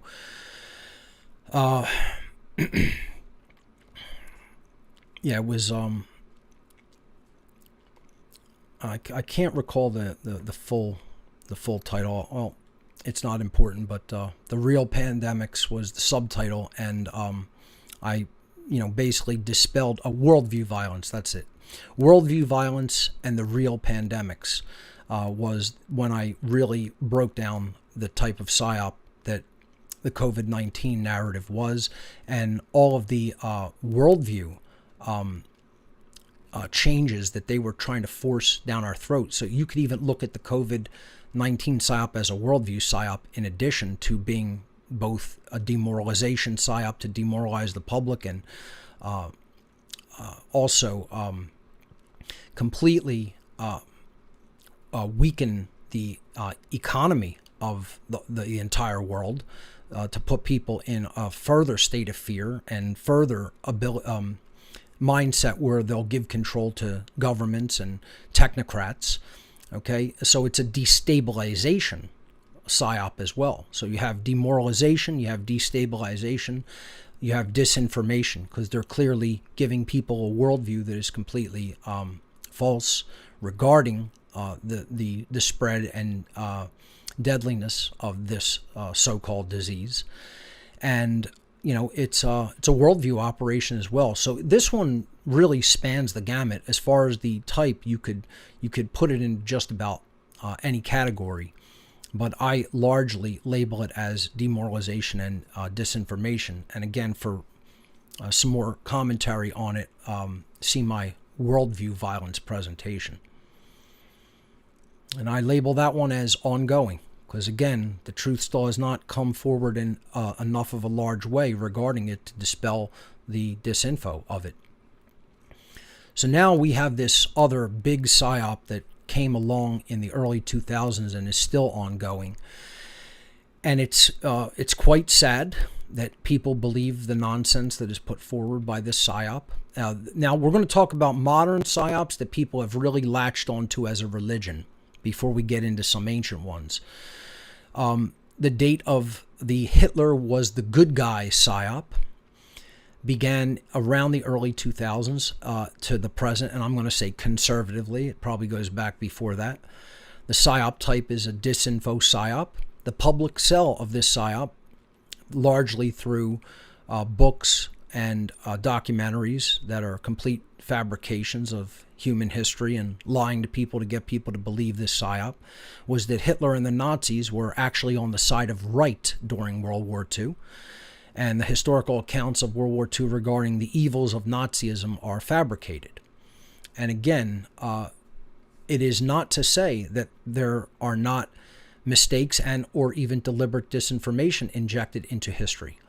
But the whole point is they want to sell people on that notion to such an extent that they then take the side of the Nazis, and in doing so look ridiculous.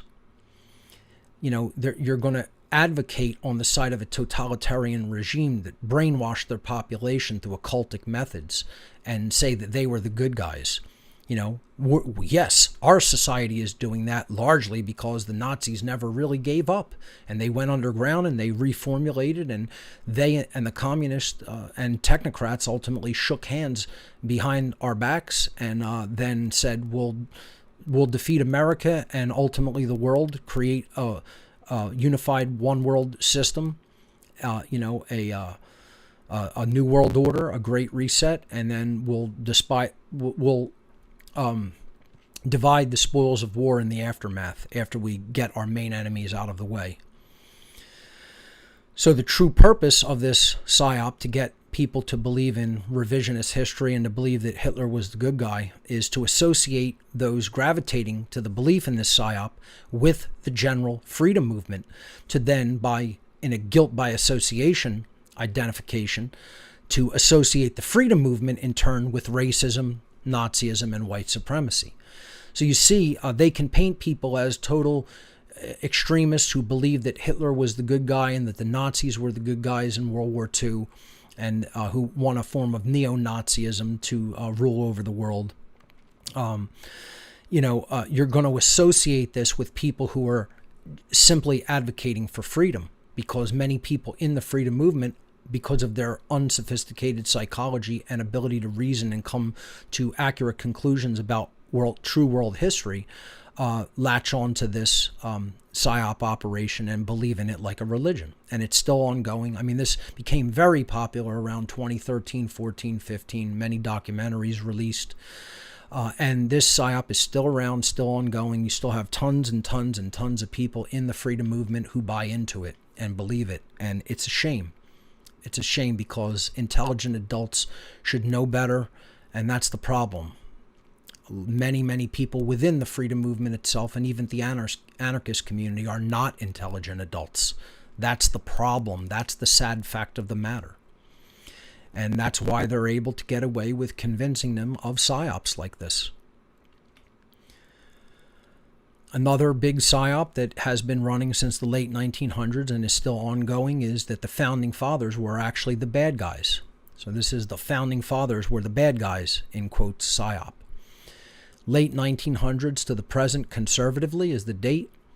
The type is disinformation and demoralization. Again, the public sell on this psyop is that the American Founding Fathers were nothing but greedy, immoral, racist slave owners. And for anybody who's really done a deep, in-depth dive and study into the history of this time period, nothing could be further from the truth. This is revisionist history, once again, and pure fabrication. And it's a very complicated dynamic to understand. It is. This time period in history needs to be investigated in a serious, scholarly, and sophisticated way to understand the nuances of it. And there's obviously not enough time in this presentation to go into all of that. But, pardon me.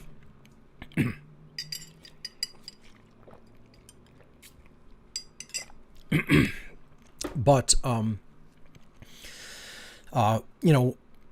for the purpose of this presentation, we're just going to talk about what they're trying to get the public to believe in, and then what the real purpose of it is. So if you could demoralize people to believe that the people who ultimately started the modern freedom movement, the idea, the philosophy of freedom, and tried to create a place where people could live in a sovereign capacity originally, and then obviously that has degraded ever since.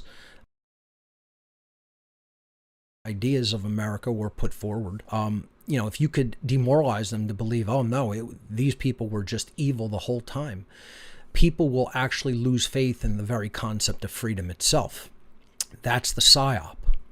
So the true purpose is that this is a cultural Marxist agenda, part of the cultural Marxist agenda, to make Americans demoralized regarding their cultural heritage, and to make people disinterested in reading the Founding Fathers and other early Americans' writings related to human freedom, and to make them disinterested in the philosophy of freedom in general. That's how sophisticated the psyop of painting the Founding Fathers as greedy, racist, white slave owners is. because if you understand, many of them did not agree with the practices of slavery as were practiced in the colonial days in early America. They constantly had debates over it.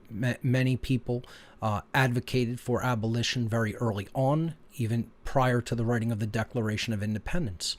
This is never spoken of, but they're just all painted with the broad brush of they're all just, immoral and agreed with and continued to condone slavery, and that is simply not the case. As a matter of fact, Benjamin Franklin helped to establish one of the first abolitionist societies in America.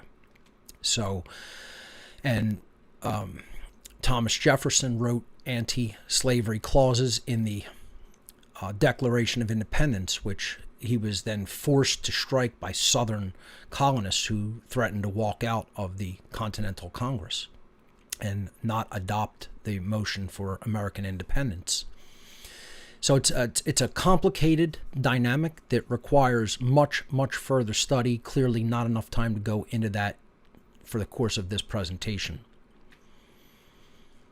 And then we come to one of the biggest psyops that's been being run in modern history in the last decade, and that is the flat earth psyop. Again, so many people have latched onto this one that it has absolutely become an established religion. I would call the flat earth psyop a new religion. That is how deeply ingrained this psyop is into people's psychology in the modern world.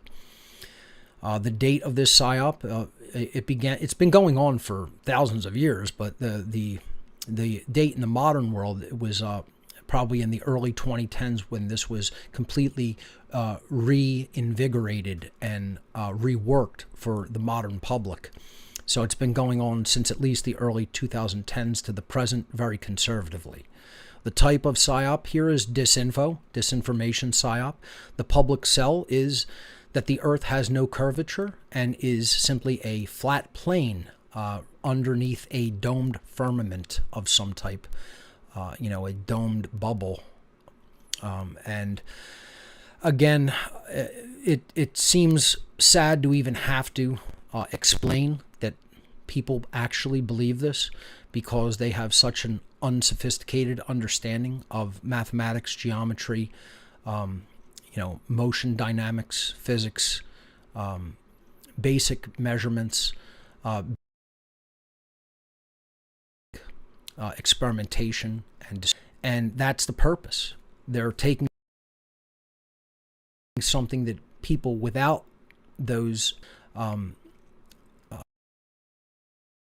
could easily interpret in a way that they want to be true.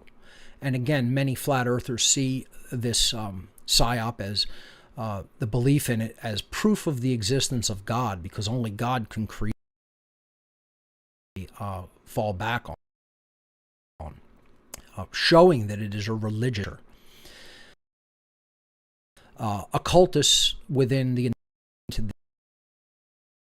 this entire thing and gave it to the American public, I should say, put it on the world stage back in the early 2010s, mid-2010s approximately. The true purpose is to associate those gravitating to this belief in this psyop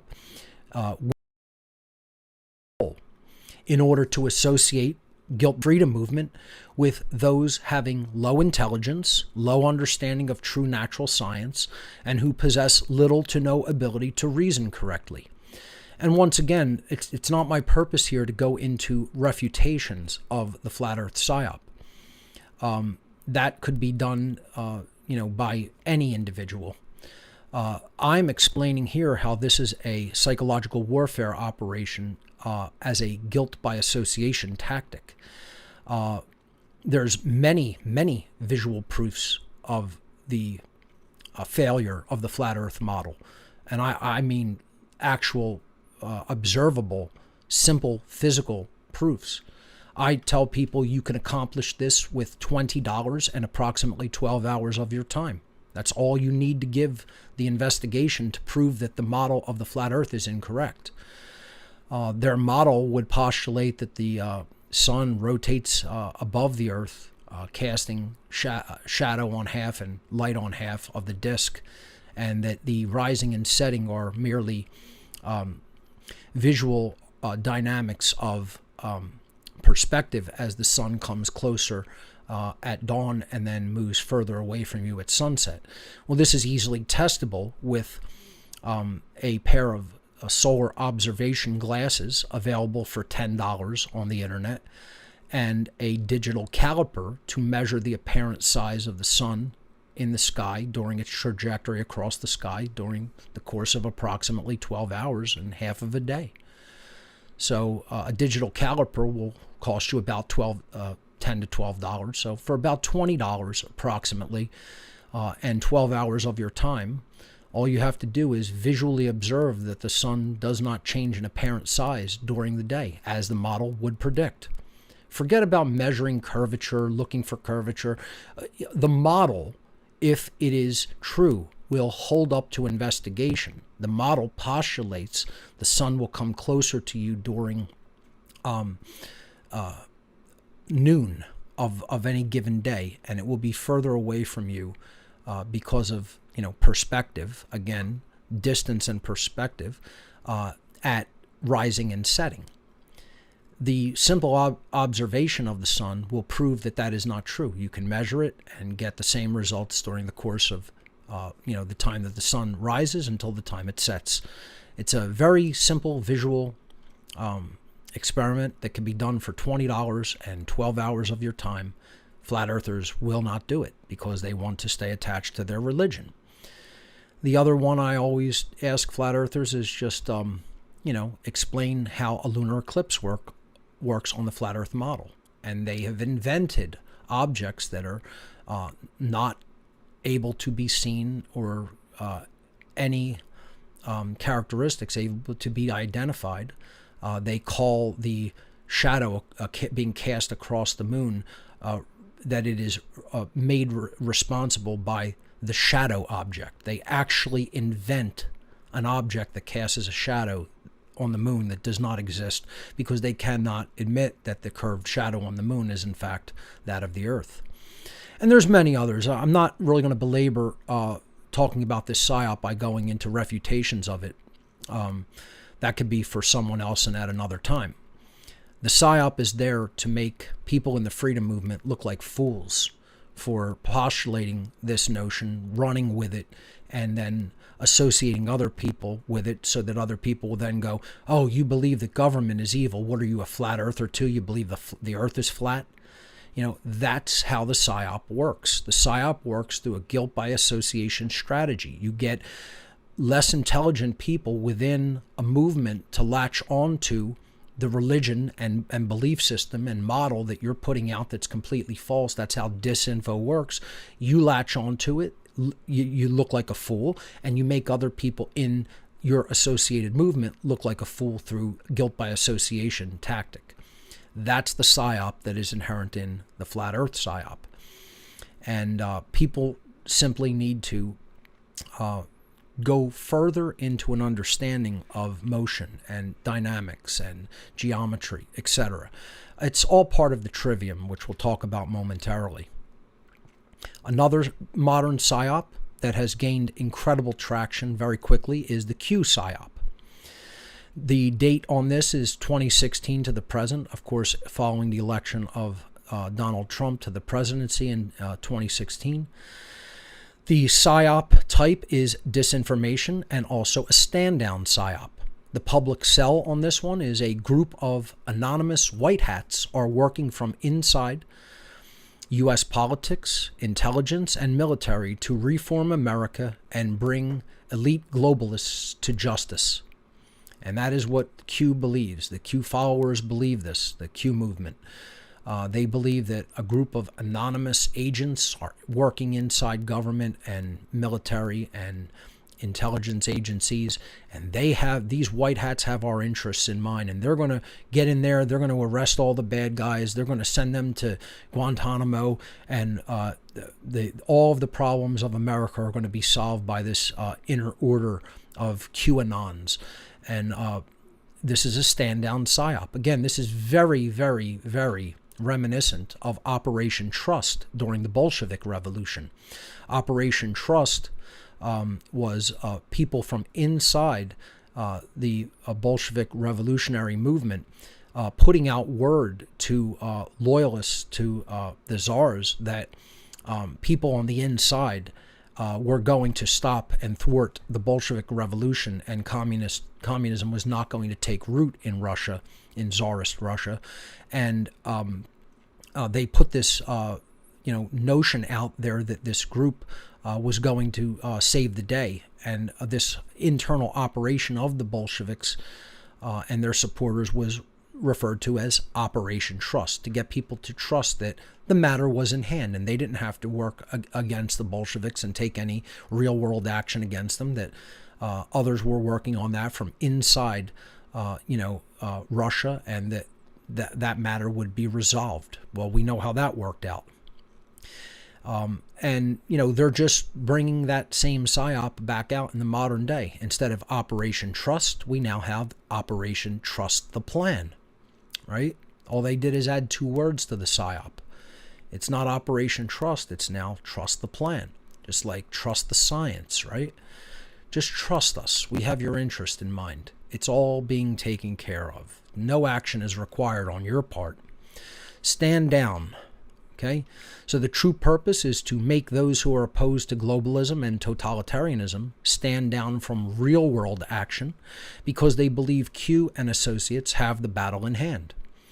Secondarily, it is to associate those gravitating to the belief in this psyop with the general freedom movement in order to associate the freedom movement with those who are gullible, wishful thinkers, and even paint them as extremists as well, because people who believe this are pretty out there in their mindset and what they actually believe to be true regarding reality, regarding how anything works in this reality. It's sad.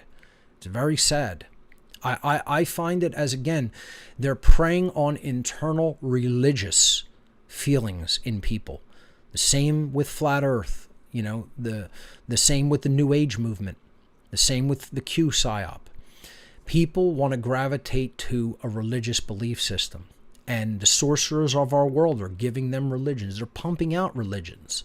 They just invent new religions, and they're all false. They all have complete falsehood. Paint people with false hope and false ideas. Get them to create division, sow seeds of discord. That's all they do. Because they're sorcerers, and they know how to manipulate, and they're doing it, and they're getting the job done. And unfortunately, this psyop is also ongoing, and people are just latching on to it often more and more by the day, just like the Flat Earth psyop. The religion of all, the father of all psyops, as I like to call it, is religion. Religion is the biggest psyop. It's all religion, right? All of it is religion. Every one of these psyops, and belief in them, belief in government, belief in authority. It's all religion. So the overarching psyop that has been with us forever is religion in general. The date of this one, the beginning of humanity to the present. The psyop type is a worldview psyop, a disinfo psyop, a stand-down psyop. You can go on and on. It fits into many categories, but worldview being the most overarching one. The public cell. God and spirituality is what our religious belief system states that it is. So it's going to tell you about the nature of reality and of God, etc. But, it's going to define it in their rigidly strict, in-the-box terms. And human beings that don't accept our worldview of God and spirituality are damned. That's really what religion postulates. It's the same thing in the freedom movement. You don't believe in Flat Earth? Well, we have now rigid divisions. You don't believe in Q? We have rigid divisions. It's to put everybody in a box and say everybody else is the enemy. And it works. It works. Religion to divide works. Okay? That's why they're making these new religions. Hitler was the good guy. The earth is flat. The founding fathers were the bad guys. Q's going to save us. The sorcerers of our world will do anything to keep us fighting with each other. The true purpose of the religion psyop is just that. To give to humanity a distorted view of God and spirituality, healthy dose of double quotes around both those words, to lead them away from the truth and to keep them fighting amongst each other so that they may be ruled more easily by the occult ruling class. The status, of course, with religious beliefs in general, whether they are traditional cultural religions or any of the new religions that are invented by the occult ruling class, the status of all of those psyops are ongoing. The New Age movement psyop, date early 20th century to the present conservatively, probably even longer than that. The psyop type, it's a worldview, a disinformation, and a stand-down psyop, again, just like religion in general is. The public cell, a new system of spiritual beliefs and practices, offer human beings an alternative to traditional religion, to traditional cultural religious traditions.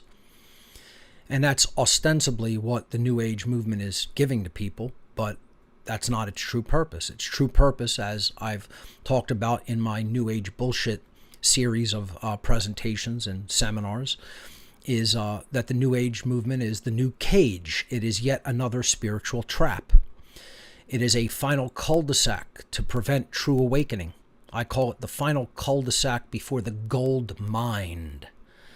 Not the gold mine, the gold mind. Before the mind is finally purified and enlightened and made whole, you're going to put people into that last cul-de-sac cage that's not new. It's a very old trap of false spirituality. And, it has teachings of false so-called spirituality sprinkled with some truth to make the poison of the psyop more palatable to the masses of people.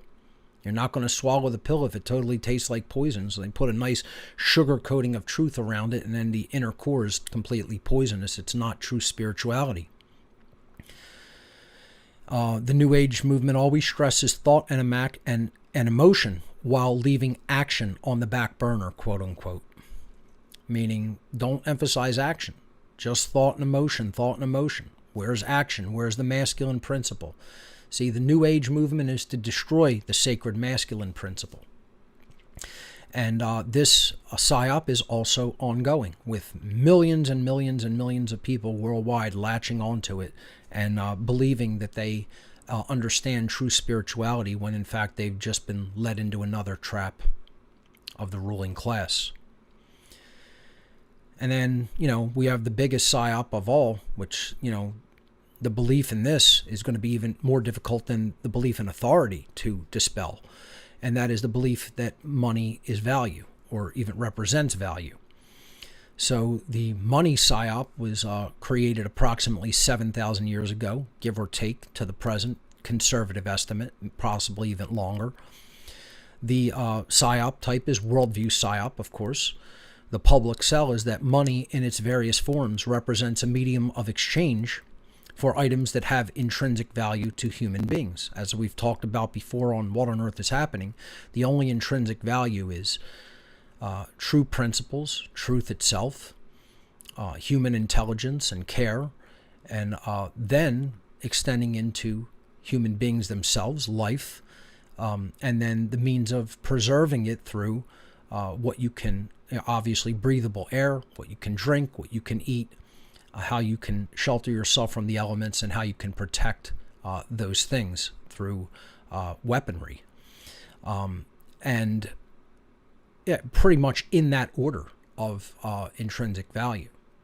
And the money psyop gets us to create a mental construct regarding value because of the problem of trading goods and services. And many people will take exception to this and say, no, this isn't a belief system, this isn't a religion, this isn't a psyop. And again, it's because they are still, unfortunately, not at a level of consciousness by which they can simply understand that we are ultimately one human family. Anybody who is at that level of consciousness would not have the need for money and would not even invent it as a construct. So the true purpose of the construct is to create a control system based on perceived scarcity, haves and have-nots, greed, and a desire to control other people, to have power over others through a system of haves and have-nots. And higher consciousness does not do that. Higher consciousness would not do that. This is a lower consciousness mental construct that has been bought into because people ultimately aren't at a level of consciousness that they can operate without it. And of course, I use money in the modern world. It's almost impossible to escape, obviously. People who are alive today, because of the widespread belief in this psyop, must engage with it and use it, unfortunately. That doesn't mean that it really has any true intrinsic value, and it does not mean that it is not an illusion. It is still an illusory psyop and ultimately a religion. And that's a hard pill for most people to swallow, but it's still true. Then we have the second largest psyop ever, which is the belief in authority. Money is even more widespread than the belief in authority, because there's at least some anarchists that don't believe in authority. Hardly anyone does not accept the truth of the intrinsic value of money, even as a constructural medium of exchange. Almost everybody believes in the psyop of money, the religion called money. But this is the most destructive psyop that could possibly exist, is the belief that some human beings have the right to rule and control others.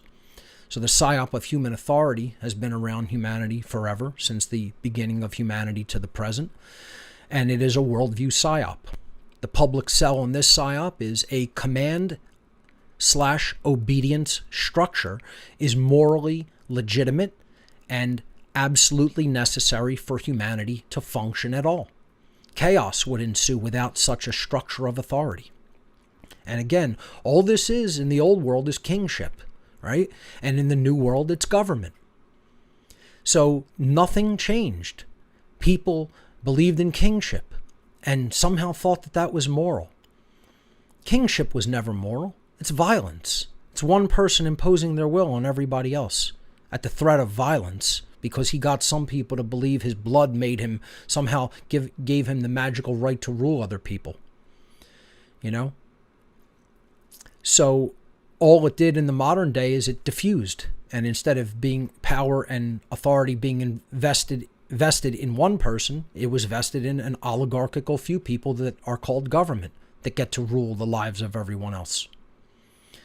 It's always been immoral, it's always been based in violence, and it's always been nonsense. The true purpose of this psyop is to make people believe in and support the notion that some people have the right to command and rule others, and other people then, by definition, have a moral obligation to obey. Again, it's a command and obedience structure. This belief is the key factor necessary to keep humanity in a condition of perpetual enslavement. The belief in authority is the belief in the legitimacy, the moral legitimacy of slavery. The belief in the moral legitimacy of authority is the belief in the moral legitimacy of slavery. If you believe authority should exist, has a right to exist, is moral, has any moral legitimacy for its existence, you believe in slavery. You believe that people should be enslaved and that the enslavers of other people have the moral right to do it. And that makes you a complete immoral piece of trash, if that is your belief. By believing in that, that makes someone a bad person, a bad, immoral person. And people in the modern day should be absolutely hideously ashamed of themselves for buying into that psyop and believing in it and latching onto it like a religion and staying like a fish on a hook. Because that's what they are and that's what they look like by accepting that authority is somehow morally legitimate. It never was, it isn't now, and it never will be. It's violence at the point of a weapon to coerce someone to their will. And that's all it will ever be. And again, the lack of imagination, human naivete, human ignorance cannot get us to see the truth. Because of those factors, we cannot, as human beings in the aggregate, see the truth of these psyops. So that's going to conclude the section on infamous psyops, ancient and modern. And of course, those last few psyops are still all ongoing. with no sign of weakening or breaking down, unfortunately. So I don't want to leave people totally despondent, although this has been a pretty heavy presentation, quite frankly. It's very important to understand the mindset of our enemy and understand how they have gotten us to take their mindset and to believe what they want us to believe. That's how the mindset of the Satanist works, the dark occultist. They give us falseness. They give us their sick, psychopathic, immoral mindset.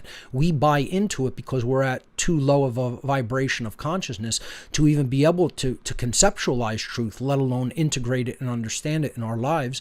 And therefore, we then take on a lower level satanic mindset, and that easily gives the higher level Satanists and dark Luciferians, dark occultists, who are the true controllers of our world. It makes it a piece of cake for them to rule us, because they don't. If we don't accept their mindset, they cannot fool us easily. And ultimately, that's their strength. That's the biggest hand that they play, is that they've given us their mindset. I've explained that in my de facto Satanism presentation earlier this month. And what I want to do in this last section is leave people on a little bit of a positive end to the presentation by giving them some practical techniques that they could use to defend their mindset against psyops in general. Again, these can't be looked at as isolated methods. They have to be looked at as practical techniques to be used in conjunction with the exploration of the human soul and spirit, and the improvement of human psychology and the improvement of the human spirit, to truly help to build oneself and recreate oneself into a better and more moral human being. It's all about understanding natural law, ultimately. So specifically when it comes to psyops, which largely work upon our view of self, our worldview, our mentality, our intelligence, our naivete, our fearfulness, all of these things, you're going to have to work on intelligence and shadow work to look at all of the things that have been shortcomings and failures within your own psychology, within your own makeup, within all of your own personal characteristics. And that's very, very difficult work. However, if we do it, we are going to form a powerful defense against psyops and the sorcerers who wield these psyops. So let's take a look at 3 basic overarching techniques that we could use as defense against psyops. The first is the development of true self-respect. The human awakening process always begins with the development of true self-respect. You're not going to truly awaken unless you develop self-respect first. No one who doesn't have true self-love is awakened. And if we're buying into things that aren't false, how much could we truly love ourselves, right? So we have to re-examine ourselves. This is the process of leading an examined life. Stop lying to yourself, okay? Because if you're lying to yourself, that's not self-respectful. So the word itself, respect, is etymologically derived from the Latin prefix re, meaning again, and the Latin verb spectare, meaning to see or to look at. True self-respect means that we re-examine or re-look at aspects of ourselves, our worldview, our mindset, our beliefs, our behaviors.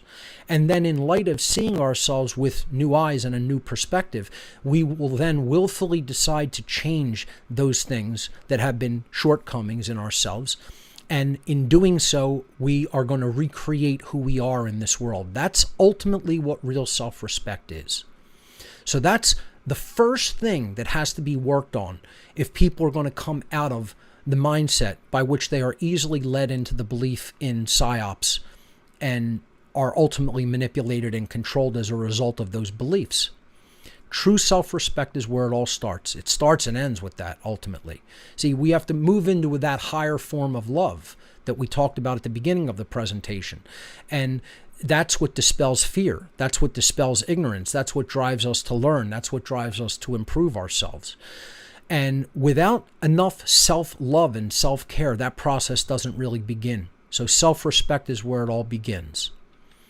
And then we have to learn how to think, right? So these are part of true positive occult initiation practices, not the dark occult, but the light occult. And yes, there is such a thing. There are no official, worldwide, white lodges, right? We're scattered to the winds of the earth, the people who really understand the true positive aspects of the occult. And some of the people who do understand that are teaching those aspects. Part of true occult initiation, as I have talked about many times in my presentations, is understanding how to think. Again, true self-respect begins with not lying to yourself, not imagining things are as they are not, right? You're going to not lie to yourself. You're not going to see the world through rose-colored glasses or be a doomer and think nothing could ever be changed or improved. Neither one of those mindsets are helpful.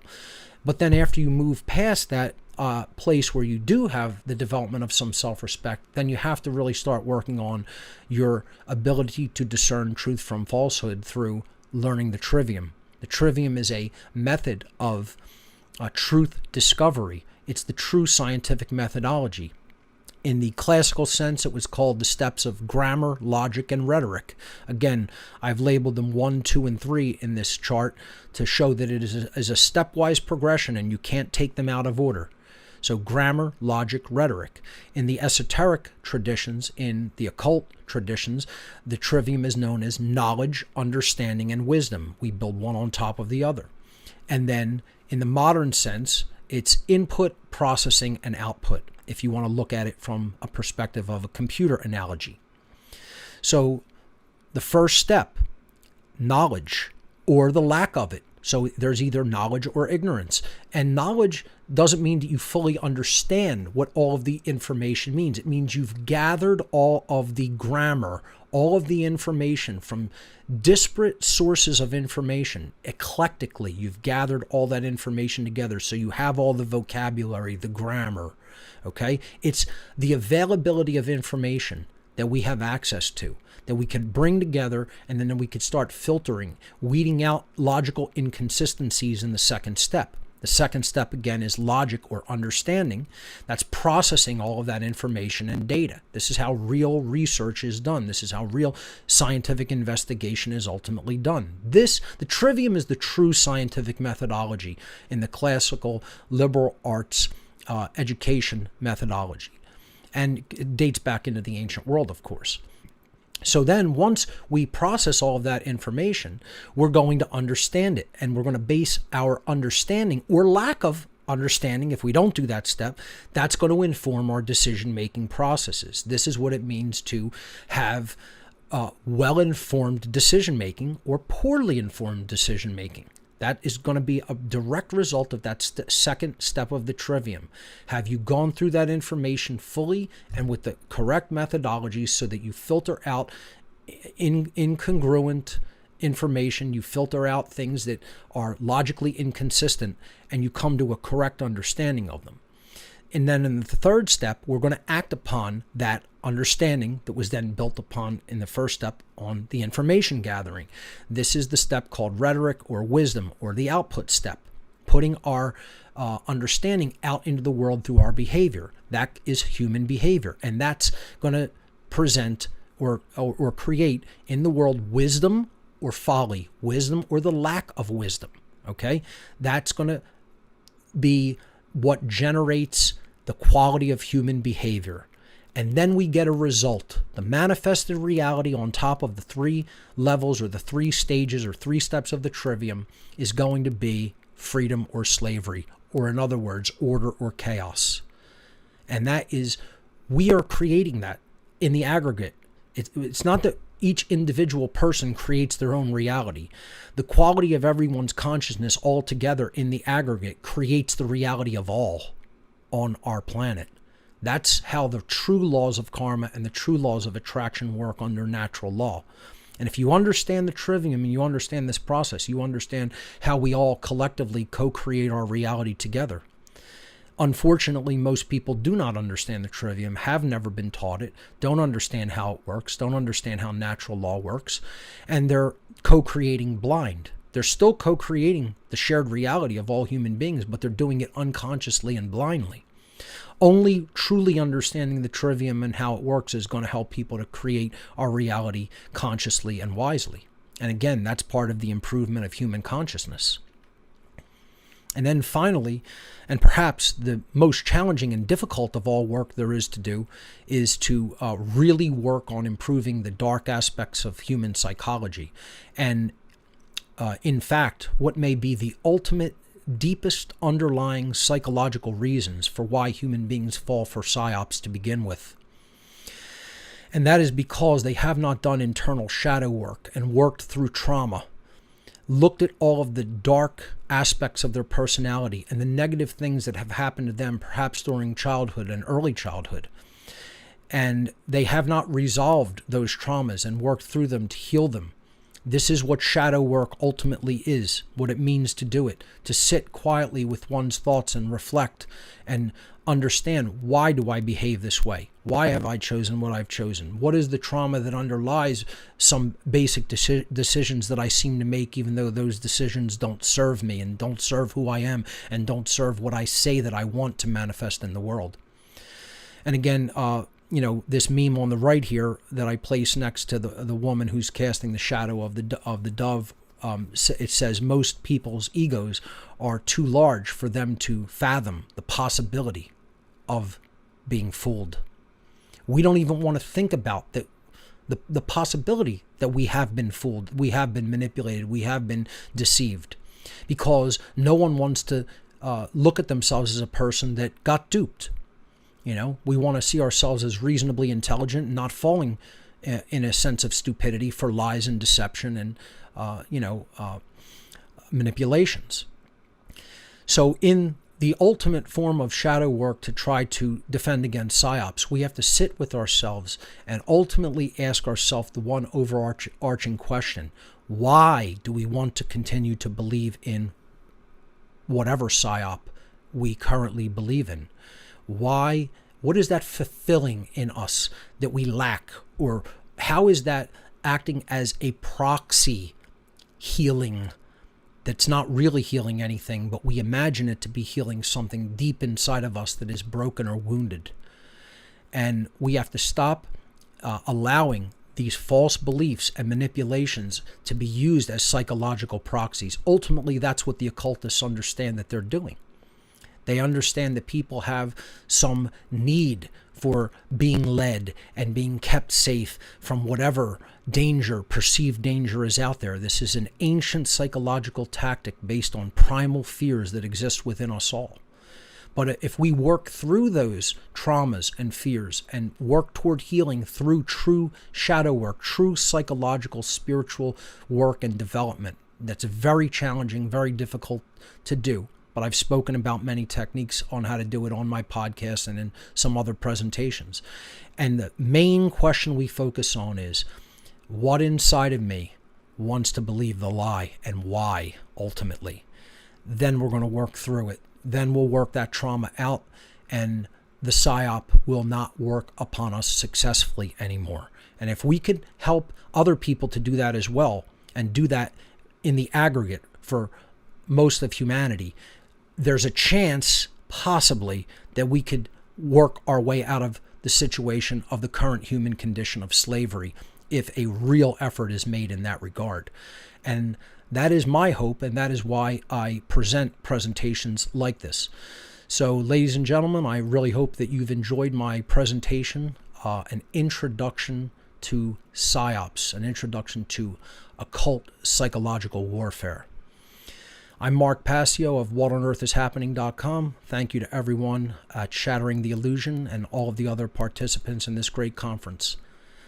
Thank you for your kind attention today.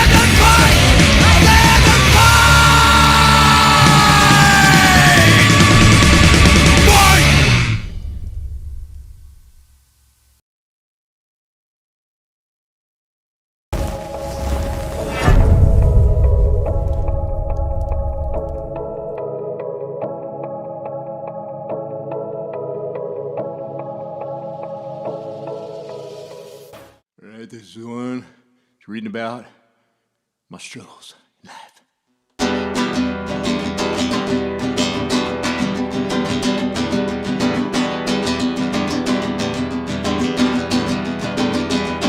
Oh, wanna buy land, buy sea, three buy injection, that they falls into the air, oh yeah. Oh, wanna buy land, two buy sea, three buy injection, that they falls into the air, yeah. Well, all good people, time to rise. Sound the alarm across the countryside. The lab is coming. Oh, the lab goes to coming. Yeah, the lab goes to coming. Lab goes to coming. Lab goes to coming. Yeah, them lab goes to coming. But we do not consent. We will not comply. We do not consent. We will not comply. In the land of the free, home of the brave, try to enslave, cradle to grave. Yeah, we do not consent. We will not comply. Destroy the proof, bury the youth, try to hide and censor truth. Yeah, we do not consent. We will not comply. Law of exclusion based on illusion. Must have forgot about the Constitution. We do not consent. We will not comply.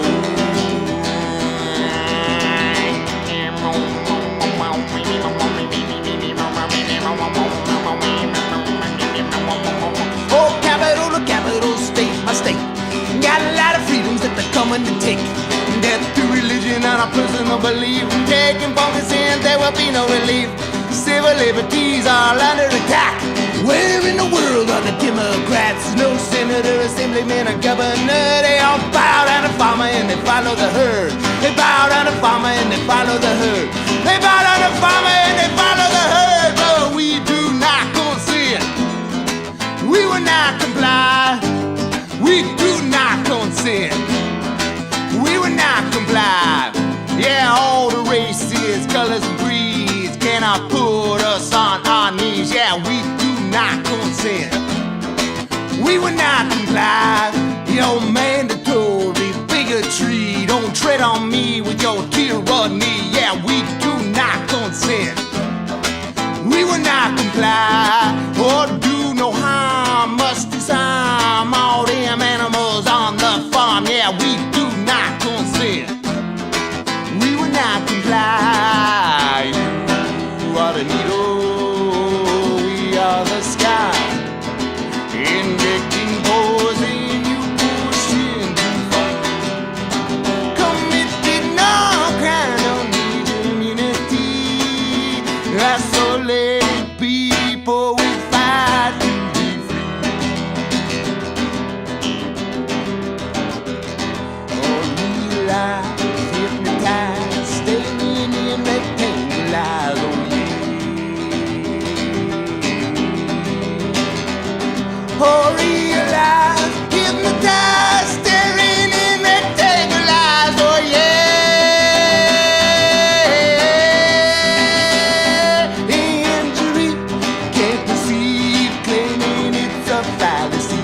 But the mama know the baby better than anybody else. Mama know the baby better than anybody else. Mama know the baby better than anybody else. Mama know the baby better than anybody else. Mama ain't a mama, mama ain't my mama, mama ain't a mama, mama ain't my mama. Yeah, mama know the baby better than anybody else. Mama know the baby better than anybody else. Mama know the baby better than anybody else. Mama know the baby better than anybody else. Mama ain't a mama, mama ain't my mama, mama ain't a mama. So I'll never consent. Yeah, we do not consent. We will not comply. We do not consent. We will not comply. You are the needle, we are the scum. Injecting poison, you push into front. Committed no crime, don't need your immunity. Isolated people we fight.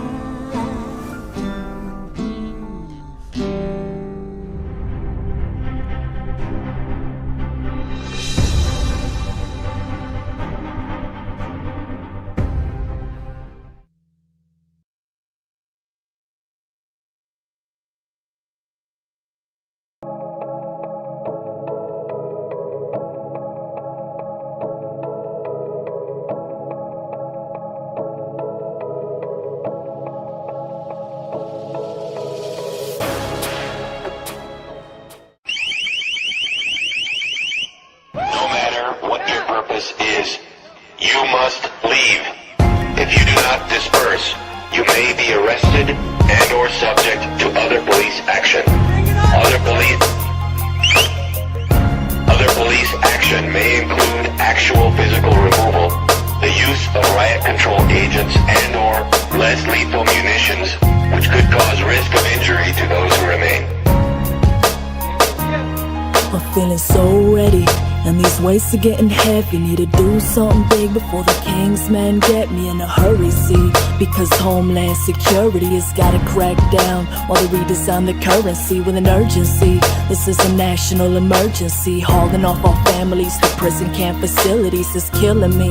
Most people here don't even know, though. They can't see the country's run by pedophile mafiosos. The FEMA trains are coming, the new world is here, and most people are so caught up that they don't care. Never mind the state of the world, never mind what's vital. Let's just sip our Coca-Cola while we watch American Idol. Never mind the war in Africa, Iraq, North Korea. We'd rather get the latest scoop on Brad and Angelina. That's cause Hollywood has got us on that Kool-Aid, keeping us distracted while they prep us for the new age, the rise of transhumanism. People, this is true. It isn't something that I got out of a movie or cartoon. They wanna put a chip in you, so do you wanna let them do it? They're halfway there, and yes, the minions will pursue it unless the people say no. Let's the people take hold. Let's the people rise up and show them people got soul. If the people got soul, then now's the time to stand up. If you won't stand up, then be prepared to bow down to the new world police state. This is what it is now. Mandatory vaccines for you and your kids now. Time that you resist now, cause this is your life. I'ma raise my voice because that is my right. The new world police state. This is what it is now. RFID chip for you and your kids now. Time that you resist now, cause this is your life. I'ma raise my voice because that is my right. We live inside a systematic never-ending war, a cross between Brave New World and 1984, where everyone is doped up, addicted to the telescreens, right down to all these bourgeois motherfuckers telling me my music is too this, my music is too that. I need better hooks, better beats, and I need to stop rapping. What I need to do is stop listening to everyone else, cause I don't need a label. I release this shit myself. I don't write this for the radio, I'm speaking from my heart. So go ahead, let these critics criticize my art. What it comes down to is my lyrics are too smart, and the truth is something major labels aren't trying to market. Your children are the target and your energy the means. We're running on a wheel, working hard for this machine, and if you all know what I mean, then I believe there's no reason we couldn't all come together hard and call treason on the motherfuckers violating each and every day. No, this isn't freedom, this is modern day slavery. It's time we break chains and set the whole world free. Now's the time to speak because we deserve peace. New world police state, this is what it is now. Mandatory vaccines for you and your kids now. Time that you resist now, cause this is your life. I'ma raise my voice because that is my right. The new world police state, this is what it is now. RFID chip for you and your kids now. Time that you resist now, cause this is your life. I'ma raise my voice because that is my right. Look at how they treat us when we go through TSA. But if there's a real threat, CIA just walks them on the plane. It's a mafia-run business and we'll never know the whole plan. But they do it in the name of the homeland. New world police state, this is what it is now. Mandatory vaccines for you and your kids now. Time that you resist now, cause this is your life. I'ma raise my voice because that is my right. The new world police state, this is what it is now. RFID chip for you and your kids now. Time that you resist now, cause this is your life. I'ma raise my voice because that is my right.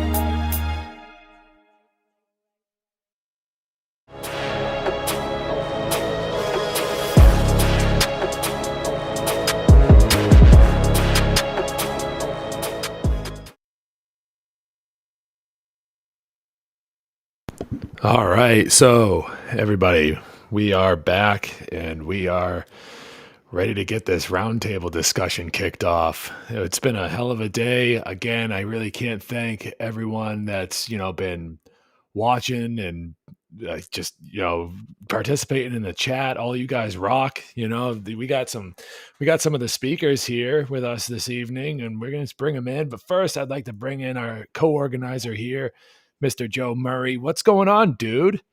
Where the fuck have you been all day?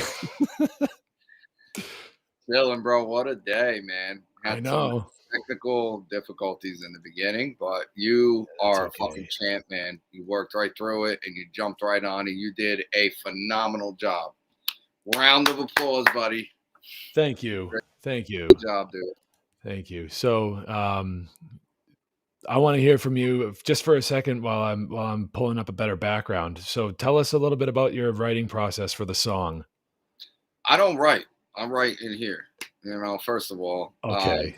I rehearse. I think of what I want to say. I didn't since I was young, man. Since my teens, I stopped writing because it felt unnatural to me when I got up to the booth and would like read off a piece of paper. So I got to come up with it on my own and not keep repeating it in my head. I'll write it in my head, and I just got nice with it like that and store all that shit up in here. You know what I'm saying? But yeah, I just felt like that may actually even be the name of the album that me and Diesel are doing, Shattering the Illusion, and that's going to be featured on the album. We're actually going to close the album with that track, but coming up with the lyrics for it, man, I just had the conference in mind, and yeah, just wanted to break down how I felt about shattering the illusions of the world. Like I think the way it came together too, from my verse and his verse, like, I broke down what the problem was, the mind control that's going on, the illusions that people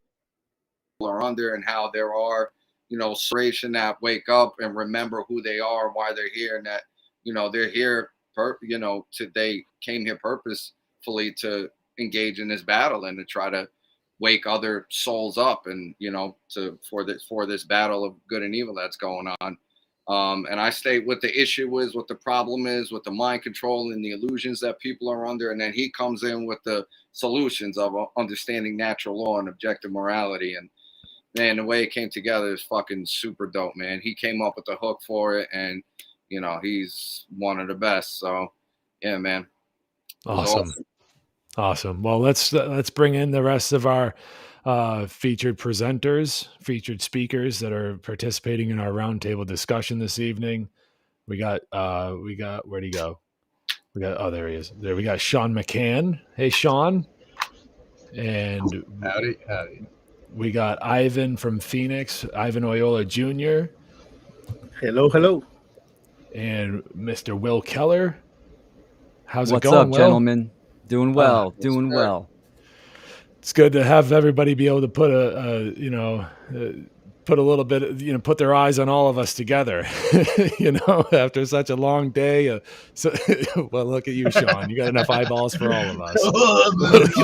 Look at me. Dude, I'm wicked smart, dude. All right. You don't know the half of it. So where's the past master, man? I've seen Mark Passio pop in and out of the list here a couple times. He's probably just trying to configure things to make sure that everything's good for him to go. But hey, guys, we did it! Hell of a team effort. Thank you so much. Fucking phenomenal job you all did. I'm honestly, I'm like in awe, man. I can't believe, like, first of all, that we actually did this, like it actually manifested. We've been talking about it for like for a long time, dude, even over a half a year. We're talking about doing something like this, but to see it actually happen and how each of you came with it, like your slides, what you presented, how you presented it, just fucking top notch. I'm so proud of you guys, man. You guys did a phenomenal job, man. Each talk is so easy to share for people, I feel. And everyone picked very important topics, and you guys nailed it, man. You knocked each and every one of you knocked it out of the park. I love you. I got mad love for you all, mad respect for you all. Thank you so much for your amazing contributions towards this. Cheers, man. Thanks for real. All right. Well, Mark is here too. Mark Passio, thank you. Oh, there he is. Dude. Hey guys. Awesome. Hey, Mark. Awesome. What's up, Mark? I'm actually in Reading, Pennsylvania tonight with a local activist group called Daylight Rising, and we just had a watch party for the whole conference. Oh, great. People really seem to have enjoyed it. I think every presenter did a fantastic job. Organization went really great. I want to thank everybody involved for making this event ultra successful. And, you guys are an example of, what can be done to advance things along in the great work. So I want to thank each and every one of you. Well, it was really just a big old team effort at the end of it all, from the beginning, soup to nuts. It was just a big team effort. This type of thing cannot happen if it's just one person. I was clicking buttons and doing stuff like that. I had a lot of moral support from Sean, Ivan, Joe, Will throughout the entire day. We were in constant communication with one another, and a lot of moral support from these guys. Will contributed a bunch of animation, graphics to the conference. Joe contributed a bunch of music, Sean with his photography that we were featuring, and Ivan came with, the heat with his presentation as usual. So, and of course the texting back and forth with Ivan and the rest of the guys throughout the day was imperative to my ability to be able to continue bringing forward through all the technical difficulties and all the things that were, the trials and tribulations of the day, just to keep a good head on my shoulders, to keep pushing forward, to not give up and not get frustrated. I was angry. I got a little bit heated when I was off camera and somebody else was playing. I didn't understand what was going on, but we kept on track, and technology is a son of a bitch. And I wasn't going to let it stop me. I wasn't going to let it stop me. You had to hear Mark's voice in the back of your head, like, you man up, you buck up, and you pull through. Yeah, sort of. Yeah, for sure. You gotta find a way, right? Persistence, never give up, and it's also a team effort to keep things on track. And you guys really came through. And James, your technical abilities were great, but your presentation was top notch. You really smashed it, dude. It was great. And I heard things that I talk to you all the time, and I heard things that I had never heard you say before. And I'm like, oh, I'm still learning, even though I'm your best bud, Yeah. So it was really good, and I really am so happy to be able to share it with others and all of that. You really did a great job. Thank you. Let me ask you a question, James. What are we doing with the videos, man? Where are they going to be posted? So we have we have multiple channels, YouTube, Odyssey, and even the website, where if everybody is in agreement, we can post the individual files there. Of course, it's up to every one of you guys that contributed, because it is your intellectual property, in my opinion. So whatever you guys want to do with it is the plan. So we can post it on the Odyssey channel, the YouTube channel, and the website, or we can just direct people to your individual places to gain more attention for the rest of you guys' work. Up to you. You let me know, and we'll figure it out. I'm open source. It'll be everywhere. Throughout the day, I was already thinking of uploading it and just fuck it, it's out there. I put mine up because I want people to be able to download it from the Odyssey, so that people can download it and share it for free. They don't need a special YouTube downloader or whatever. Odyssey's good with that. There's a button. You just click it. And I want people to be able to share. So it's definitely there for everybody that Wake the Dead on Odyssey. Mine anyway. Cool. Yeah, I got to pay my respects to you guys, James and Joe. This was a phenomenal conference. James, I totally understand tech issues, and you stuck with it. You pressed on, and it was a phenomenal conference. The presentations were just incredible. There's so many correlations and correspondences with the presentations that go with everyone else's presentation. It just really, the puzzles fit together, and it was a huge success. So much respect to both of you and to all the presenters. That's great. Yeah, thank you, Will. Yeah, man. We've been Joe and I have been planning this since April, and one of the first conversations we had about this was I was out to breakfast with my family, and we enjoy going to a breakfast joint that's right next to a locally owned theater. Theater sits about 200 people, and I was in the lobby of the theater because the restaurant is so small. They use the lobby of the theater as a waiting room for the people on their list, right? So I'm in there, and this guy's putting around doing some cleaning or whatever, and turns out it's the owner of the theater. I'm talking to him. He shows me around, and find out he rents out the theater. And I'm thinking to myself, maybe I could do a live presentation here. maybe I could do that, get a couple of hours out of this place. And I talked to Joe about it, because Joe and I, became fast friends after what, like a year ago. And then he's like, "Oh, we could do a conference. How about a conference?" And I was like, "Oh, in person?" And we talked about it, mulled it over. It wasn't really practical. Too expensive, really, when it comes down to it, to get all the speakers out and to really make it happen and feel like it was a success. I guess it was just a little impractical. And at So, the time, there was still fucking, bullshit going on with the scamdemic. You know what I mean? There was yeah. still a lot of places were requiring masks, and really didn't see any kind of end to that in the near future. Yeah, and this was back in, I believe, February or March, right after the first funnel event. And of course, last year we had the Seed 4 conference from Brandon Martin and those guys over there, and it just inspired me to be like, you know what, we could do this online. Joe, you down? All right, let's figure it out. And then a couple weeks went by. Joe texts me, he goes, "Are we doing this or not?" And I'm like, "Yeah, we're doing this." And he's like, "All right, let's go. Let's get it going. Let's do it. Let's start inviting people." I'm saying, it was before April. This was a while ago, man. It's had to be like over a year ago that we even, thought about doing this, But it took a minute to actually get going with it and get her off the ground. But yeah, it's amazing how everything came together, man. And to see it actually manifest again, it's crazy. You see your vision happen, and how everyone exceeded my expectations, man. It was just so amazing day. Really awesome. Well.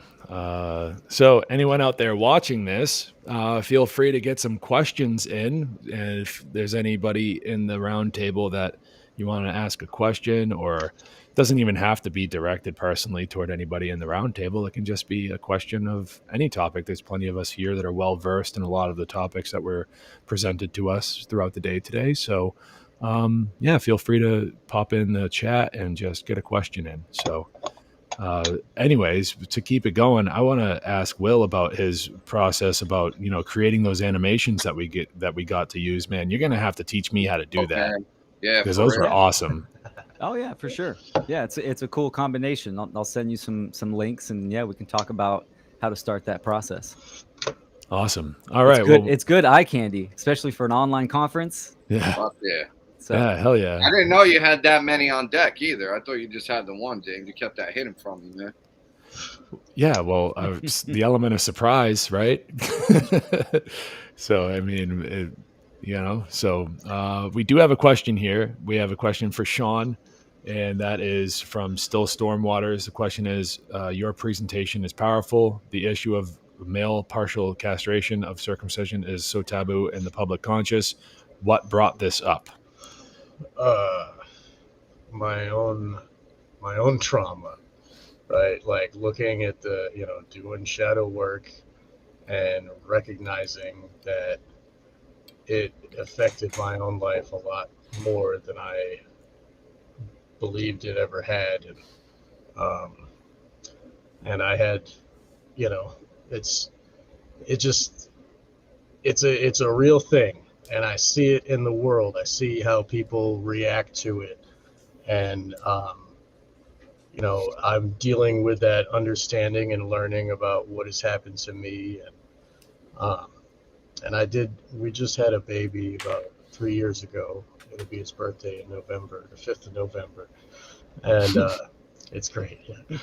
And so that actually like cemented it. Like I really looked into it because of him, and of course we would never, and Jennifer would never allow me to even try to circumcise him, but just because we're having a male child, we made sure to look into and we read the horror stories, and there some doctors will just do it, and say, oh, it's normal. And then, we had to really be vigilant with our baby. And it like that understanding changed how I see the world. And I understand how many people like me didn't confront it ever in their own life. And they never think about it because it is trauma.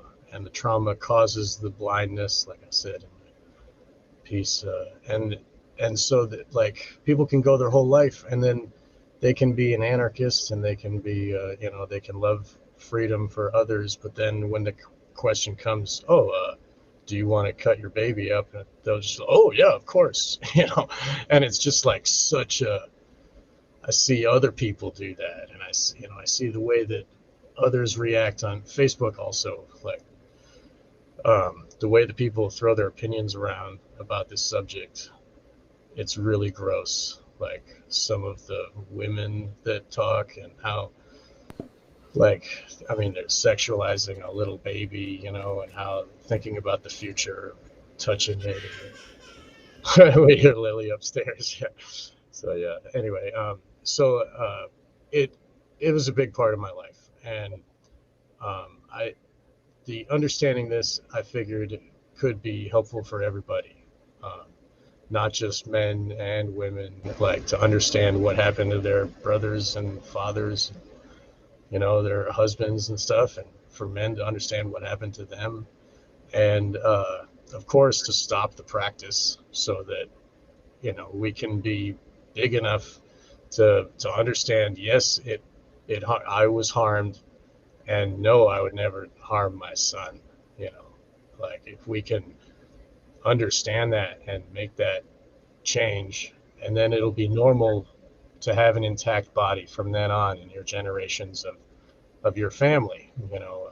Your son would be like, why would I want to do that? It's fine.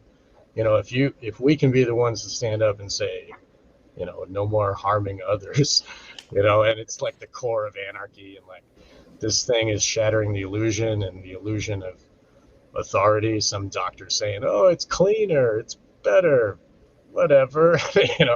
Like the crazy idea, like the reasons, oh, he might, in gym class, he might be weird, so chop it off. Like it's, that kind of blind belief in authority is just the same kind of shit as statism, excuse my language. And it's so, like, I just figured I wanted to highlight that to all of these people here that all understand bodily autonomy and freedom, but then they don't think about that one topic because in their own personal life it's trauma. So you don't want to look at it, don't want to understand it, and then it continues. So it's a big thing in the world if we can stop that trauma, it'll change the minds of the future people. Like they will have an intact mind too, because like I said, it doesn't only like harm the body, it harms the brain and the emotions, and that future person is changed forever. So we want to get back to natural humans that can love and have, we don't want to be hitting everybody with trauma once they come out of the womb. Right. It's total Satanism. So Right. That's why. There's something funny, a correspondence between you and Jennifer's presentation and my own. Something that I've been kind of thinking about is how many of these children, because through my presentation, we found out that the majority of people diagnosed with ADHD are boys, and that is a fact. It's indisputable, and I question how many of those boys were circumcised, and is this behavior, the behavior of a child diagnosed with ADHD, a manifestation of the trauma due to circumcision? Right. Could that be? You would Has there ever been a study of that? I I'm really sure there don't. hasn't. Probably not. I Probably mean, nobody not. wants to study the regular harms of circumcision. They just, because I mean, it's the doctors that of America are run by the AMA is run by Jewish dudes who want to continue the practice, want to say it's normal because they themselves have been harmed and their tradition of their religion. They, so like only in America really is it's happening, and yeah, I guess I was going on a tangent there. I kind of lost it. I'm sorry there. That's all I right. think it kind of connects a little bit to a segment of my yeah. proxyism thing when I talked that quote from Don Miguel Ruiz's book, that thing about humanity. They suffer from a disease that's handed down from parents, adults to the Yeah. children. So that same programming, well, it was done to me, do it to the next one, do it to the next one, do it to the next one. Somewhere along the line, it needs to be severed, and just end it. So it takes the care to do that. You can't, and it's like, yeah, because the blocking it and not remembering and not thinking about it is just fear, and is running to the fear side, and you got to like stand firm with care and look at the pain and the trauma. It's all part of the abuse victim cycle, which is very difficult to break that cycle and come out of it, because without deep internal shadow work and healing of that trauma, you either have one or two situations that usually take place in the vast majority of cases, and the cycle continues. You either have somebody identifying with the abuser, in which then they continue to abuse other people and or abuse themselves, or somebody identifies with the victim and abuses themselves or takes abuse from others. So it's very difficult to break that abuse victim trauma cycle without deep knowledge of self and deep introspective shadow work techniques. So, I thought that was appropriate to interject there, but go ahead, Sean. I didn't mean to cut you off there. Oh, hey, that's totally appropriate. Actually, that brings to mind the victim turning into an abuser as well. Right. That's what happens to every dad, that when the question happens, and of course they would never want to hurt their baby, but they don't think, I was never hurt, because they don't see the trauma. And it's the same mechanism with trauma-based mind control that creates the wall of not memory, where the partitions of the different parts of the brain that makes the DID. The shock. Yeah. And the shock early on in life that kind of disassociates the psyche a little bit. Right. And exactly. for sure. Because they tie the baby down to a board, and he can't run and he can't fight, so he has to dissociate because the pain is too much. And they don't give anesthesia because it would kill the baby to have anesthesia. They only give a local anesthetic, which barely works, doesn't even work. And up until the 70s, they used to say that babies don't feel pain. Ever since the Victorian era, they were doing open heart surgery to babies with no anesthesia, because they believed that, the nerve endings aren't healed yet. They cry when they got a wet diaper. What do you mean? It's all the same. Chop them up. Dude, total Satanism. Sick shit. Yeah, it's sick, dude. It's sick. And then in the 70s, they were like, oh, well, you want to keep doing it, even though it's painful, because it will make them not masturbate when they get to be 12 years old, and masturbation's bad. And the parents are like, oh, yeah, well, that makes sense. Mutilate it. The parents do not have the right to, they don't have the right to do that. The only answer they can say is no, because like when the doctor says, should we mutilate your baby? They have to say no, because it's not their decision to say yes. But we got into that in my thing. I don't need to rehash that. That was I think there's quite a bit of stuff that lays in here, like Mark's psyops. This is another psyop for normalization that's been going on for a long time. It's normal now. And how many YouTube videos I've watched recently, with men, the men that have actually are victims, but since they're men, you can't be a victim. But yet the things that happen to women get amped up so high, and it's like, oh, they, catcalled me, they whistled at me. I go through the torture every day of this, but yet men have part of their penis cut off.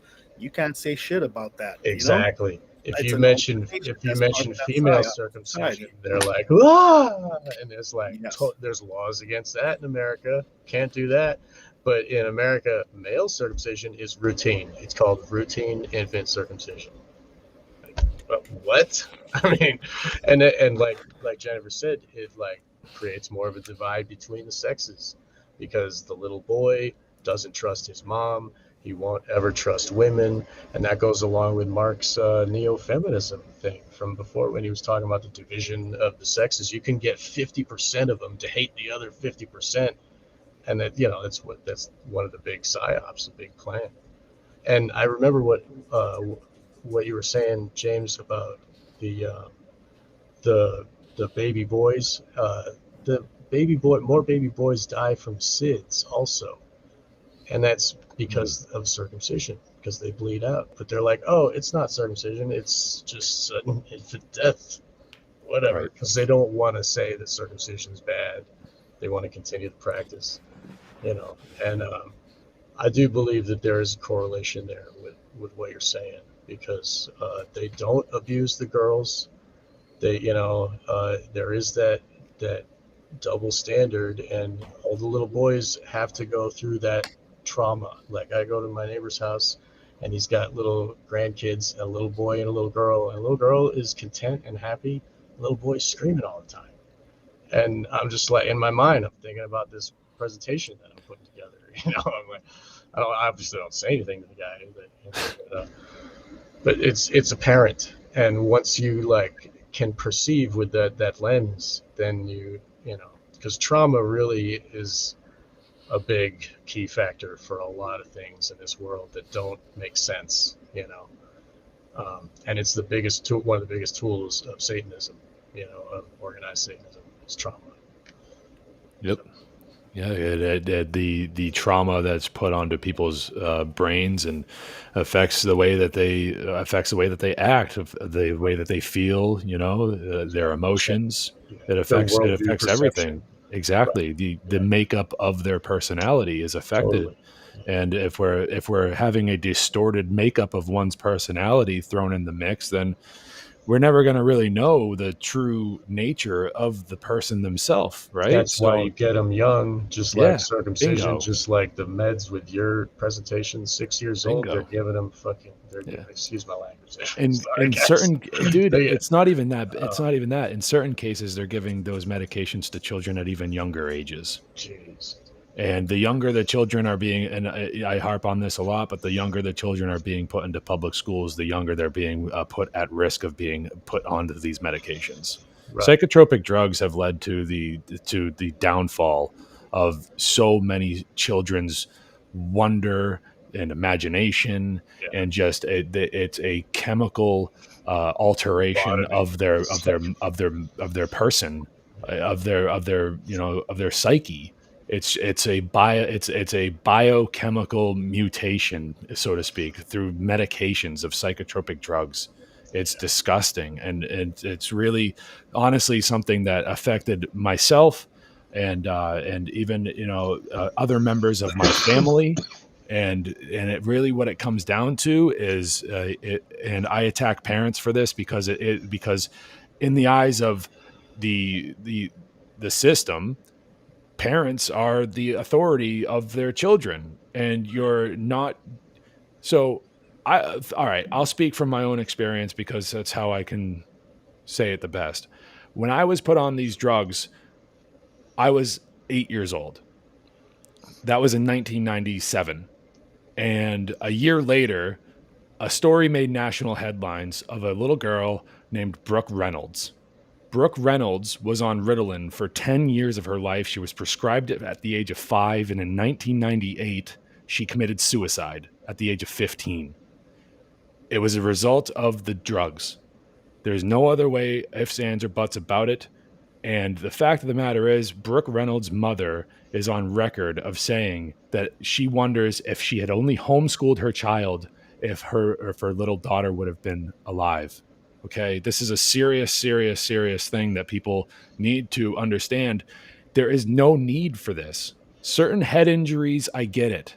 But when it comes to the heavy medication of children just to make them fall in line, so the public school systems can feel better about themselves, to squeeze all these little children into one box, where it's like that Pink Floyd music video for The Wall, where the kids are on the conveyor belt and they all go in as individuals and they all come out the other side wearing these masks. They all look alike and everything like that.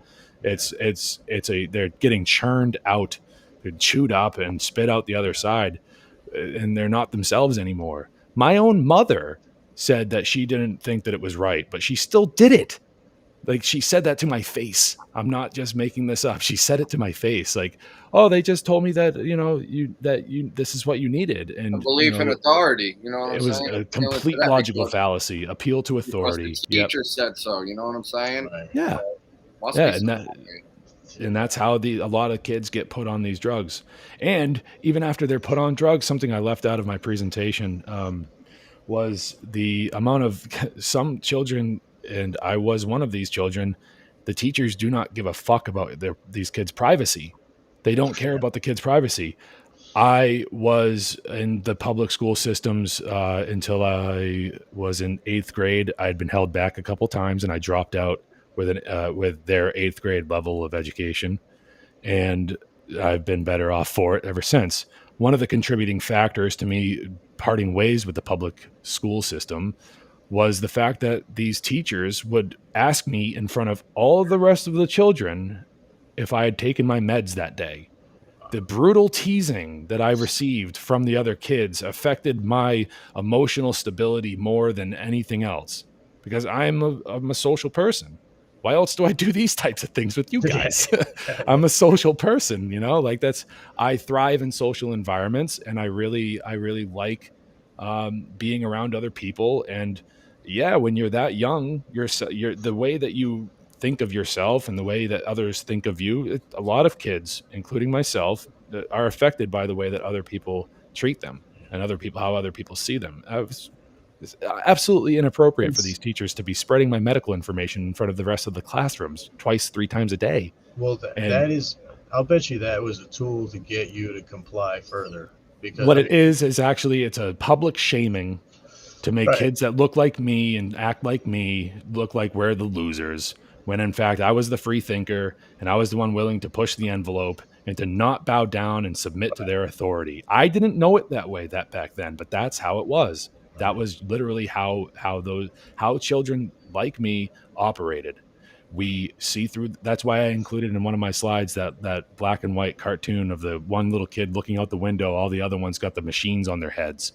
It's like, some of us don't fall for the illusion of the authority. Some of us are able to push the envelope and to really like fight it off for as long as possible. And that's when they bring in the drugs.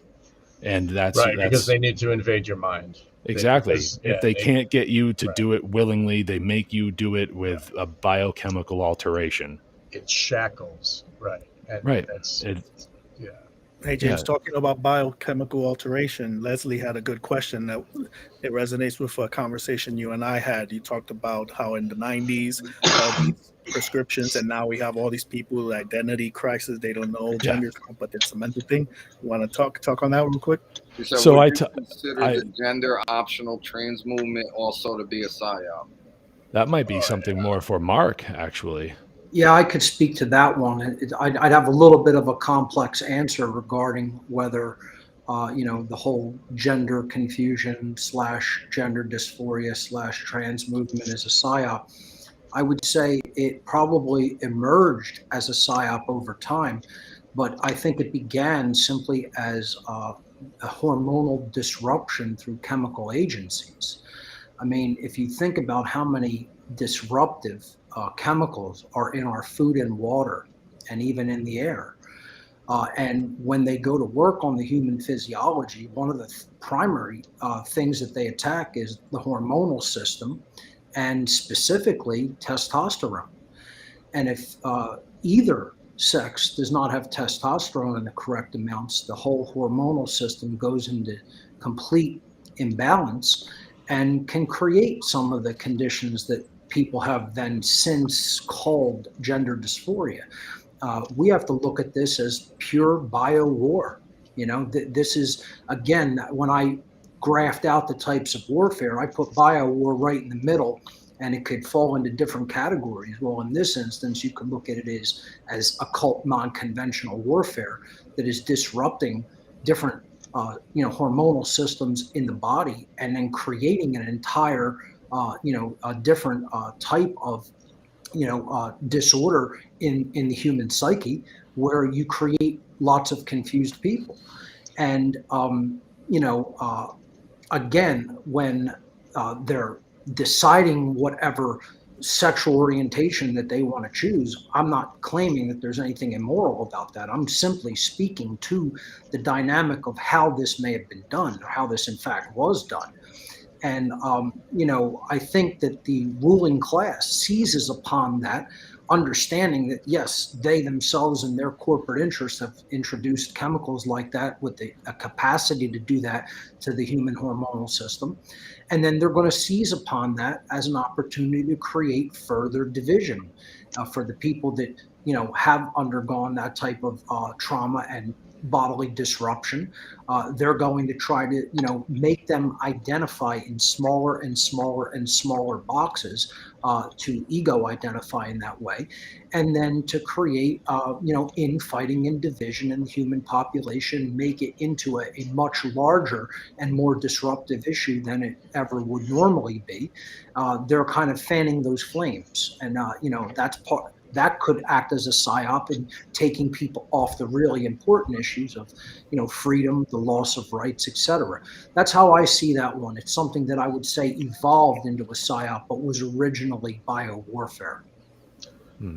Mark, what do you think about the? It's the occult mockery factor of it, but then with Satanists, they want to turn nature into the mirrored opposite. The inversion principle. I call that the satanic inversion principle, and other researchers have. Yes. Think about how they have conquered the minds of these people so far that they want to turn themselves into the opposite. Sure. It's it's not even just about conquering the mind. It's about introducing chemicals into the system. Well, I agree.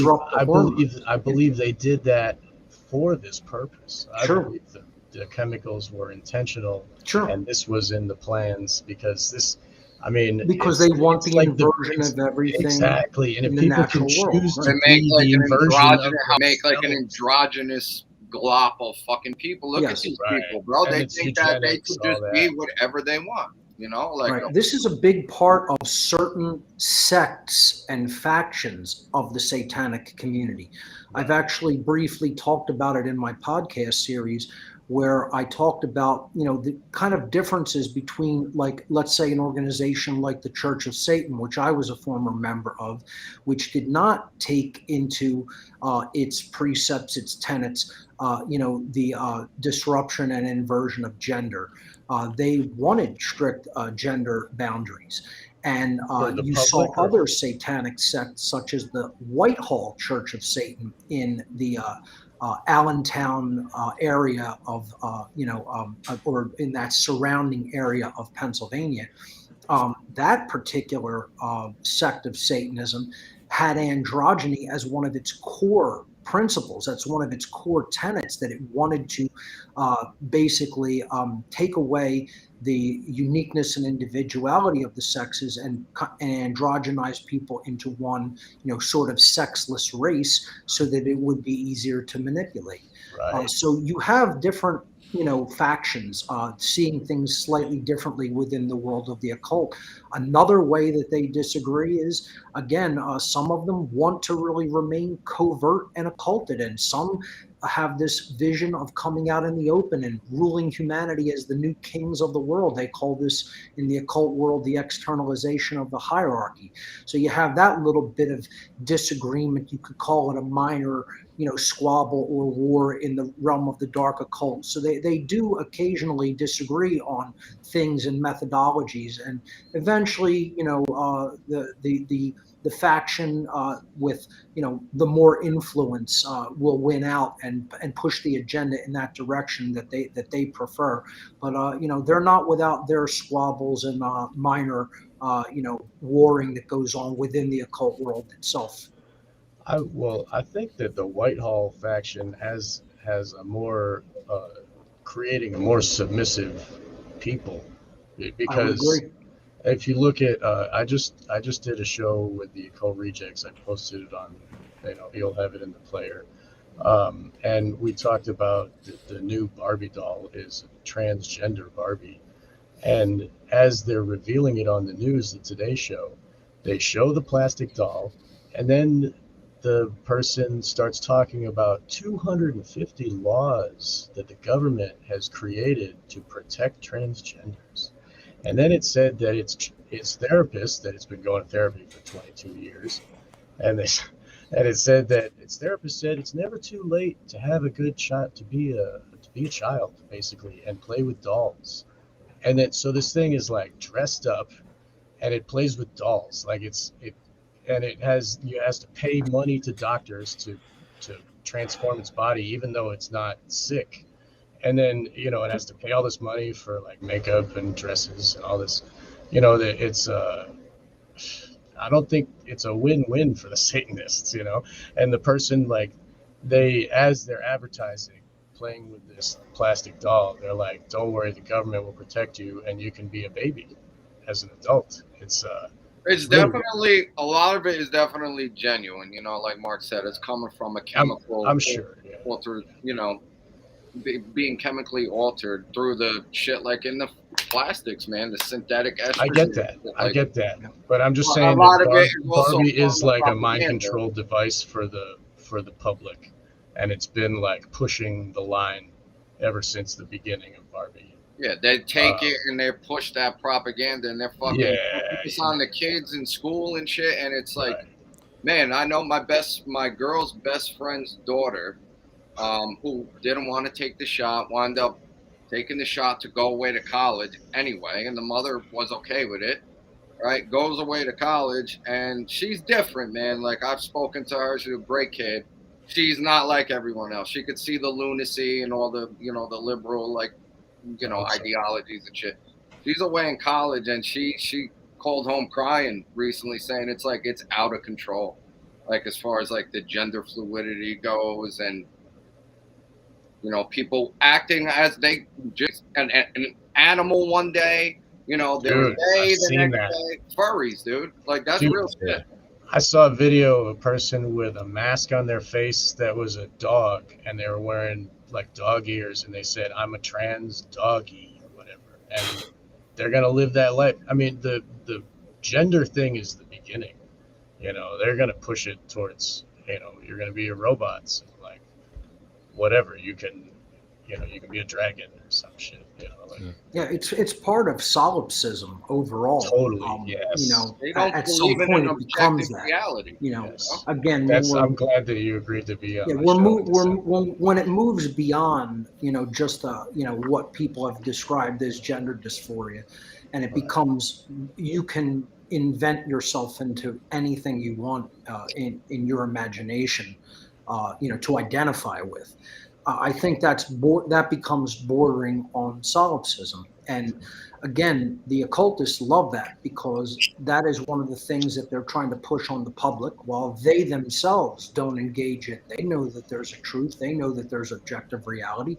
They're trying to keep that to themselves and keep that, away from everybody else, because if they're in the know and other people are ignorant, it's a child's play to control others that way.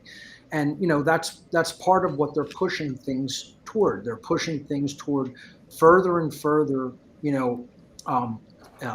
completely solipsistic identification, where someone can say that they're anything. Again, it's part of the inversion principle. I would say it is a form of occult mockery, and again, it just plays into further division, because people keep putting themselves in the further and further boxes, and then want to go to war over it with anybody that wants to challenge that, or say, no, hey, there's an objective reality about that. You're not actually an animal. You're a human being, and then you just continue to just watch the slaves fight amongst each other. I mean, you got to look at it from the perspective of the occultist. It's genius, and it's really it's brutal, because it's like they'll just keep hitting people with every single solitary technique under the sun, and until people recognize it, wake up to it, and become more psychologically mature and sophisticated. These people have no reason to modify their tactics, because they continue to work very, very easily on the public. They've been chopping. I'm sorry, Sean. No, I'm sorry. I'm jumping around. Yeah, I was gonna say, like, think of the trajectory we're on. Like, these kids are fucked, Like, imagine 10, 20 years down the road. These are the kids that are gonna grow up and take on, become doctors, Yep. local politicians, and They're gonna holy vote. shit. Yeah. They're putting in work on these kids, man. Totally demoralize them, turn them into complete moral relativists. Like, yeah, we're in for some shit if we don't get our act together soon. So a lot of what I'm catching on to here with this is that it seems as though we're being trapped in like this realm of effects, where if we were in the realm of causation, if we were in that realm instead, we'd actually be able to come up with a solution to some of the problems. If we're dealing with things on a causal level, then we can address them for what they really are. If we're if we're only stuck with the effects of a thing, then we are left to kind of just deal with what we've got. So I would like to like at least address that with this whole like the trans thing, going on, because Sean, you were talking about like Barbie dolls and stuff like that. That's like more in the realm of effects, right? Where we're talking Well, that's where we're being kept. But then when I we're mean, talking the about the realm of kids like causation, we're but talking about they're like the given medications that and to play with. the chemical things. Hold on. All right. We're talking about like the things like Joe was saying about the plastics and everything. If we were dealing with the realm of cause, and what you're talking about with the Barbie dolls, that's actually kind of causation as well, now that I'm That's really what I was thinking about it, saying. Yeah, because because it's like it's 15. perpetuating the It's cycle. hitting the kid's mind and imagination Right. before they learn to be an adult and they grow up to be like Barbie instead of like Right. mommy. While Right, they're but in the formative years, which is like Exactly. a Right. hypnagogic state, and Yeah. that's putting things directly into the subconscious mind as well. yeah. Right. Yeah, we have another question here of this topic. Do you think it is child abuse this trans agenda is pushed on before puberty? Yeah, because because like there's already studies coming out and proof and evidence coming out that like these puberty blockers and everything like that lead to decreased bone density. And when you're giving a young Puberty woman, a block. double mastectomy at the age of like 12 years old, and then just saying, oh well, like, all right. They Not that do I it really younger like than that. go watch Matt Walsh's What Is a Woman? Right. And that's all you got to know. Yeah, It's really. like it's Fucking incredibly scary good. shit, man. Yeah. Where they The got way that, people's minds out. Holy shit. like what Mark I'd was say saying almost earlier about all how of us they're, would probably agree. I don't want to speak for everyone, but I would assume we would all agree that's abusive toward children. People can identify as adults with whatever form of sexuality they want as long as it's consensual. Yeah. Leave the children out of that. Yep. Let children be children. Let them develop on their own, and don't bring them into that at an early age. Development of sexuality and sexual preference will happen naturally, and that doesn't need to be forced upon children. And I think if you do that, it is a form of abuse, certainly. Absolutely. it's also when they don't have the parts anymore to form an adult brain, because like your brain's not fully done until like you're 28. No. And if you chop off your testicles and turn into something else, your brain's never gonna form into an adult. It's not gonna have that chemical pushing it into full adulthood.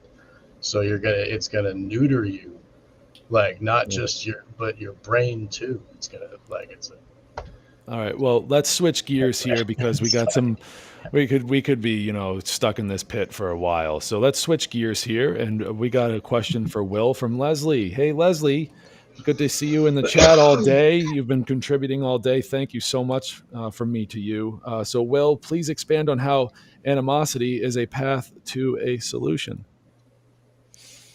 Animosity, or I wonder if Animism. Well, I think a lot of people can relate with animism, and people have pets. They have a relationship with their pet. They see that it's a unique individual being, and even with plants and a tree that's been out in front of their house for many years, right? But as soon as they step out of their house, they don't extend that knowledge and that perception to other beings or just the world in general. So bringing it back to the ancient past, I would say that even the church created the Crusades. There was a lot of death to the pagans, the shamans, because of their system, their worldview system of being in harmony with the natural world to an extent. Again, like in my presentation, I'm not saying we should practice paganism. These are just terms, just like anarchist is a term, but what do you do, right? What are the actions behind it? So I think this type of perception is highly focused in natural law principles and self-development. And that was my point of the presentation. Well, I loved your presentation, and I loved how you explored animism in it. And I liked how you framed animism from a moral perspective, and understanding that it's a moral connection to life and nature. That's what getting in touch with natural law is all about. So I'm really glad that you explored that in depth in your work. Awesome. Yeah, no, great point. That's huge. And even in indigenous cultures today, that principle is correct and is moral. So yeah, thank you. Say, Will, animism and the word anima, have been a part of my life for a while. I've been looking into that for a while, being a big Tool fan for many, many, many, many, many, many years. And I don't know, man. I don't remember hearing you mention it, but how much of Carl Jung has influenced your presentation? Oh yeah, Carl Jung definitely talked about the anima and animus quite a bit, actually. I mean, this is a good chunk of his work diving into that deep shadow work. And as our conversation thus far, we're talking about the proxy parent or the childhood trauma that is created. This is what diving into this kind of introspection is going to take you right to your childhood, right? So even we talked about circumcision. This is part of the process of thinking about that and bringing conscious awareness to these things that most people never question, because ultimately it's all generational mind control, right? We just pass it on down to our kids, and most people don't even think about it. I call it the Santa Claus effect. And so it's absolutely, yeah, no, Carl Jung's got excellent work on the subject for sure. Yeah, there's a lot that you can learn from him. I appreciate, the application of his work, and one of my favorite bands, Tool, like I already said, it's definitely a door opening kind of band for a lot of things. Actually, turns out, if you really, Sean and I have been talking about Tool for like how long, Sean? Since like 2006. I brought like, you to your Tool concert. Yeah, man. So it's a fun way to like get into all of this. There's a lot in there from that band where they kind of I think plant their little new seeds. album redeemed themselves. Like Yeah. they were like pushing Satanism in the beginning. Yeah. And their latest album was I think it was about the pandemic. I think they were giving us an inoculum from fear, because they know that fear is the weapon that they're going to use. And some of those songs are talking about how the human race is at risk, and we need to, a call to arms and order. Yeah. We need to get our shit together and not keep falling down this depravity further. Yeah, one thing I want to add. Oh, sorry, Sean, cut you off. Please, no, please do. Go for it, Will. I wanted to say a couple things. As far as animism, children are great examples of having an animistic perception, right? They see life in nature. They everything is interactive. So there's a lot of good points there too. Even teddy bears, right? They put their energy in there and they give it some form of consciousness. But ultimately, like what you were saying, Sean, is fear. Fear is the root.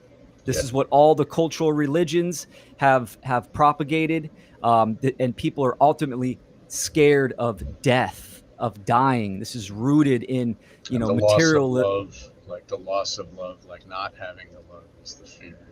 Exactly. And all fear is based in ignorance, right? So people, this is another reason how uh, engaging in animism, because it's all about life, but also about death, because they're equal. They're same. It's just the opposite spectrum of the process I of think life is existence. winning. I think life is winning a little bit, because we're still here, So Sure. that's Yeah, pretty. Anyway, exactly. Death isn't the opposite of life. well, It's sure. it's just it's an end of a The cycle. And I know absence, you know I this. guess. Yeah, Yeah. yeah, right, right. And What?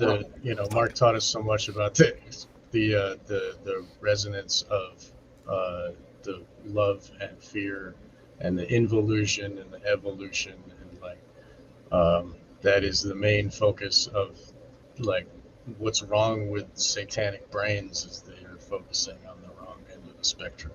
You know? Like you said, the root of this fear. Just want to bring that up. Yeah, you cut the root, you're not going to bear fruit.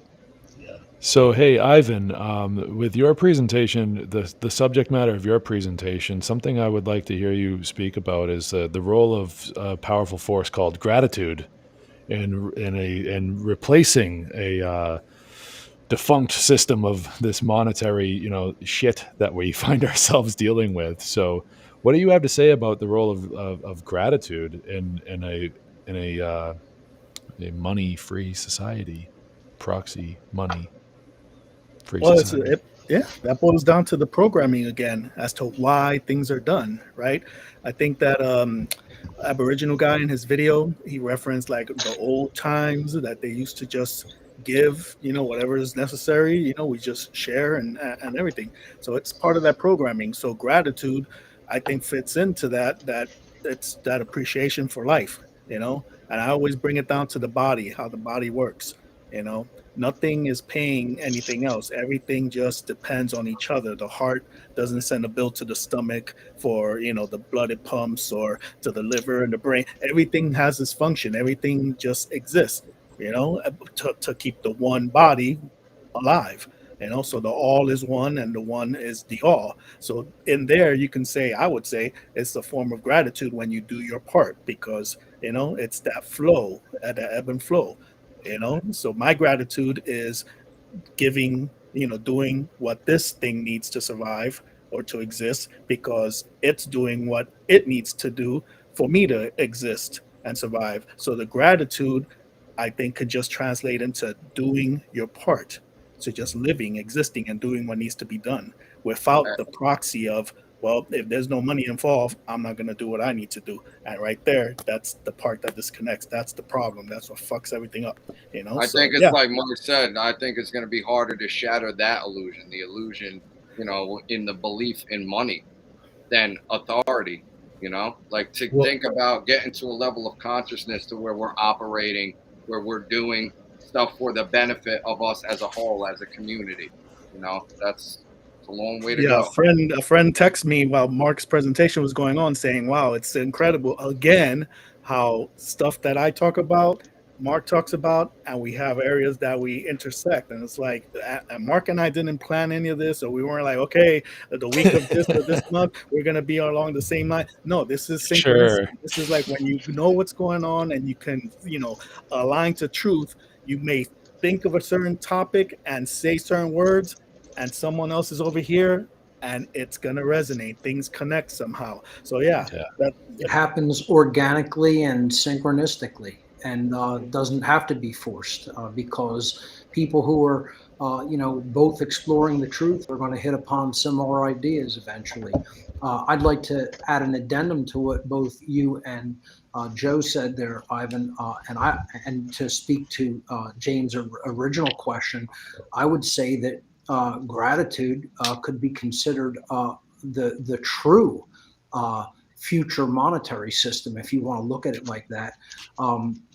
It's the true form of exchange between human beings. Ultimately, if people had to consider if gratitude was the only kind of quote currency, how rich would you be?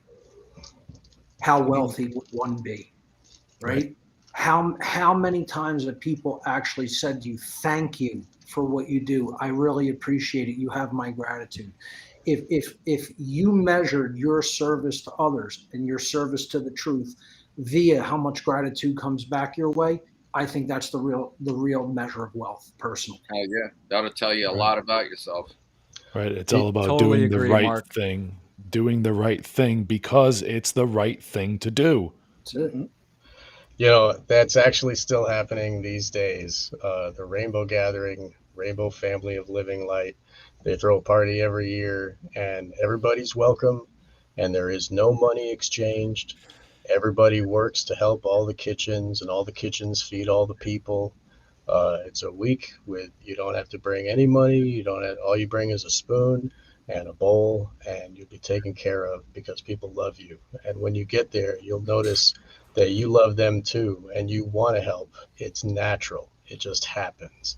And there's organization that happens, and these people don't have a leader, and they all understand morality, and they live on the road, and they make it work. And there is a system that it is existing today, and everybody needs to go to welcomehome.org to see when next year's is going to be going on. They posted in June.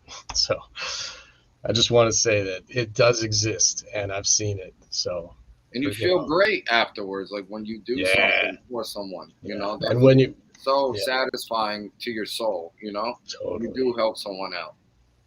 I think I've mentioned before, that's like a true religion, binding back to the day you were born, to being childlike, before all the programming got in of incentive, profit, and all this stuff. No, you're a child, you give, receive. Like one of the memes I shared in the talk with that Ubuntu, that African tribe, instead of one running competition, survival of the fittest, me first. No, they all go together. And then at the end, what does he say? Ubuntu, because how am I going to be happy if all of us aren't happy? See, so it's that mindset of a child. That's why children are such a big target, because they're the purest. They're the most closest to source, before everything got all messed up. So that's why they got to attack them. And we got to kind of be like children, in our mindset of right and wrong and kind of like behavior, but have the knowledge and experience of real world, but yet with the simplicity of children to keep it, basic. Like I said, religion, true religion, going back to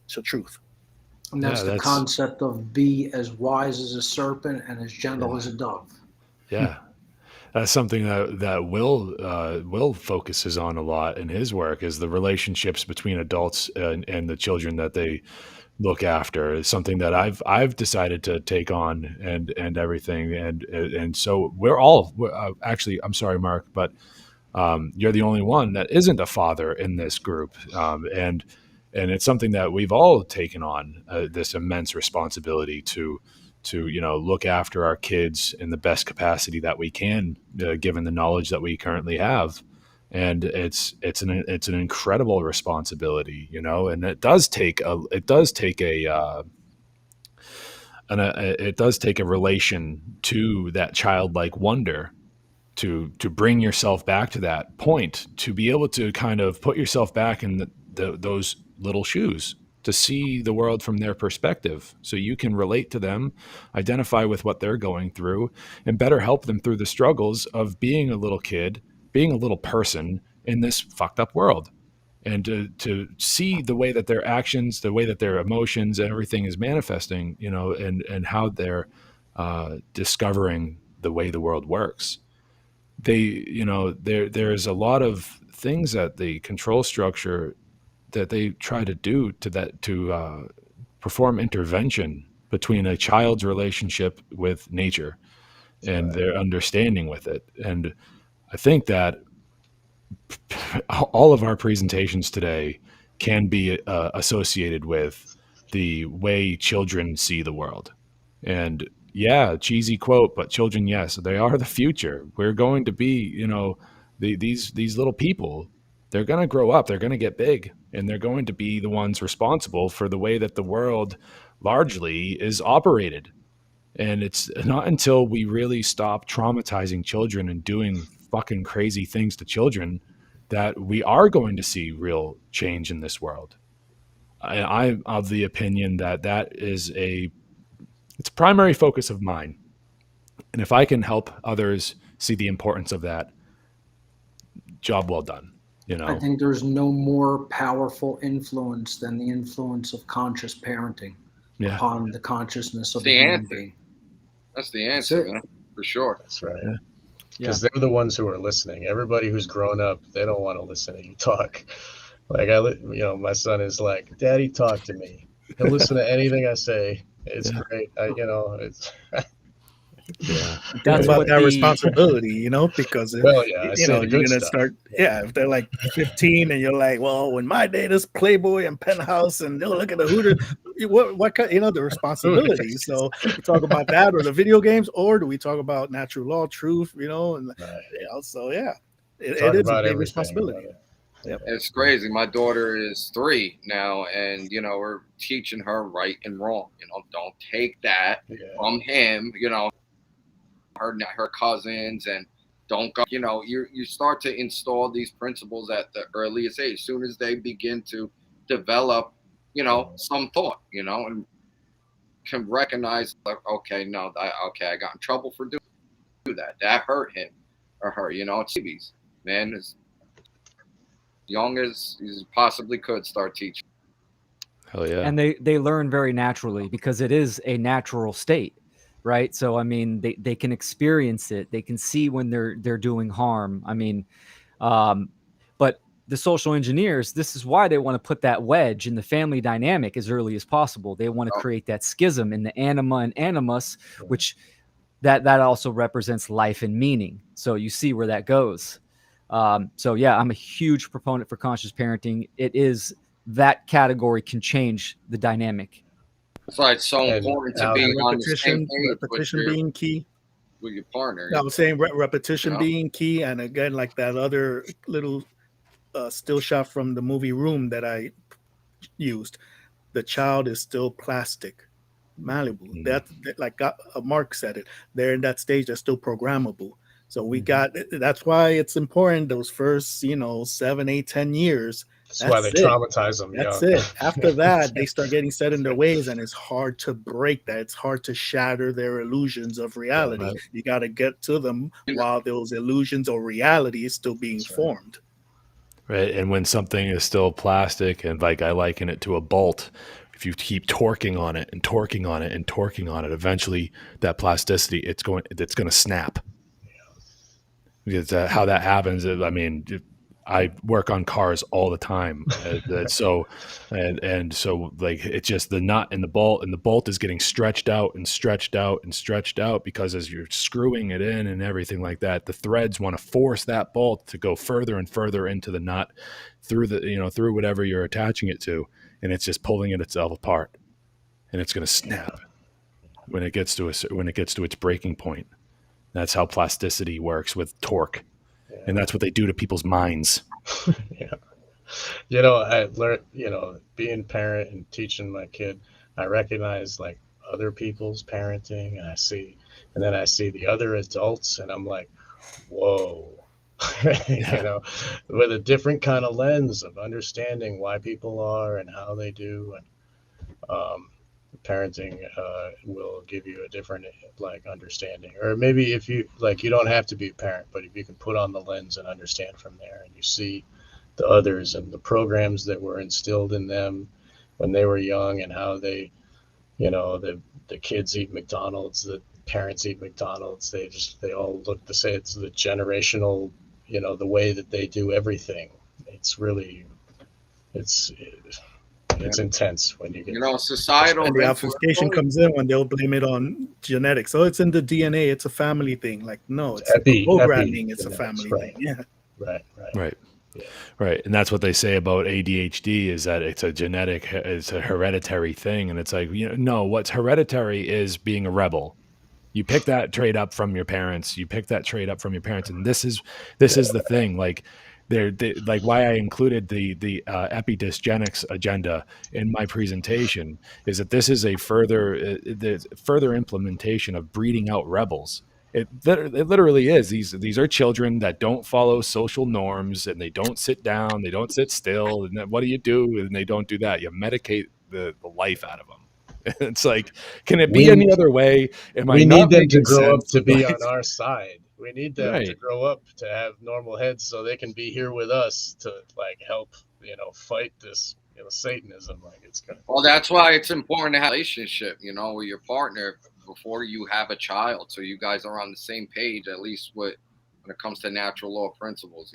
Like Right. dude, me and my girl were at odds from day one, and I'm with her now 10 years, making her watch more Passio presentations, David Icke presentations, like pounding it. It wound up the seed wound up blossoming, dude. So when we have our kid, now we're on the same, well, not with everything, but on what we need to avoid in order to protect our daughter from the state. Yeah. You know what I'm saying? And it's an amazing thing when you are united on those core principles, man. That's right. Yeah, and when you have children and you're not with the other parent, it's something that a lot of people might be turned off from hearing. But you need to put your differences aside and realize that there's a bigger thing at play here than your petty little egos, and you need to put those aside for the sake of the child. The ego is going to get in the way of you being able to perform and to be there for your children. Like if you're not with your, I've seen it happen in real time, and it can destroy it. It can destroy your children. It really can. Get over yourself. You have a child. And that causes more division between the child and the parent. And then the school comes in and says, "Oh, well, here, we'll give you some beliefs to take." And, Sure. because the kid is absorbing something, and if they could just keep the kid at school all day, and the kid would rather be at school than go home because their parents are crazy and yelling. Like another observation that I made now that I'm a parent is like societal and outside influences are on your kid. Like, and again, my daughter is 3, and we teach her as much as we could. We reprimand her every time. Take no shit, and we're playing with her cousins who are out of control. Like there's her brother and sister-in-law, they're not good parents. I'll put it like that. Let them run amok. They're out of each other. They're nasty to their grandparents. Like, and I watched that rub off on my daughter, and, you could see like how, societal influences can impact so much you could do as a parent, really. And that's why putting them in the public school system amongst these other children who aren't raised right, it's a dangerous thing. And that's why it needs to start young and yet install these, core principles in them at the youngest age, Never let your enemy teach your children. Yeah, even with parents that have grown children, right? You still have that impact. It all comes down to the individual and being the change. So you can have that influence on your kids, even though they're grown. And when someone becomes moral and resonates and aligns with truth, you actually become a proxy parent, right? When all our truth seekers, we're seeking information. People are looking for information, and there's a slight aspect when you discover someone like Mark that actually fills that void that we didn't get when we were younger. So this is the saying, right? It takes a village to raise a being. Right. There's always mentors and there's influences. Right. So yeah, I just want to say that. Yeah, I'm with 5 of my mentors right now. God bless you, brother. Yeah. That's great. Inspire and elevate, motivate and elevate. I got a question here. So what would be the best approach someone to take to show them Mark's work?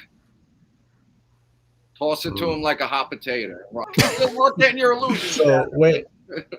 Pull the pin out of the grenade and throw it into the trench. I would say don't show them my work. Let them listen to it, because I think they should start with podcast 1. Right. And I think that, will lay the foundation of my work. Then after you listen into the podcast series, into the audio series, then I would start on some of the video series. So I think listening to my work as a beginning, as an introduction in the early podcasts is one of the better ways to introduce people to my work, I would say personally. Mark, I introduced your work to James actually a long time ago. You did a podcast with Jay Parker, and you put like all of it in. It was like 1 hour, and it had, or maybe an hour and a half or something. Yeah, that was heavy duty. Yeah. Everything. I was just like, I dropped that one on him because it's not like a 9-hour natural law thing, you know. I would say for most people, don't start that way, but yeah, that'll definitely hit people hard. Yeah, it was the plunge into the deep end for that one. Yeah. I'm not surprised you were yelled at for an hour. It worked. It was great. James was traumatized into the truth. Yeah, well, that's how it works. I mean, no, some people react that way. They really do. They need to be said, "Hey, fuckhead, wake up." And for every now and then, I was nice about it. No. You were nice about handing me a presentation where I proceeded to get yelled at for an hour. But no, as somebody who's not you. Yeah, but I mean, you know, I understand why he's yelling, and the stuff that he's saying deserves the yelling, you know, and that kind of, you know, it's a hammer. It's like, wham, hit your ear with it, you know, and it's great, and it really works well. Just like how Ivan gave me a podcast that he and Joe did together before I ever met Joe, and I have been sober off of alcohol ever since because of the way Joe talked about alcoholics and the importance of being out of that state of mind in order to be conscious and to do the great work and to be spiritual. And you're a joke if you think that you can, you know, be an alcoholic and live that type of lifestyle and to be doing this work. So, you know, it comes in all shapes and sizes, and, you know, it comes in all different ways to have other people kind of knock some sense into you every now and then, you know? And then I was introduced to Will Keller's work, and that made me realize, you know, just how important it is to be patient with children. Right. And that is been huge. So when I say I'm sitting here with 5 of my mentors, I mean it. Mark, when you and I had our one-on-one personal podcast, I told you that you were one of the people that lit a fire under my ass, and that you know who the other people are. He knows us too, so it's great. We're all buddies already. We're all peers in the great work, and that's what it's all about. It's about sharing that burden and helping to you know, move human consciousness forward little by little. And you know, in that effort, you know, many hands makes for light work, for lighter work. You know, that's why we have to get more people involved in taking that kind of action, and the effort will accelerate and improve. And hopefully we can do that, and you know, we can move the world into a place where it's headed in a direction that we really want it to go. Yeah. Amen to that. Amen. Do you see it, Mark? Do you see any, like, what's your take on where, you know, people's minds are at? I got to say, in an effort like this makes me feel hopeful. Because I see people putting this work out in a tremendously powerful way. So that makes me feel really good. As far as the bulk of humanity, we have a long haul to go. But with efforts of people like you guys and other speakers of events like this, and the Freedom Under Natural Law Conference and the other efforts like that, I think we are making some headway. And I think more people are hearing the message, and that process just has to continue to accelerate. And I think we just put our pedal to our foot to the pedal, and, you know, press it down and just keep moving forward and keep going with it. I think that's all we can really do as individuals, you know, regardless of what happens, regardless of whether we quote win in the end. we have to just stay persistent and continue in that effort. Constant effort is going to help improve the situation, and that's what we need to continue to do as individuals. Oh yeah. Fuck yeah. It's Absolutely. fun. It's the labor is not so hard. It's easy to do. Like you get an idea and you have to say it. You got to create it. It's like once you get the hang of it, it's like, so Well, now that we got a community of minds, that fucking think alike and are all united on natural law principles, like this is an amazing thing, dude. Like this is powerful shit that we got right here, like all the intent and that energy that went out today and over the past 2 weeks with the funnel conference and this, like it's got to mean something, Absolutely, I think it does. I mean, that's what the idea of creating art is all about. Making media is a form of art, and putting that creative energy out into the world is what helps improve consciousness. So, I hope it serves as an inspiration for other people. Look what the people who organized this great event can do. Look at what the organizers of Freedom Under Natural Law did. People have to see it's simply about, improving your skill set a little bit, learning a little bit of tech, and then you could organize with other people and you combine your efforts and you could really put out like some really great, possibly world-changing material. So that's, my hope in all of it is that other people are inspired by an event like this. That's ultimately what putting on any conference, even a virtual conference like this, is all about. There's something to be said, of course, for in-person, meeting people, sharing that type of in-person energy. But even, in the digital space, putting on a virtual event like this can be very, very powerful and transformative. And I'd like to see even more events like this, continue to happen. So again, I just have to say thank you to everybody involved. And, you guys have my gratitude for continuing the great work in this capacity. And you guys all did a phenomenal job. Thank you, Mark. Bro. That's great. Thank you. I was thinking many hands make light work, like you always say, because a long 14, 15-hour day, James held the fort, but it was comprised of all of our little parts coming together, so many hands do make light work. Is that how long it's been? Just kidding. I know how long. Had me look at the clock and wait, what time is it? I damn near paced a hole in the floor back here.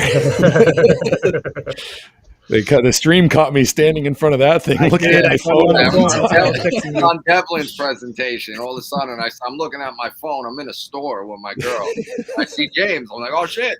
I'd call him up real quick. I'm like, yo, you're on the screen. I look over. I'm like, oh no. I run over.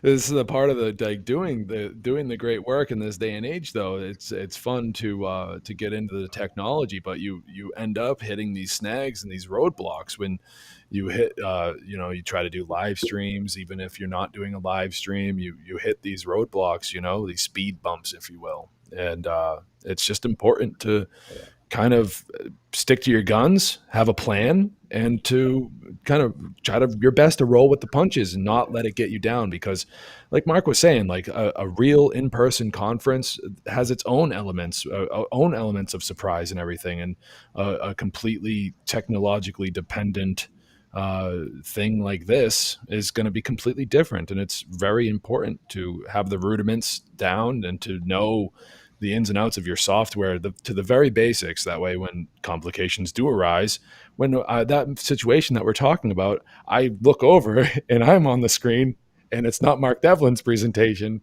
Well, we had it back up and running in the matter of 45 seconds. You handled that very well. Why man. is that? If that was me, I would have well done. freaked out and been fucking cursing, hating Right. shit.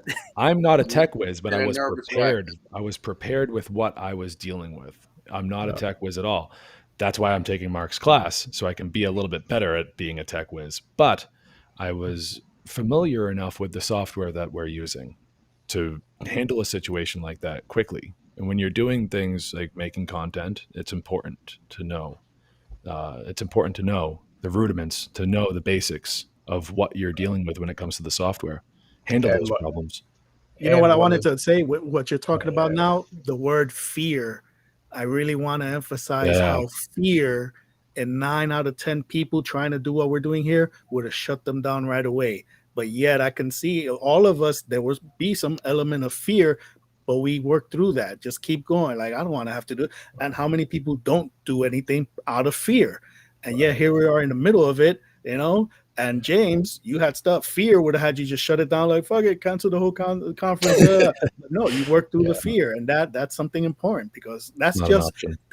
for a 1 day conference. Now imagine the whole big picture of actually doing work physically outside, and physical things, against the authorities. We're just trying to freaking speak for an hour and put 10 of them together for 10 hours. That's work. Think about the fear in doing that, let alone the real life action, that's going to be required eventually down the road, inevitably, if anything's going to really change. And that's where I'm fucking trying to focus at or look at, but it's like, damn, so I don't know, little rant for me. So Will, what is that? You taught me this a while back, that the two frames of mind when dealing with a situation, they both start with R's. What was it? You're either going to react or respond. That's right. Yeah, that's right. For sure. I mean, failure is going to happen. And in my opinion, failure is good, because you learn what not to do. You transmute that shit and keep it moving. Like what you said, I'm in fear. A lot of people know through and through natural law, objective morality. They know this information, and they're sitting and they're not acting out of fear. So I am seeing an increase of people starting to do their own work, and I love it. I love seeing someone new that I either discover, someone shows me their work. It's the greatest feeling inside, and I support anyone that's just starting to make content. I love seeing that. And people coming together like this event just amplifies the vibration and the frequency. Like Mark says, turn up the volume. Let's crank it up.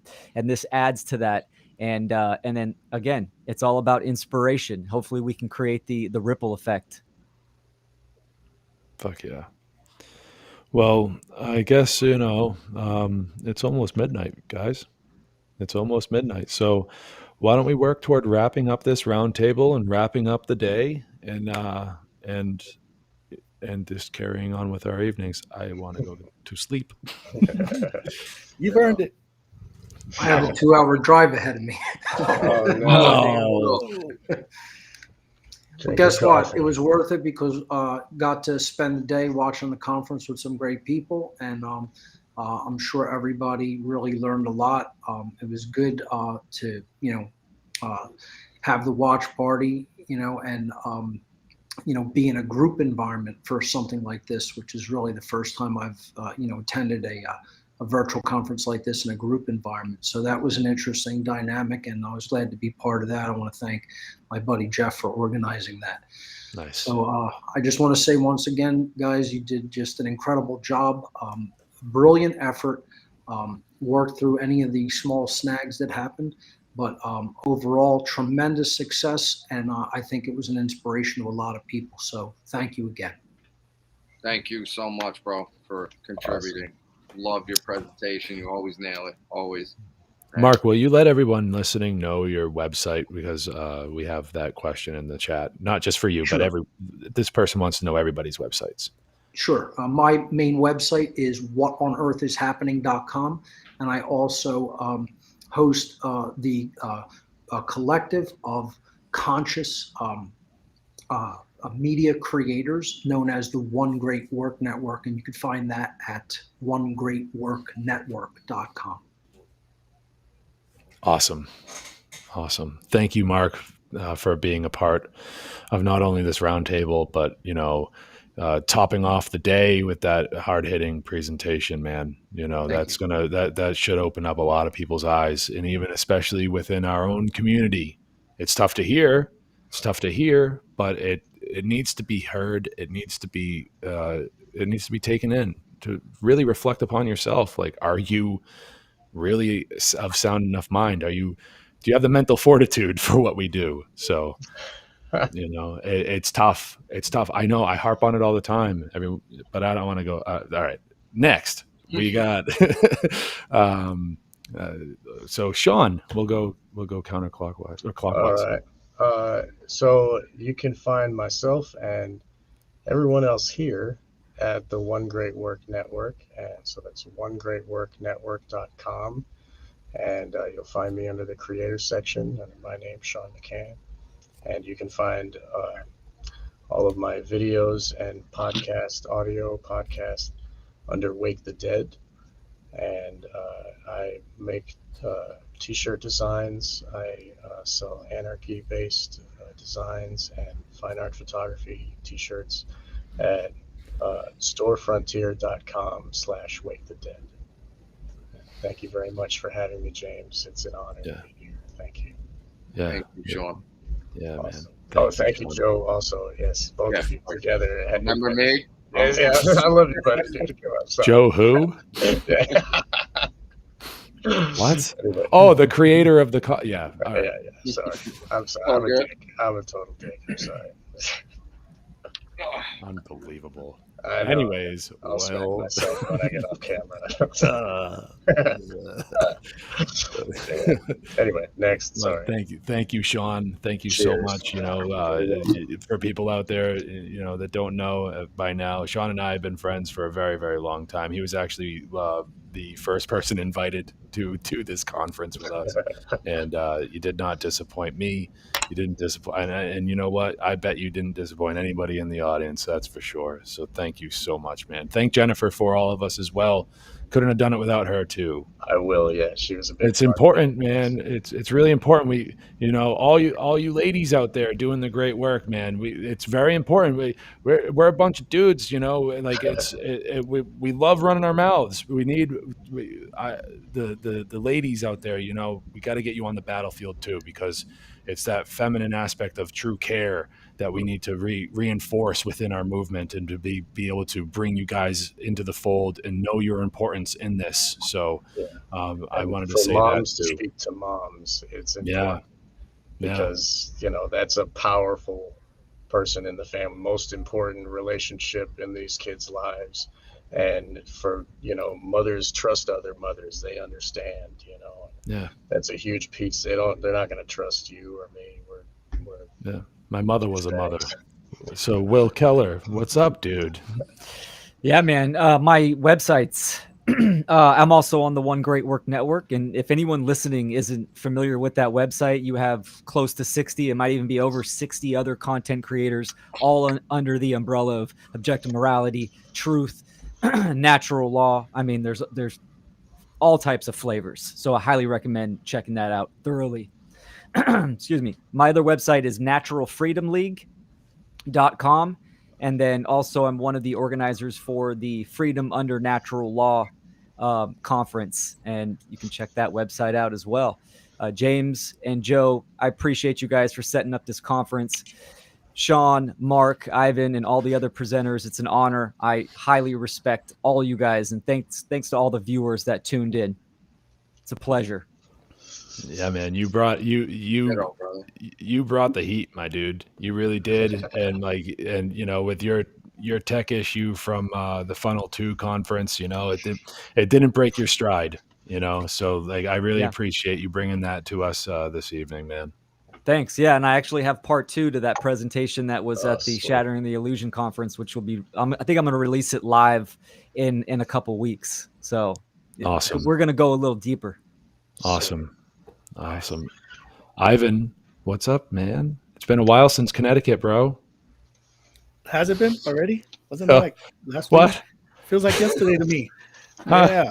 I'm the only one. Wait. So yeah, you, James, and Sean know each other, and then I've met Mark. Mark, you know, we met almost 10 years ago now. 2013, Free Your Mind 2. And now look at how far we've come. Jesus. And then Joe, met Joe in New York, and then James in Connecticut, and we got to get all of us to head over to Philly, to the original stomping ground sometime. But anyway, one of these days. All that wishful thinking aside, yeah, my website, freeyourmindaz.com. I have truthmindreality.com, and I'm also on the One Great Work Network. But yeah, all you guys, excellent work. Like I said, many hands make light work. We learn from each other. Mark, big inspiration. Not a cult for all those shitheads out there putting crap on the internet. I mean, come on, heads out your asses. That's something I wanted to get into when I talked about, other shattering illusions amongst freaking, anarchist groups and freedom groups and everything. Come on, what the freaking hell are we trying to do here? Division. Yeah. But anyway, so keeping it good. Yeah. Will, we got to go ahead and hook up sometime. Sean, Absolutely. I got movie stuff coming up. So now that this presentation's done, Mark, we did that my last episode was with Mark on movies. So yeah, it's a bit of finding your niche and hitting it hard, and that's what I want to get back to, is put out some stuff on movies. There's a lot of good stuff that I've seen recently, old stuff, going back and being like, there's always been truth in these movies, we just never had the proper lens on to see them. So we expect quite a bit of content coming out here soon. That's it. Yeah, that's true, man. Everybody's got a little bit of a personalized flavor to bring to the party. It's the Baskin Robbins of truth, as I like to call it.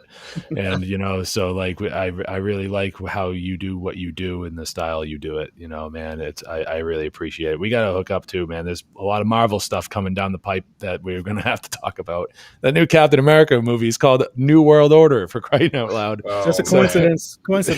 Don't nothing to see here. Nothing to see here. And so man, we gotta get our show back up and running too, bro. That's right. Yep. Couldn't have done this without you, Ivan, man. You were a very, very big part of moral support throughout today and the last few months, man. I really appreciate it. I'm really, really happy to have you involved. Problem. The brotherhood. We need to get the sisters involved, like you said. Yep. F&A. It's late. She's in the other room. I've been here for 2 hours talking. God bless her, though. We love you, Jennifer. Sorry. Well, guys, we're gonna Joe and I are gonna give you guys a nice send off, and then Joe and I will close it out here. So, thank you so much, each and every one of the speakers from the day, and you guys that were involved in the roundtable this evening. Awesome. So glad to be here. Thanks. We'll catch you guys on the flip side. Thank you, gentlemen. Take care. Bye, Evan. Joe, we did it, man. Oh yeah, man. All right. Awesome. Well, is there anything else? Anything we forgot? Anything you want? Our website, find me at freedomforall.online. All my music and my podcasts are up there for free, and there's also a ton of other information from other researchers and shit up there, presentations, documentaries, essential reading. Find a ton of stuff on there, everything for free. freedomforall.online. I got 2 albums coming out, a solo one called Ultima Ratio, which means the last reason of the people, and what else, another album with Diesel Automatic, a joint album with Diesel Automatic, both dropping by the end of 2022. I don't have any set dates yet, but they're almost done. They're almost wrapped up and ready to be put out there. So yeah, stay tuned. Go to freedomforall.online, sign up to my email list on the homepage of my website, and you'll receive an email notification when I upload anything to the site. So yeah, that's it for me, brother. Awesome. Well, we did it, man. We made it. Yeah. And it was amazing. And I really like I began, I'll end and say that my heart is so filled with joy and warmth to be a part of this community, to be among so many great speakers and thinkers and courageous individuals. And I cannot wait to see what the future brings within our community and within the truth movement. We're going to be, the pace is picking up, folks, and it's time that we activate and we get into it. I just said that the pace is picking up, but I'm rapidly losing steam. So, without any, man, there's so many things I want to say, You know what I mean, Joe? I hear you, dude. But I'm just eternally grateful for everyone, man. Everyone all the presenters and the work they put forth. Like I said, I am blown away. Everyone exceeded my expectations, and it was just an amazing day, dude. We did it, you know. And I can't wait to rewatch everyone's presentation too, man. Yeah, man. Yeah, we'll be able to actually watch it without any glitches. You know, like, oh God, is it gonna glitch? Is the audio gonna lag? Yeah, man. I actually get to sit and enjoy everybody's presentations. But yeah, once again, dude, excellent job, bro. Couldn't have done it better myself. Yeah, and let's do this again soon. You know, Why not? Let's do it. Why not? Why not? All right. An annual thing, semi-annual, you know. Let's start planning it. I'm going to start right now. I'm going to start writing down names. I need a decent break here, buddy. All right. Oh, well, all right. You go and be lazy. I'll be here working. All right, man. All right. So, I guess the best way for me to really end this, is the same way I end my my live streams on my show, and just to remind everybody out there that doing the right thing isn't always easy, but we do it no matter what, no matter the cost. It's important that we learn the difference between right and wrong action, what it really means, how it really operates, and we apply that to ourselves, and we choose to perform right action over wrong action, no matter the cost. My name is James Cordiner. My website is freeyourmindne.com. My podcast is called A Hitchhiker's Guide to Truth. This has been an amazing experience, everybody. I'm thanking everybody one last time for coming along for the ride. And you know what? You'll hear from us all very, very soon. Until then, remember, truth, love, and freedom. These things will prevail. I love you all. Agape, and good night.